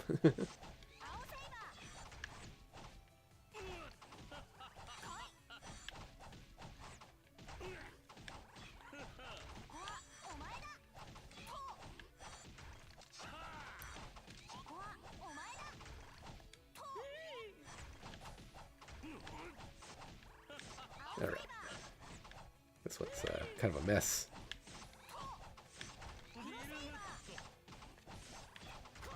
Shoot. Quick. Oh my god, the controls are a little awkward. Okay. Gotta stun a whole bunch here just to... Alright, that should be enough.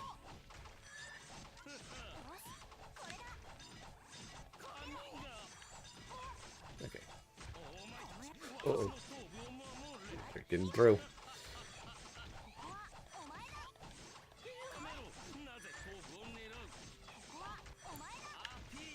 Alright. Keep clicking away at this. I think we've got this. Okay. I'm guessing we get Dira mood for beating him.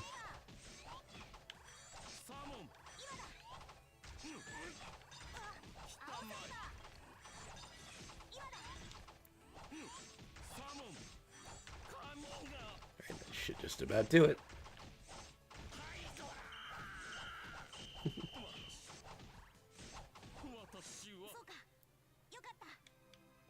Beat.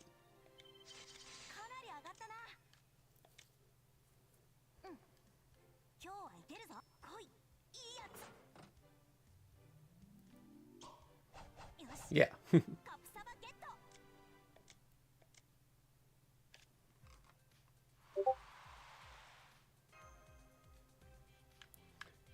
Oh, okay. We've got to fight him for real now.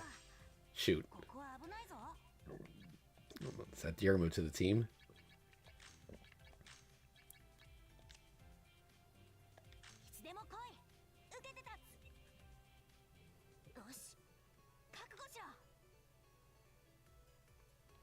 Alright, first His let's... team is quite intimidating, actually. Yeah. Okay, let's start by getting a good front line here.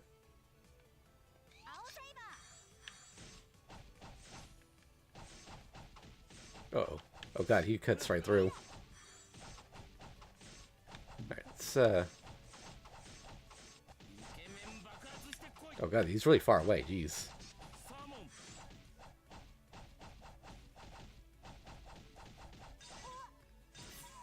Alright, oh shoot, he's already picking away at me. Everyone.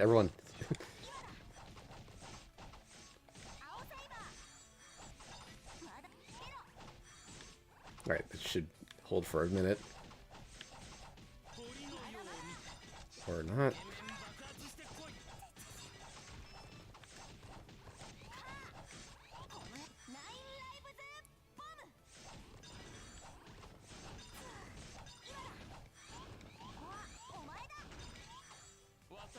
Uh-oh.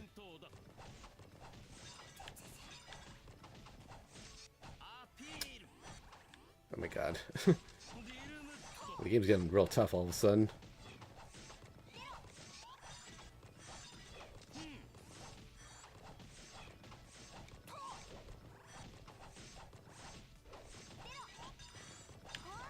Okay, I gotta get back here.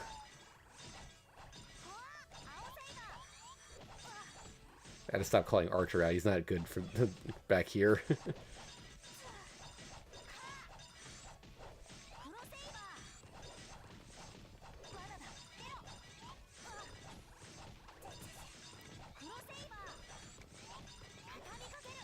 Oh my god, I'm getting destroyed.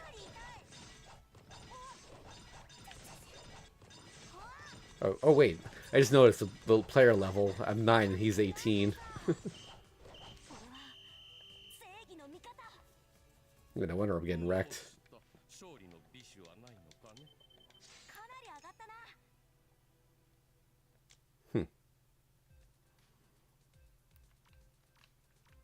Okay, so wait.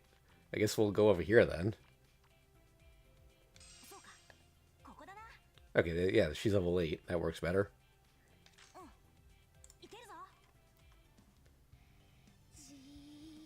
Dear. Okay, are you my next opponent, lady? Oof, what? You're seeing an easy target because I look weak and wear glasses, aren't you? No, then should we stop? You mean you're ignoring me? So you don't like glasses, do you? I'm right, aren't I? What's wrong with glasses? Yeah, you're the bothersome type.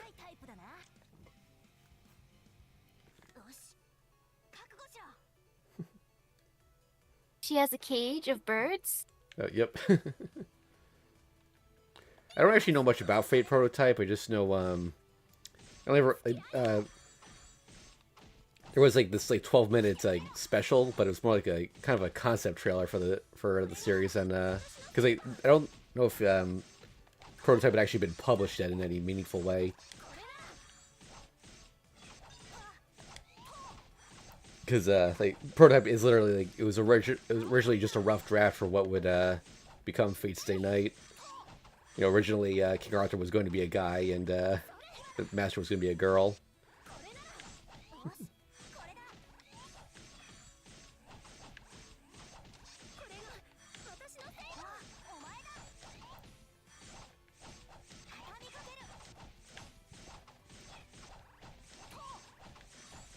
But that would have made it an Otome game, and apparently those don't sell as well, or didn't at the time.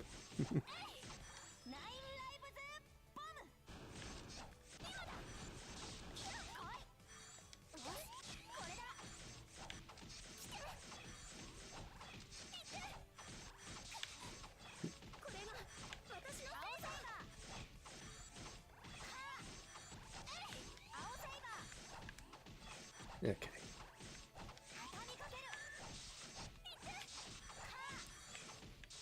Oh, with the cursor. Need some more back here.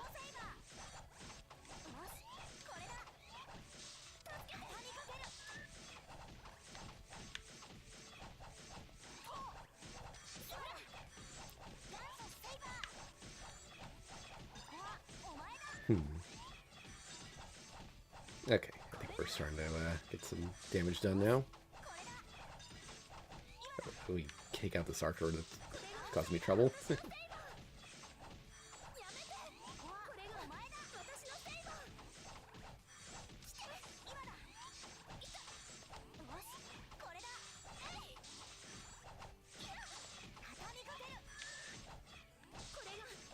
Yeah, she's gonna stand a chance here.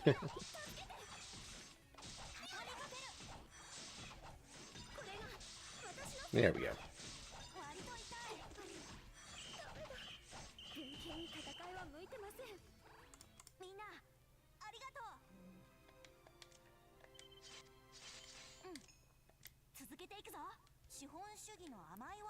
And that should give us Proto Arthur. Yep.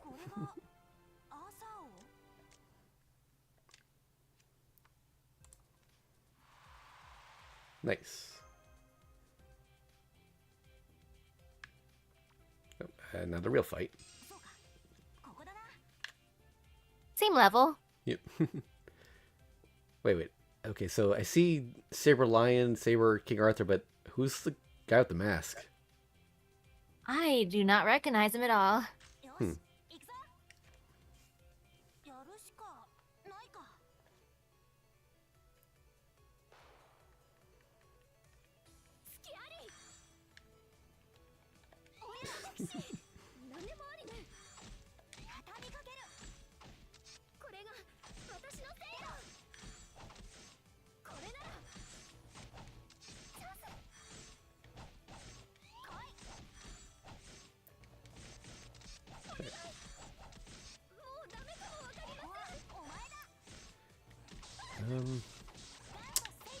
Yeah, I don't really know the whole cast of prototypes, so not quite sure who he is. But I'm pretty sure he's a prototype servant.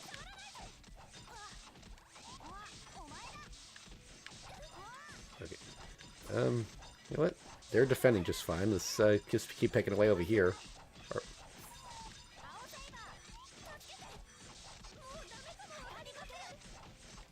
Okay, that should do it.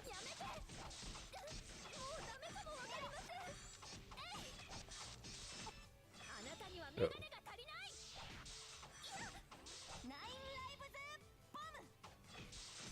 Oh, getting some lag here.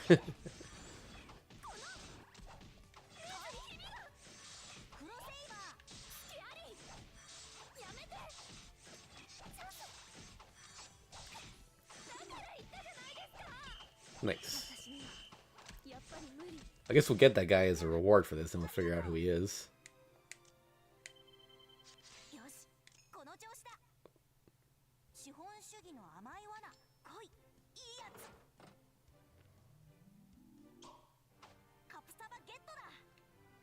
Proto... Proto Rider? Oh, yeah. What rider? I don't know. I'll have to look that up later. Actually, I've got the wiki open. I can just check that now. Let's see. Rider. Oh gosh. Oh. Let's see. Fate prototype. Oh, come on. Okay, I'll look it up later. Okay.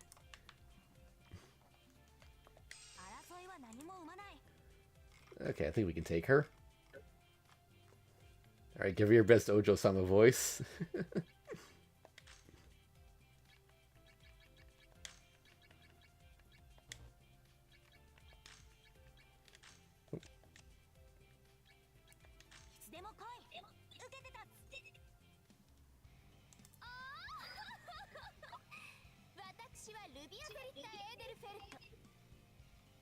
Introduction. I am Luvia Galeta Edelfelt.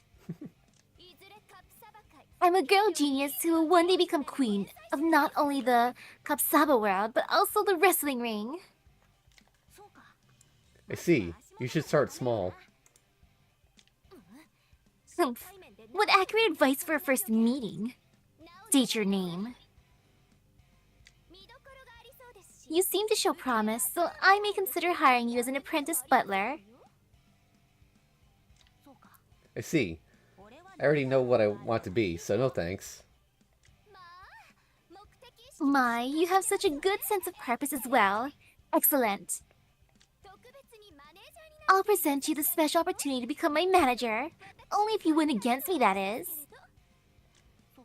I see. I won't be your manager, but I'll give it a shot.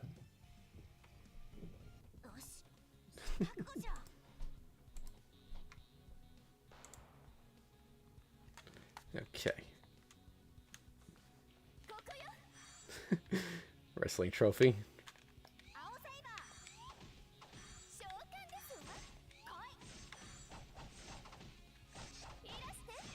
Also, what is that? I guess that's her wrestling trophy? Yeah. Gotta defend the base here.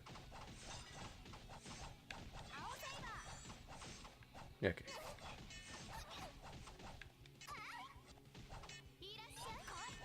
Oh, she's got Lubu. My goodness, they're having trouble over there.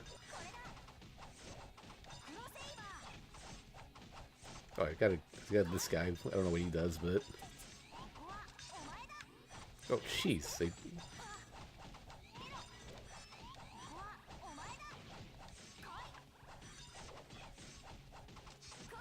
All right, let's do this.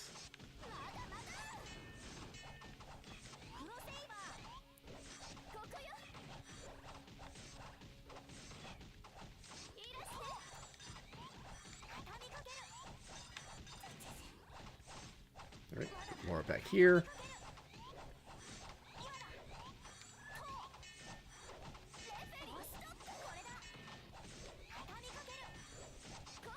All right, keep damage up here.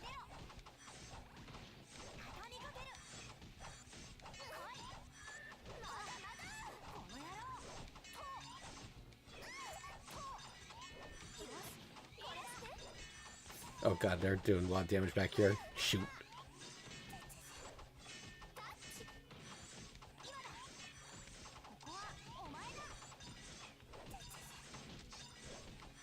Oh, okay, I think we're gonna lose this one. Come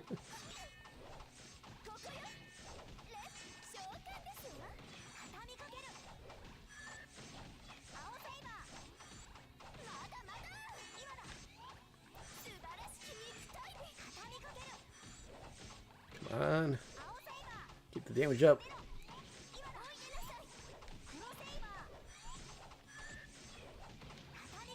I need more archers.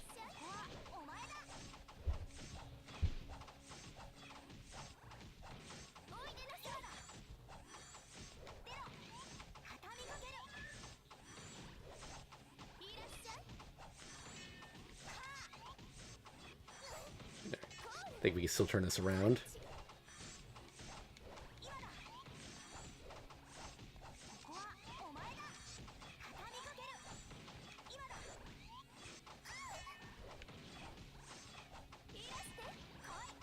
Get the archer ghosts going.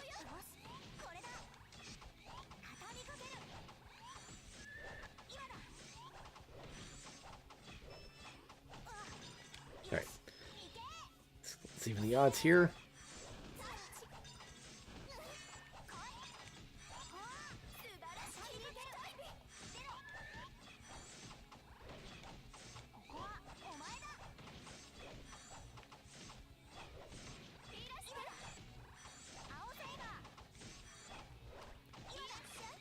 Ooh, boy. Herc there really messes us up. Wait. Oh god, they're attacking me back here? How'd that happen?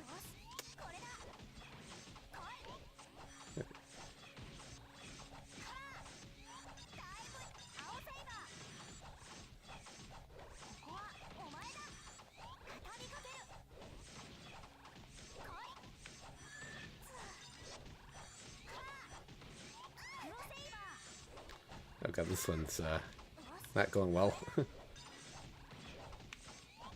All my archers are gone. That's... I think they were gonna lose.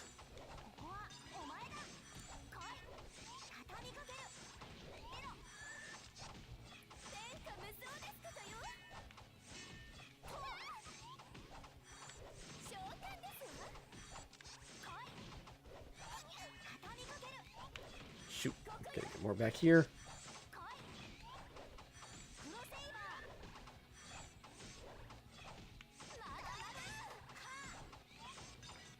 I'm not getting any damage in on that end either.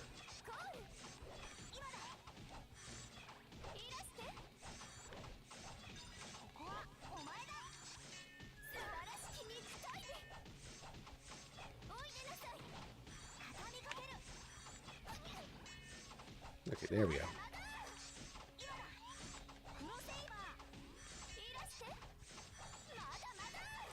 Oh god, this one's really intense.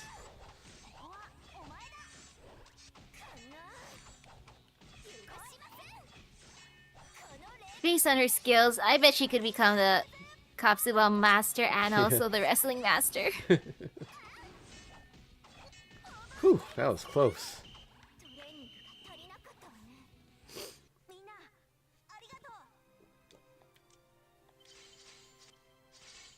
Got a lot of levels up. That's good.